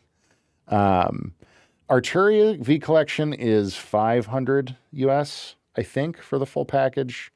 Superior Drummer, the base model is $300 US, and then each expansion is $150, and I have a bunch of different expansions for it. The Native Instruments stuff, I bought like the full Native Instruments complete library, which is, it's like $1,200, I think, for the whole thing. I didn't pay that for it. I got it on sale. But yeah, so I use Superior Drummer, and then I have this electronic drum kit over here that I play that triggers Superior Drummer. So it's like playing real drums, but I have all the different sounds. So that's me actually playing the drum set, but it's triggering Superior Drummer.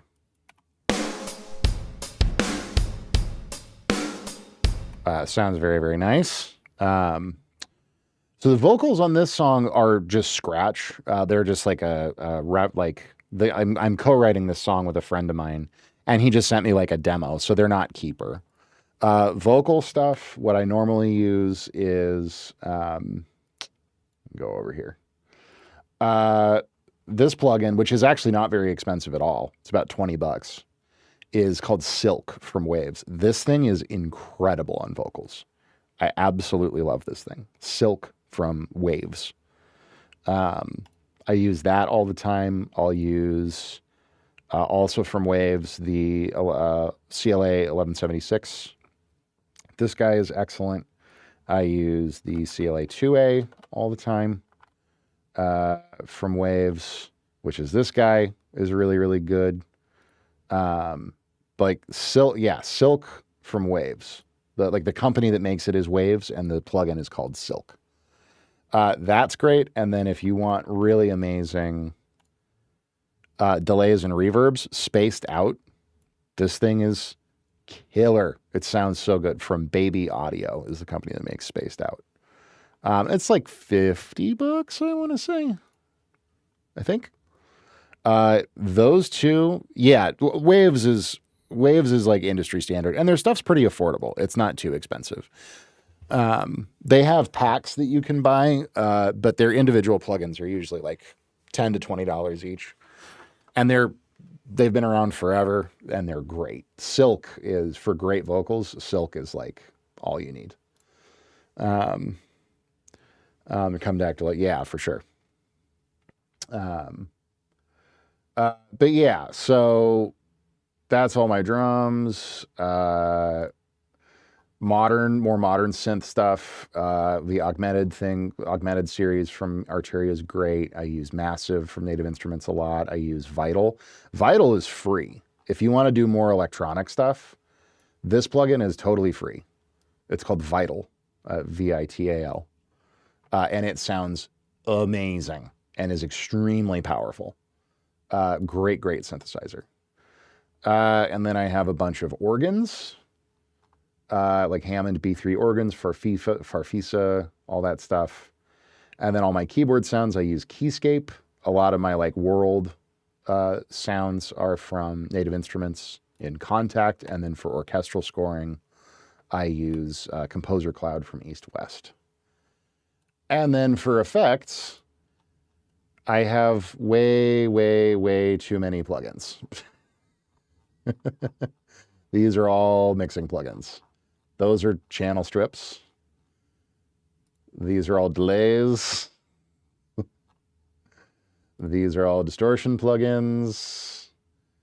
These are all compressors.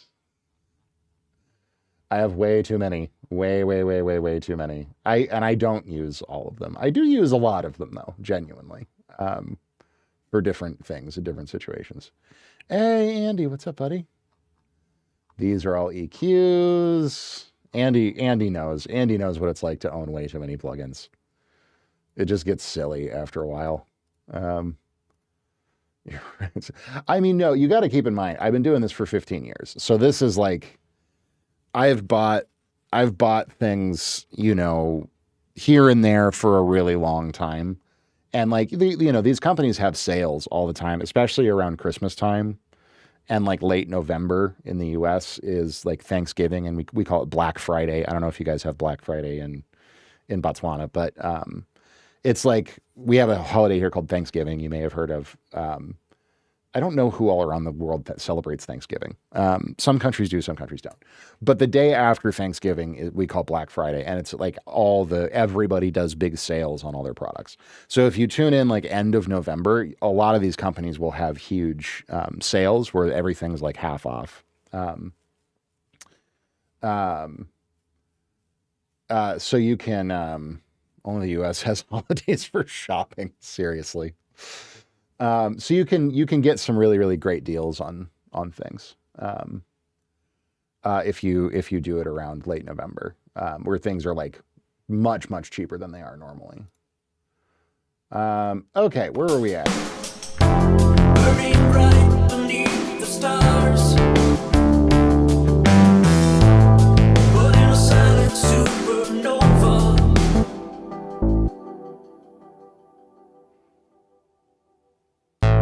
We have Black Friday. Okay, yeah, for sure. I don't know. Yeah, like I said, some countries do it, some countries don't. There's a dispute on which DAW is best for recording and mastering. Do you have a side? Whatever works for you. Like all of the DAWs nowadays are really, really good. They're all different and they're good at different things, but they can all do everything.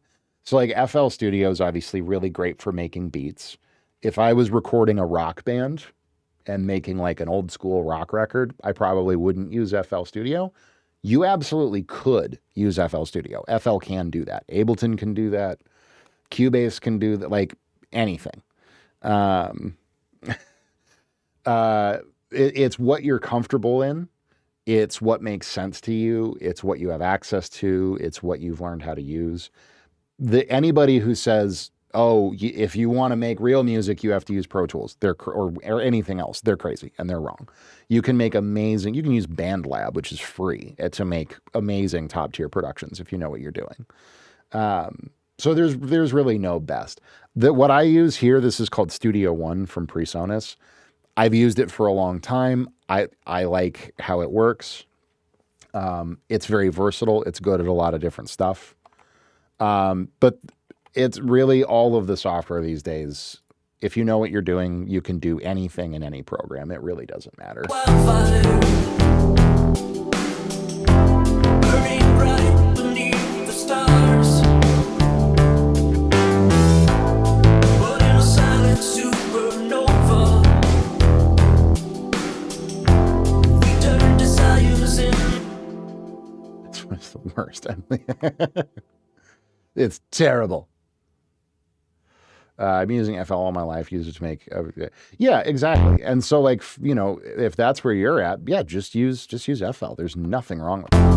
FL's great. Desires into scars.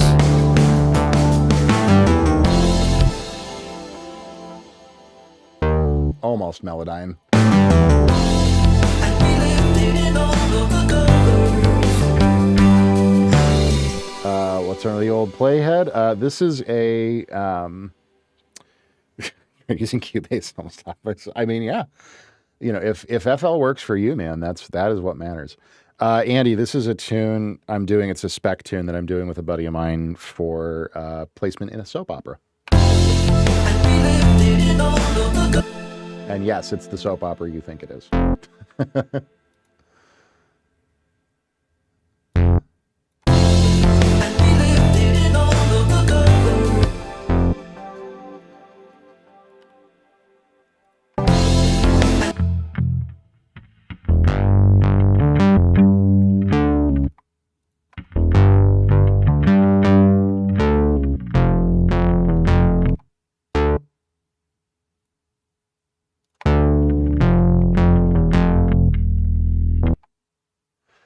Right now I am layering some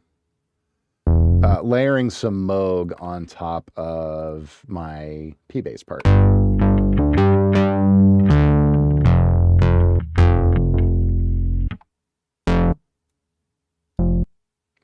Because that's what we did in the 80s.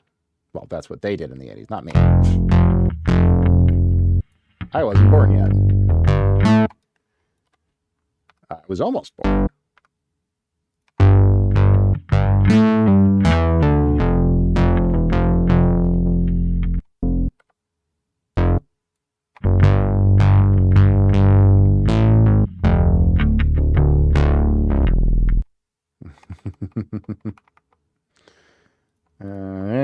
Squink.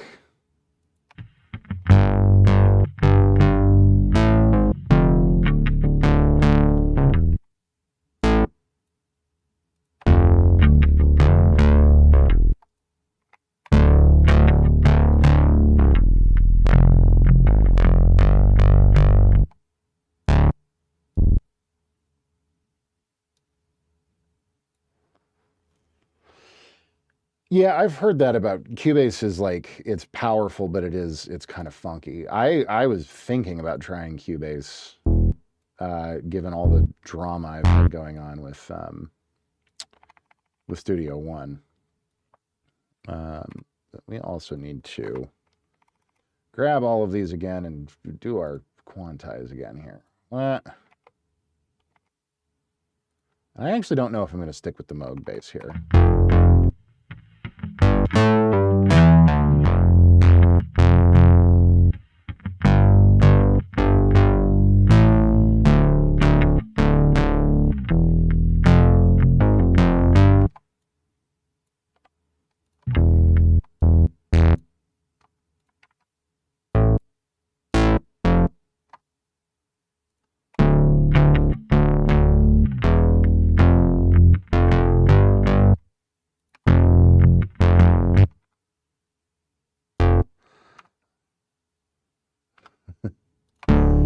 I've used it in Nuendo. Yeah, I have a few buddies who use Nuendo. They're fine, but I know Studio, yeah, like inside and out, what you're looking for on program. Yeah, absolutely. Yeah, and that's like at this point, it's what you're used to that really is what matters.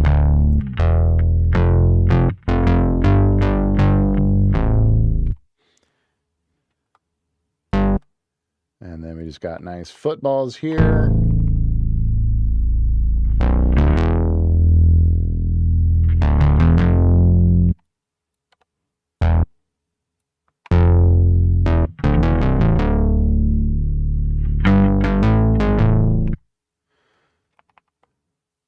Artesia? I have never heard of Artesia, no. I'm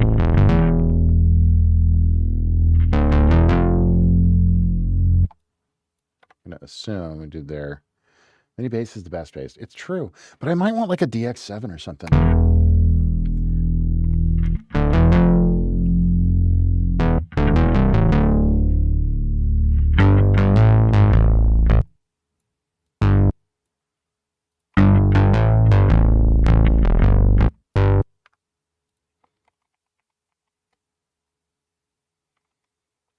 Oh, right. And then we need to grab all of you and octave you up. That's the problem here. Up an octave, please. Map knob to the filter and sweep.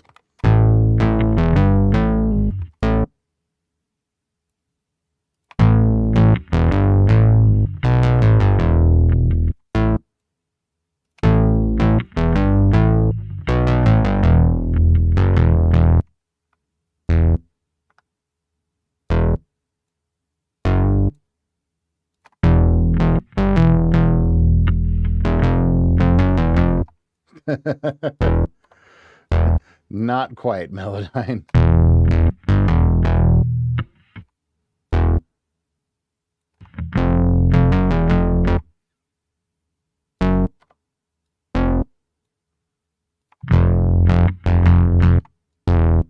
Probably was that. Yep.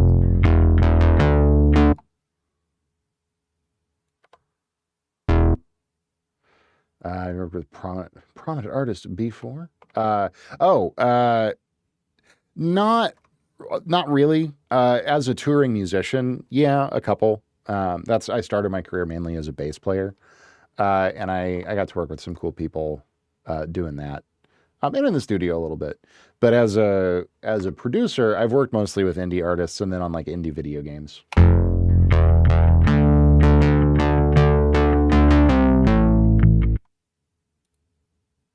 What is going on here?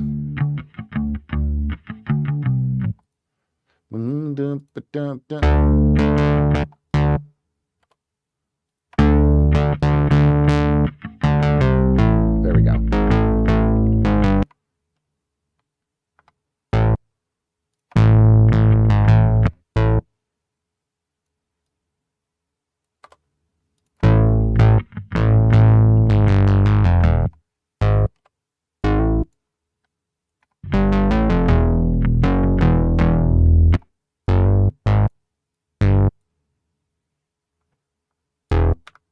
Sorry, guys. I know this is a bit grueling at the moment, but we're halfway done.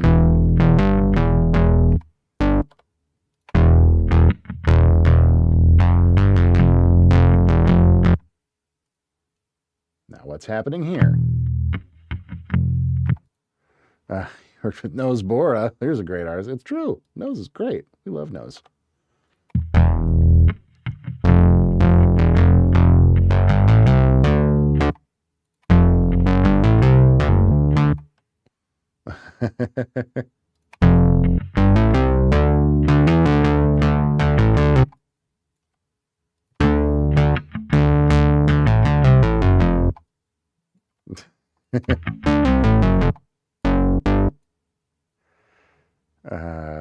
Played drums in front of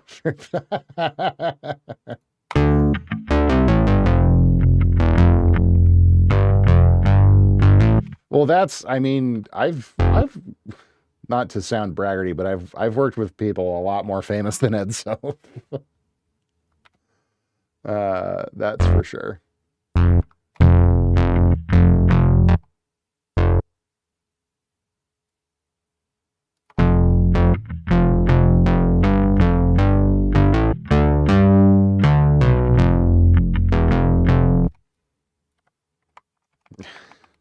This is a very annoying part to edit. I'm not gonna lie.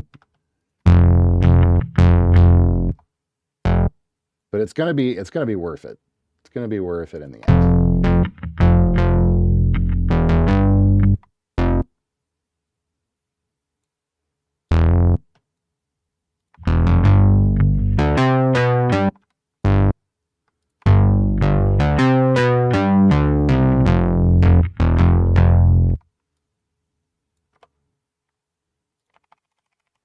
Ugh, we're almost there.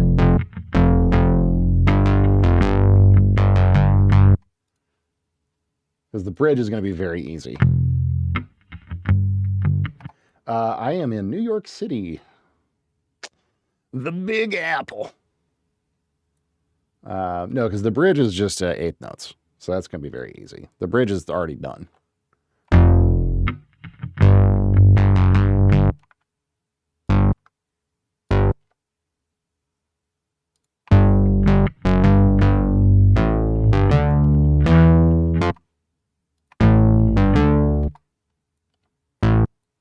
There we go.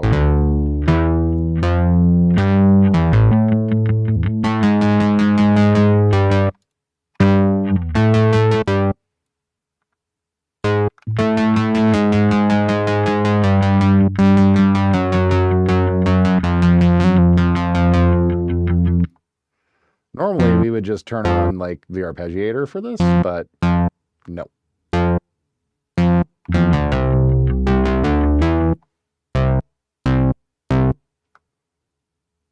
And what do I do right here?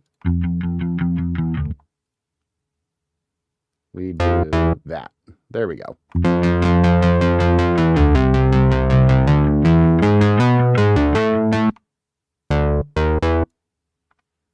You were so close, Melody. Just turn on your mom. Andy.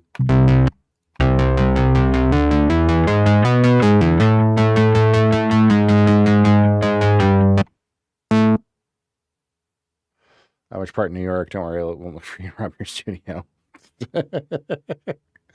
It's okay. I mean, technically, I'm on the Jersey side. I'm in Jersey City, but I'm like, 10 minutes on the train from Lower Manhattan. So it's easier to just say New York City. And honestly, Jersey City is fully part of New York City.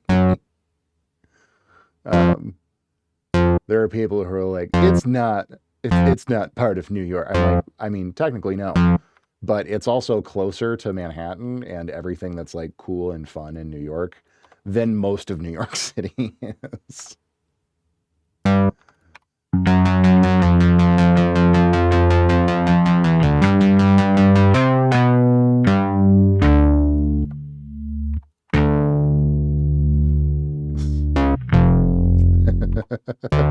You're in Pennsylvania. I'm in Canton, Ohio, you guys.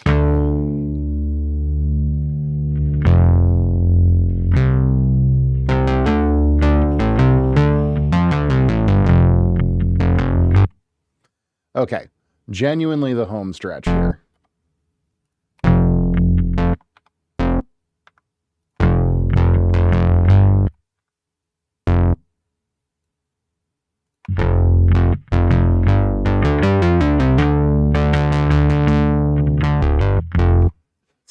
Stanton.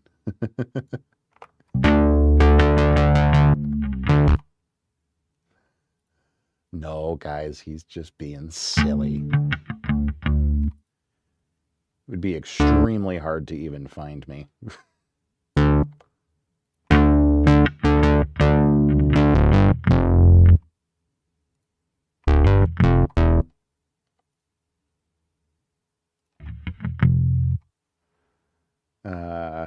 I won't not rob him.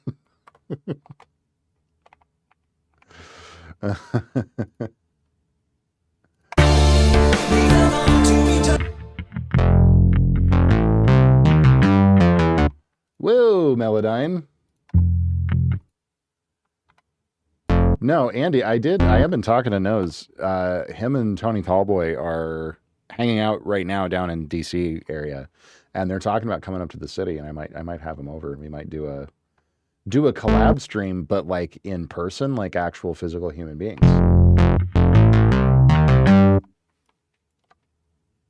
Yeah, it would be super fun.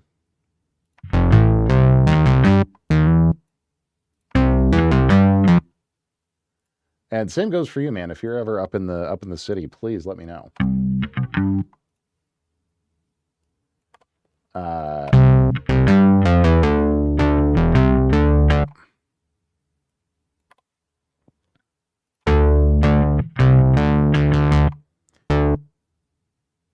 I am always down to show people the best noodle spots in Chinatown.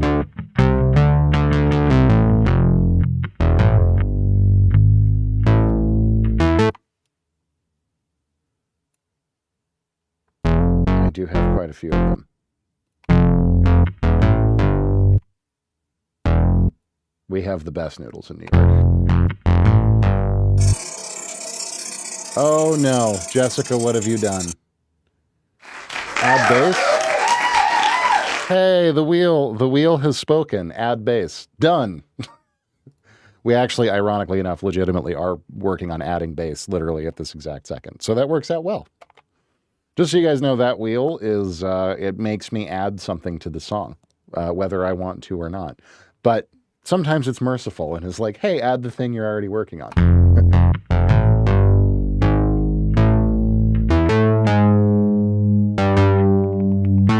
And then this whole ending section. Yes, we're working on very bassy bass.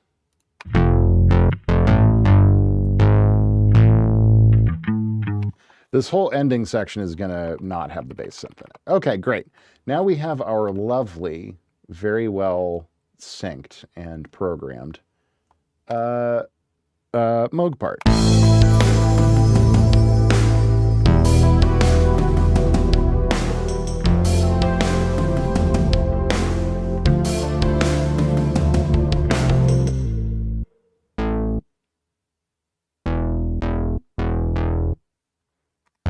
But I don't know if I want Moog. I think I want to see if there's like a DX7 patch that feels good here.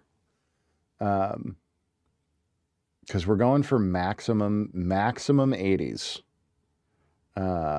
Maximum 80s is the name of the day.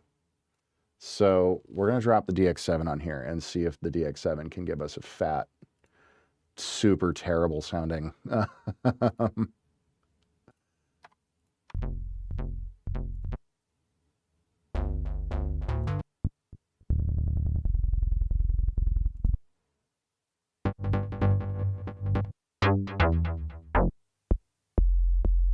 Hey, it's Artby. Oh no. What's happening? Add real drums? We already did. This is also like a bad time to be using the wheel on this song because everything's already done. And I think I've actually added everything to this song that is on the wheel. If I'm not mistaken.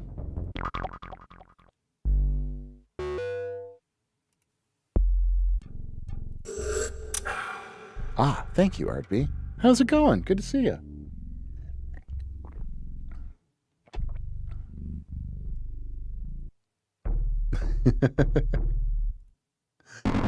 I wish I could. I've tried to figure out how to do that. I'm good, Artby.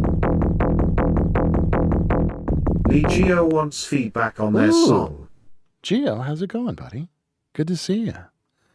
Yeah, we can do a quick feedback for you. Hang on. More people are texting me. What's happening? Oh, that's yes. Okay, cool. I think refunding points is possible, but granting points is not. Is it? How does one do this? Do I have to be on the Twitch side? Gio, I'm happy to take a look at your tune. Let me know in chat when you fill out the little thingy. I think you've done feedback before, so you should know what's going on. If not, let me know and I'll give you the spiel. All of these DX7 base patches are terrible.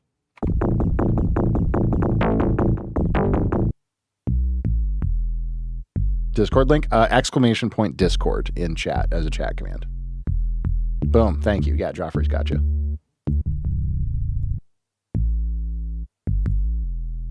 This isn't bad. When do you imagine you might sell your instruments or perhaps bequeath them to a worthy successor? As for defining thrill, is only been an exquisite suspended moment before the performance being shared breathless once an audience charts this.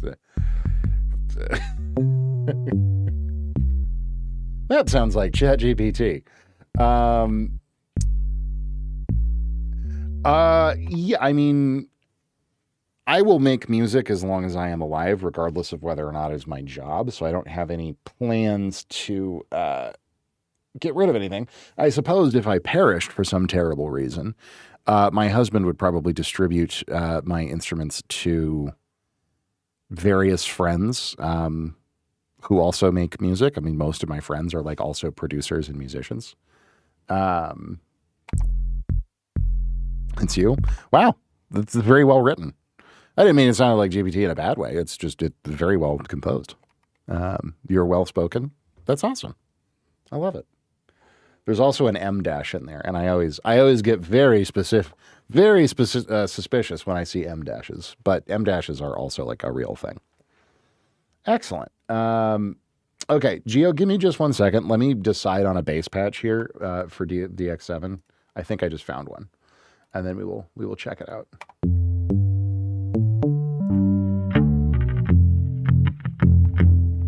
Nope, I lied. That sounds terrible. Okay, back to the Moog. Oh, back to the Moog. Never question the Moog. I should have listened to you, Andy.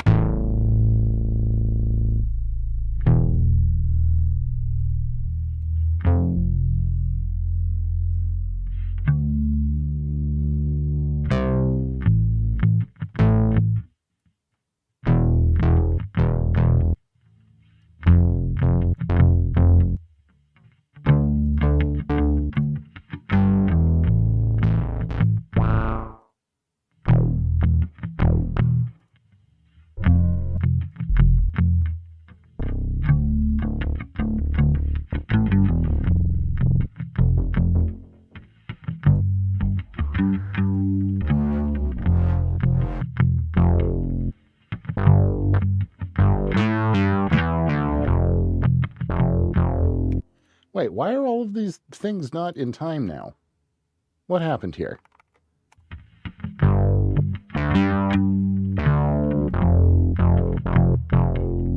What happened? Studio One, what did you do?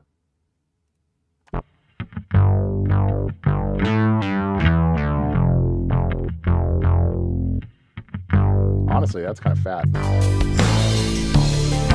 then we watched it fade to gray. I super duper love that. That kind of sounds killer. Not even gonna pretend like it doesn't.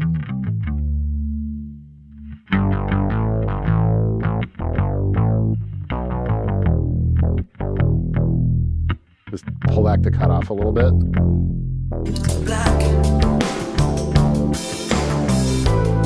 What the lights blurred Yes. into Oh my this god, that's friggin' perfect. Okay. We'll listen to Gio's track and then we'll put the bow on this one because this is ready to send to Chris at this point. Okay, Gio, let me pull up the form here. Thank you for being patient there for a second. Working in FL, very good. Looking at mainly vocal performance. Okay, very cool. Let's check her out.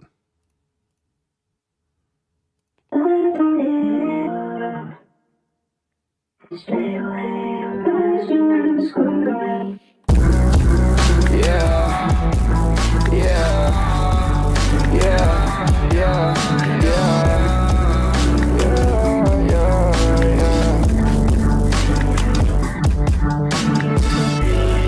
beat. And I need you to need me.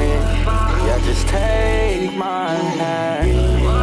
Yeah, just take my word.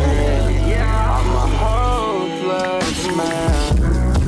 I try to do it when I know that I can't. You sending letters, but you holding the stamp. You driving separate, but I wanted to ride. Yeah, I try, can't look you in your eyes. I don't wanna leave. My mind flooded out with ecstasy. You're into me.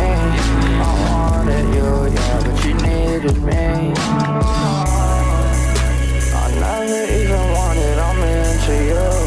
All the rumors, all the lies are far from true. Never falling under pressure, I say I'm cool. I'ma go and get another, I'm getting new. I'm getting new, yeah, you're stressing too.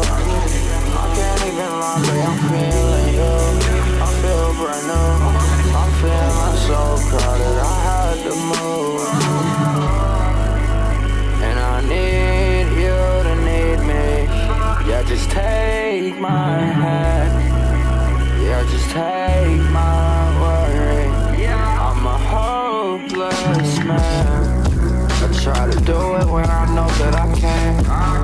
You sending letters, but you holding the stamp. You driving separate, but I wanted to ride. Yeah, I try, can't look you in your eyes. Dope. Okay. Really cool track. I love the beat. I love the groove. Vocals wise, your performance sounds solid. The recording sounds super solid. I think in terms of just general thought on vocal performance stuff, I don't think this is like a problem here that you need to go back and correct. I think it's more just something for you to think about. Is just like focusing on enunciation, maybe just a teeny tiny bit more. Obviously it's very much in the style to be like, real on the back and kind of slurring your words a little bit. And I don't think you should get away from that because it sounds cool, but maybe just like a teeny bit, there's just a few phrases in there that are maybe a little bit loose that are a little hard to understand. But it's not like this is a huge problem and you need to redo it. Just something to kind of keep in mind for vocal takes in the future. Always err a little bit more on the side of enunciated than not, I would say. Other than that, though, yeah, it's great groove. Really cool vibe, really unique vibe for sure. And I would say on the bass sound is great. The drum, I love the drum samples and the drum groove is fantastic. Mix wise, I wish your voice was a little bit louder. I won't get into like mix stuff because I know you said mainly just to focus on like the vocal end of things. But I do wish your voice was a little bit louder in the mix. But yeah, I mean, it's super cool. It's a great vibe. That's for sure. I should stop using AI. I was gonna say, and yes, only do vocals. Yeah. That's all I'd say. And enunciation is tricky, especially with stuff like this, because you don't want to sound like a theater major. You don't want to sound like you're singing in Broadway or something. But it's always a fine line between like enunciating your words, but then like leaning into the emotion and the feeling of the take. Yeah.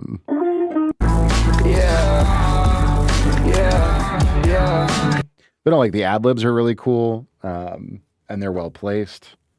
Yeah, it's really nice, man. Strong work. But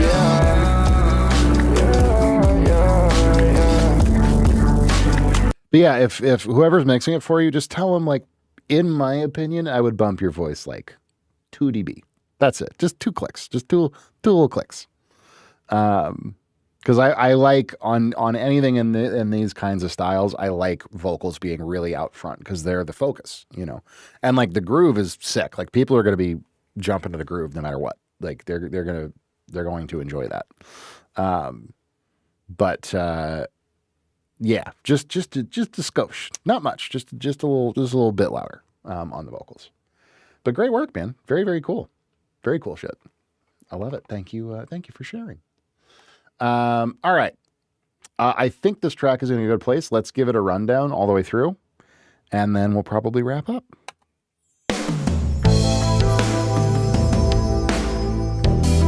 Way too much wind chime.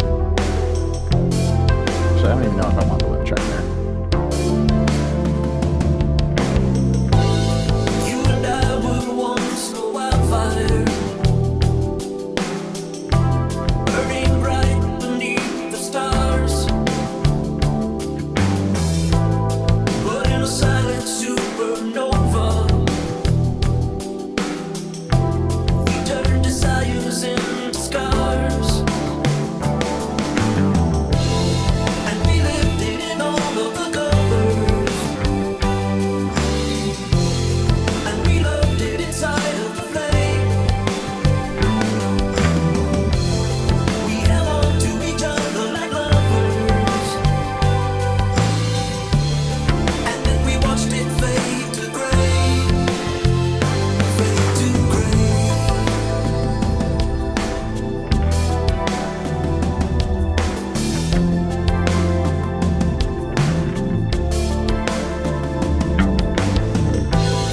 Now tracing all the outlines, walking the edge from white to black. But the lines blurred into a whisper, and I cannot get it back. And we lived it in all of the colors. And we loved it inside of the flame. We held on to each other like lovers. And when we watched it fade to gray. Here, you know what we're actually going to do? We did this yesterday, but I want to do it again because it was so much fun. Hang on. We got to just double check because this is going off and Chris is going to do a bunch of guitars on it. So we got to make sure that there's enough room for guitar, right? It's really important. So I should probably just shred a super silly 80s rock solo over this for absolutely no reason, right? Isn't that what we should do? Right, Chad? Doesn't that make sense? Oh, thank you. Thank you very much. I appreciate that, man. It's very kind of you. Hang on. We gotta pull up our Jimmy jams here. Give me the tone. I demand the tone. Andy, don't judge me too harshly.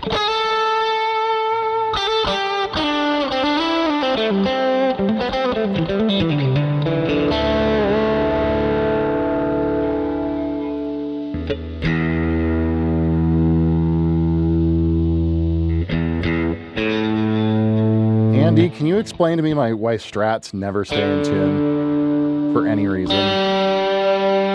Ever.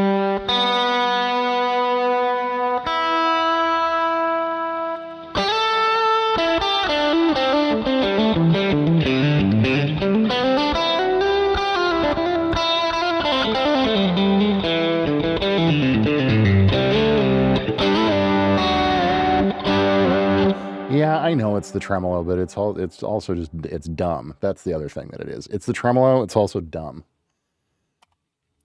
You know what I mean?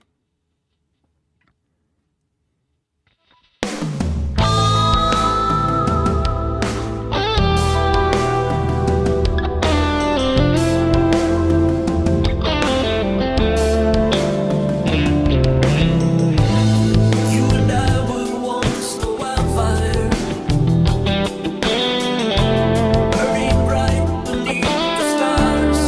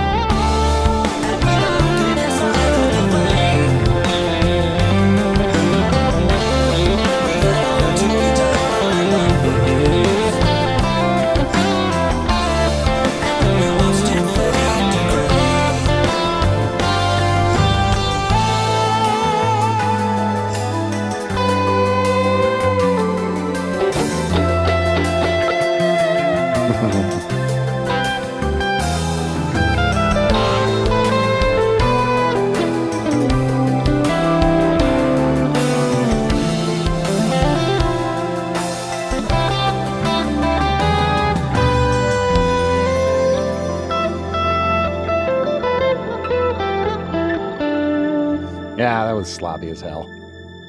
I did that yesterday and I played a much better song. I desperately need to get this thing set up. And honestly, I just need a better strat.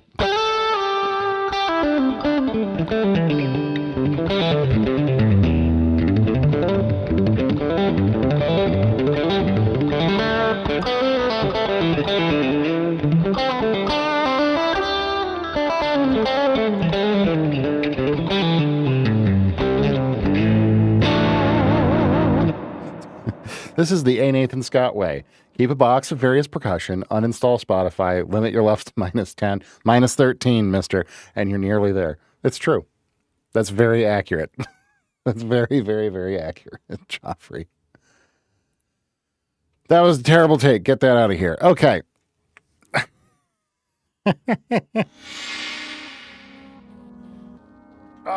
We did it, guys. We did it. Yay. Woo! We made an 80s song, and it's maybe going to be on TV. We'll see. Maybe. I hope so. Woo! What do we think, chat? Did we cook? Were we successful in cooking? Throw spam emotes in chat if you think we did a good job. I feel like we did a pretty good job.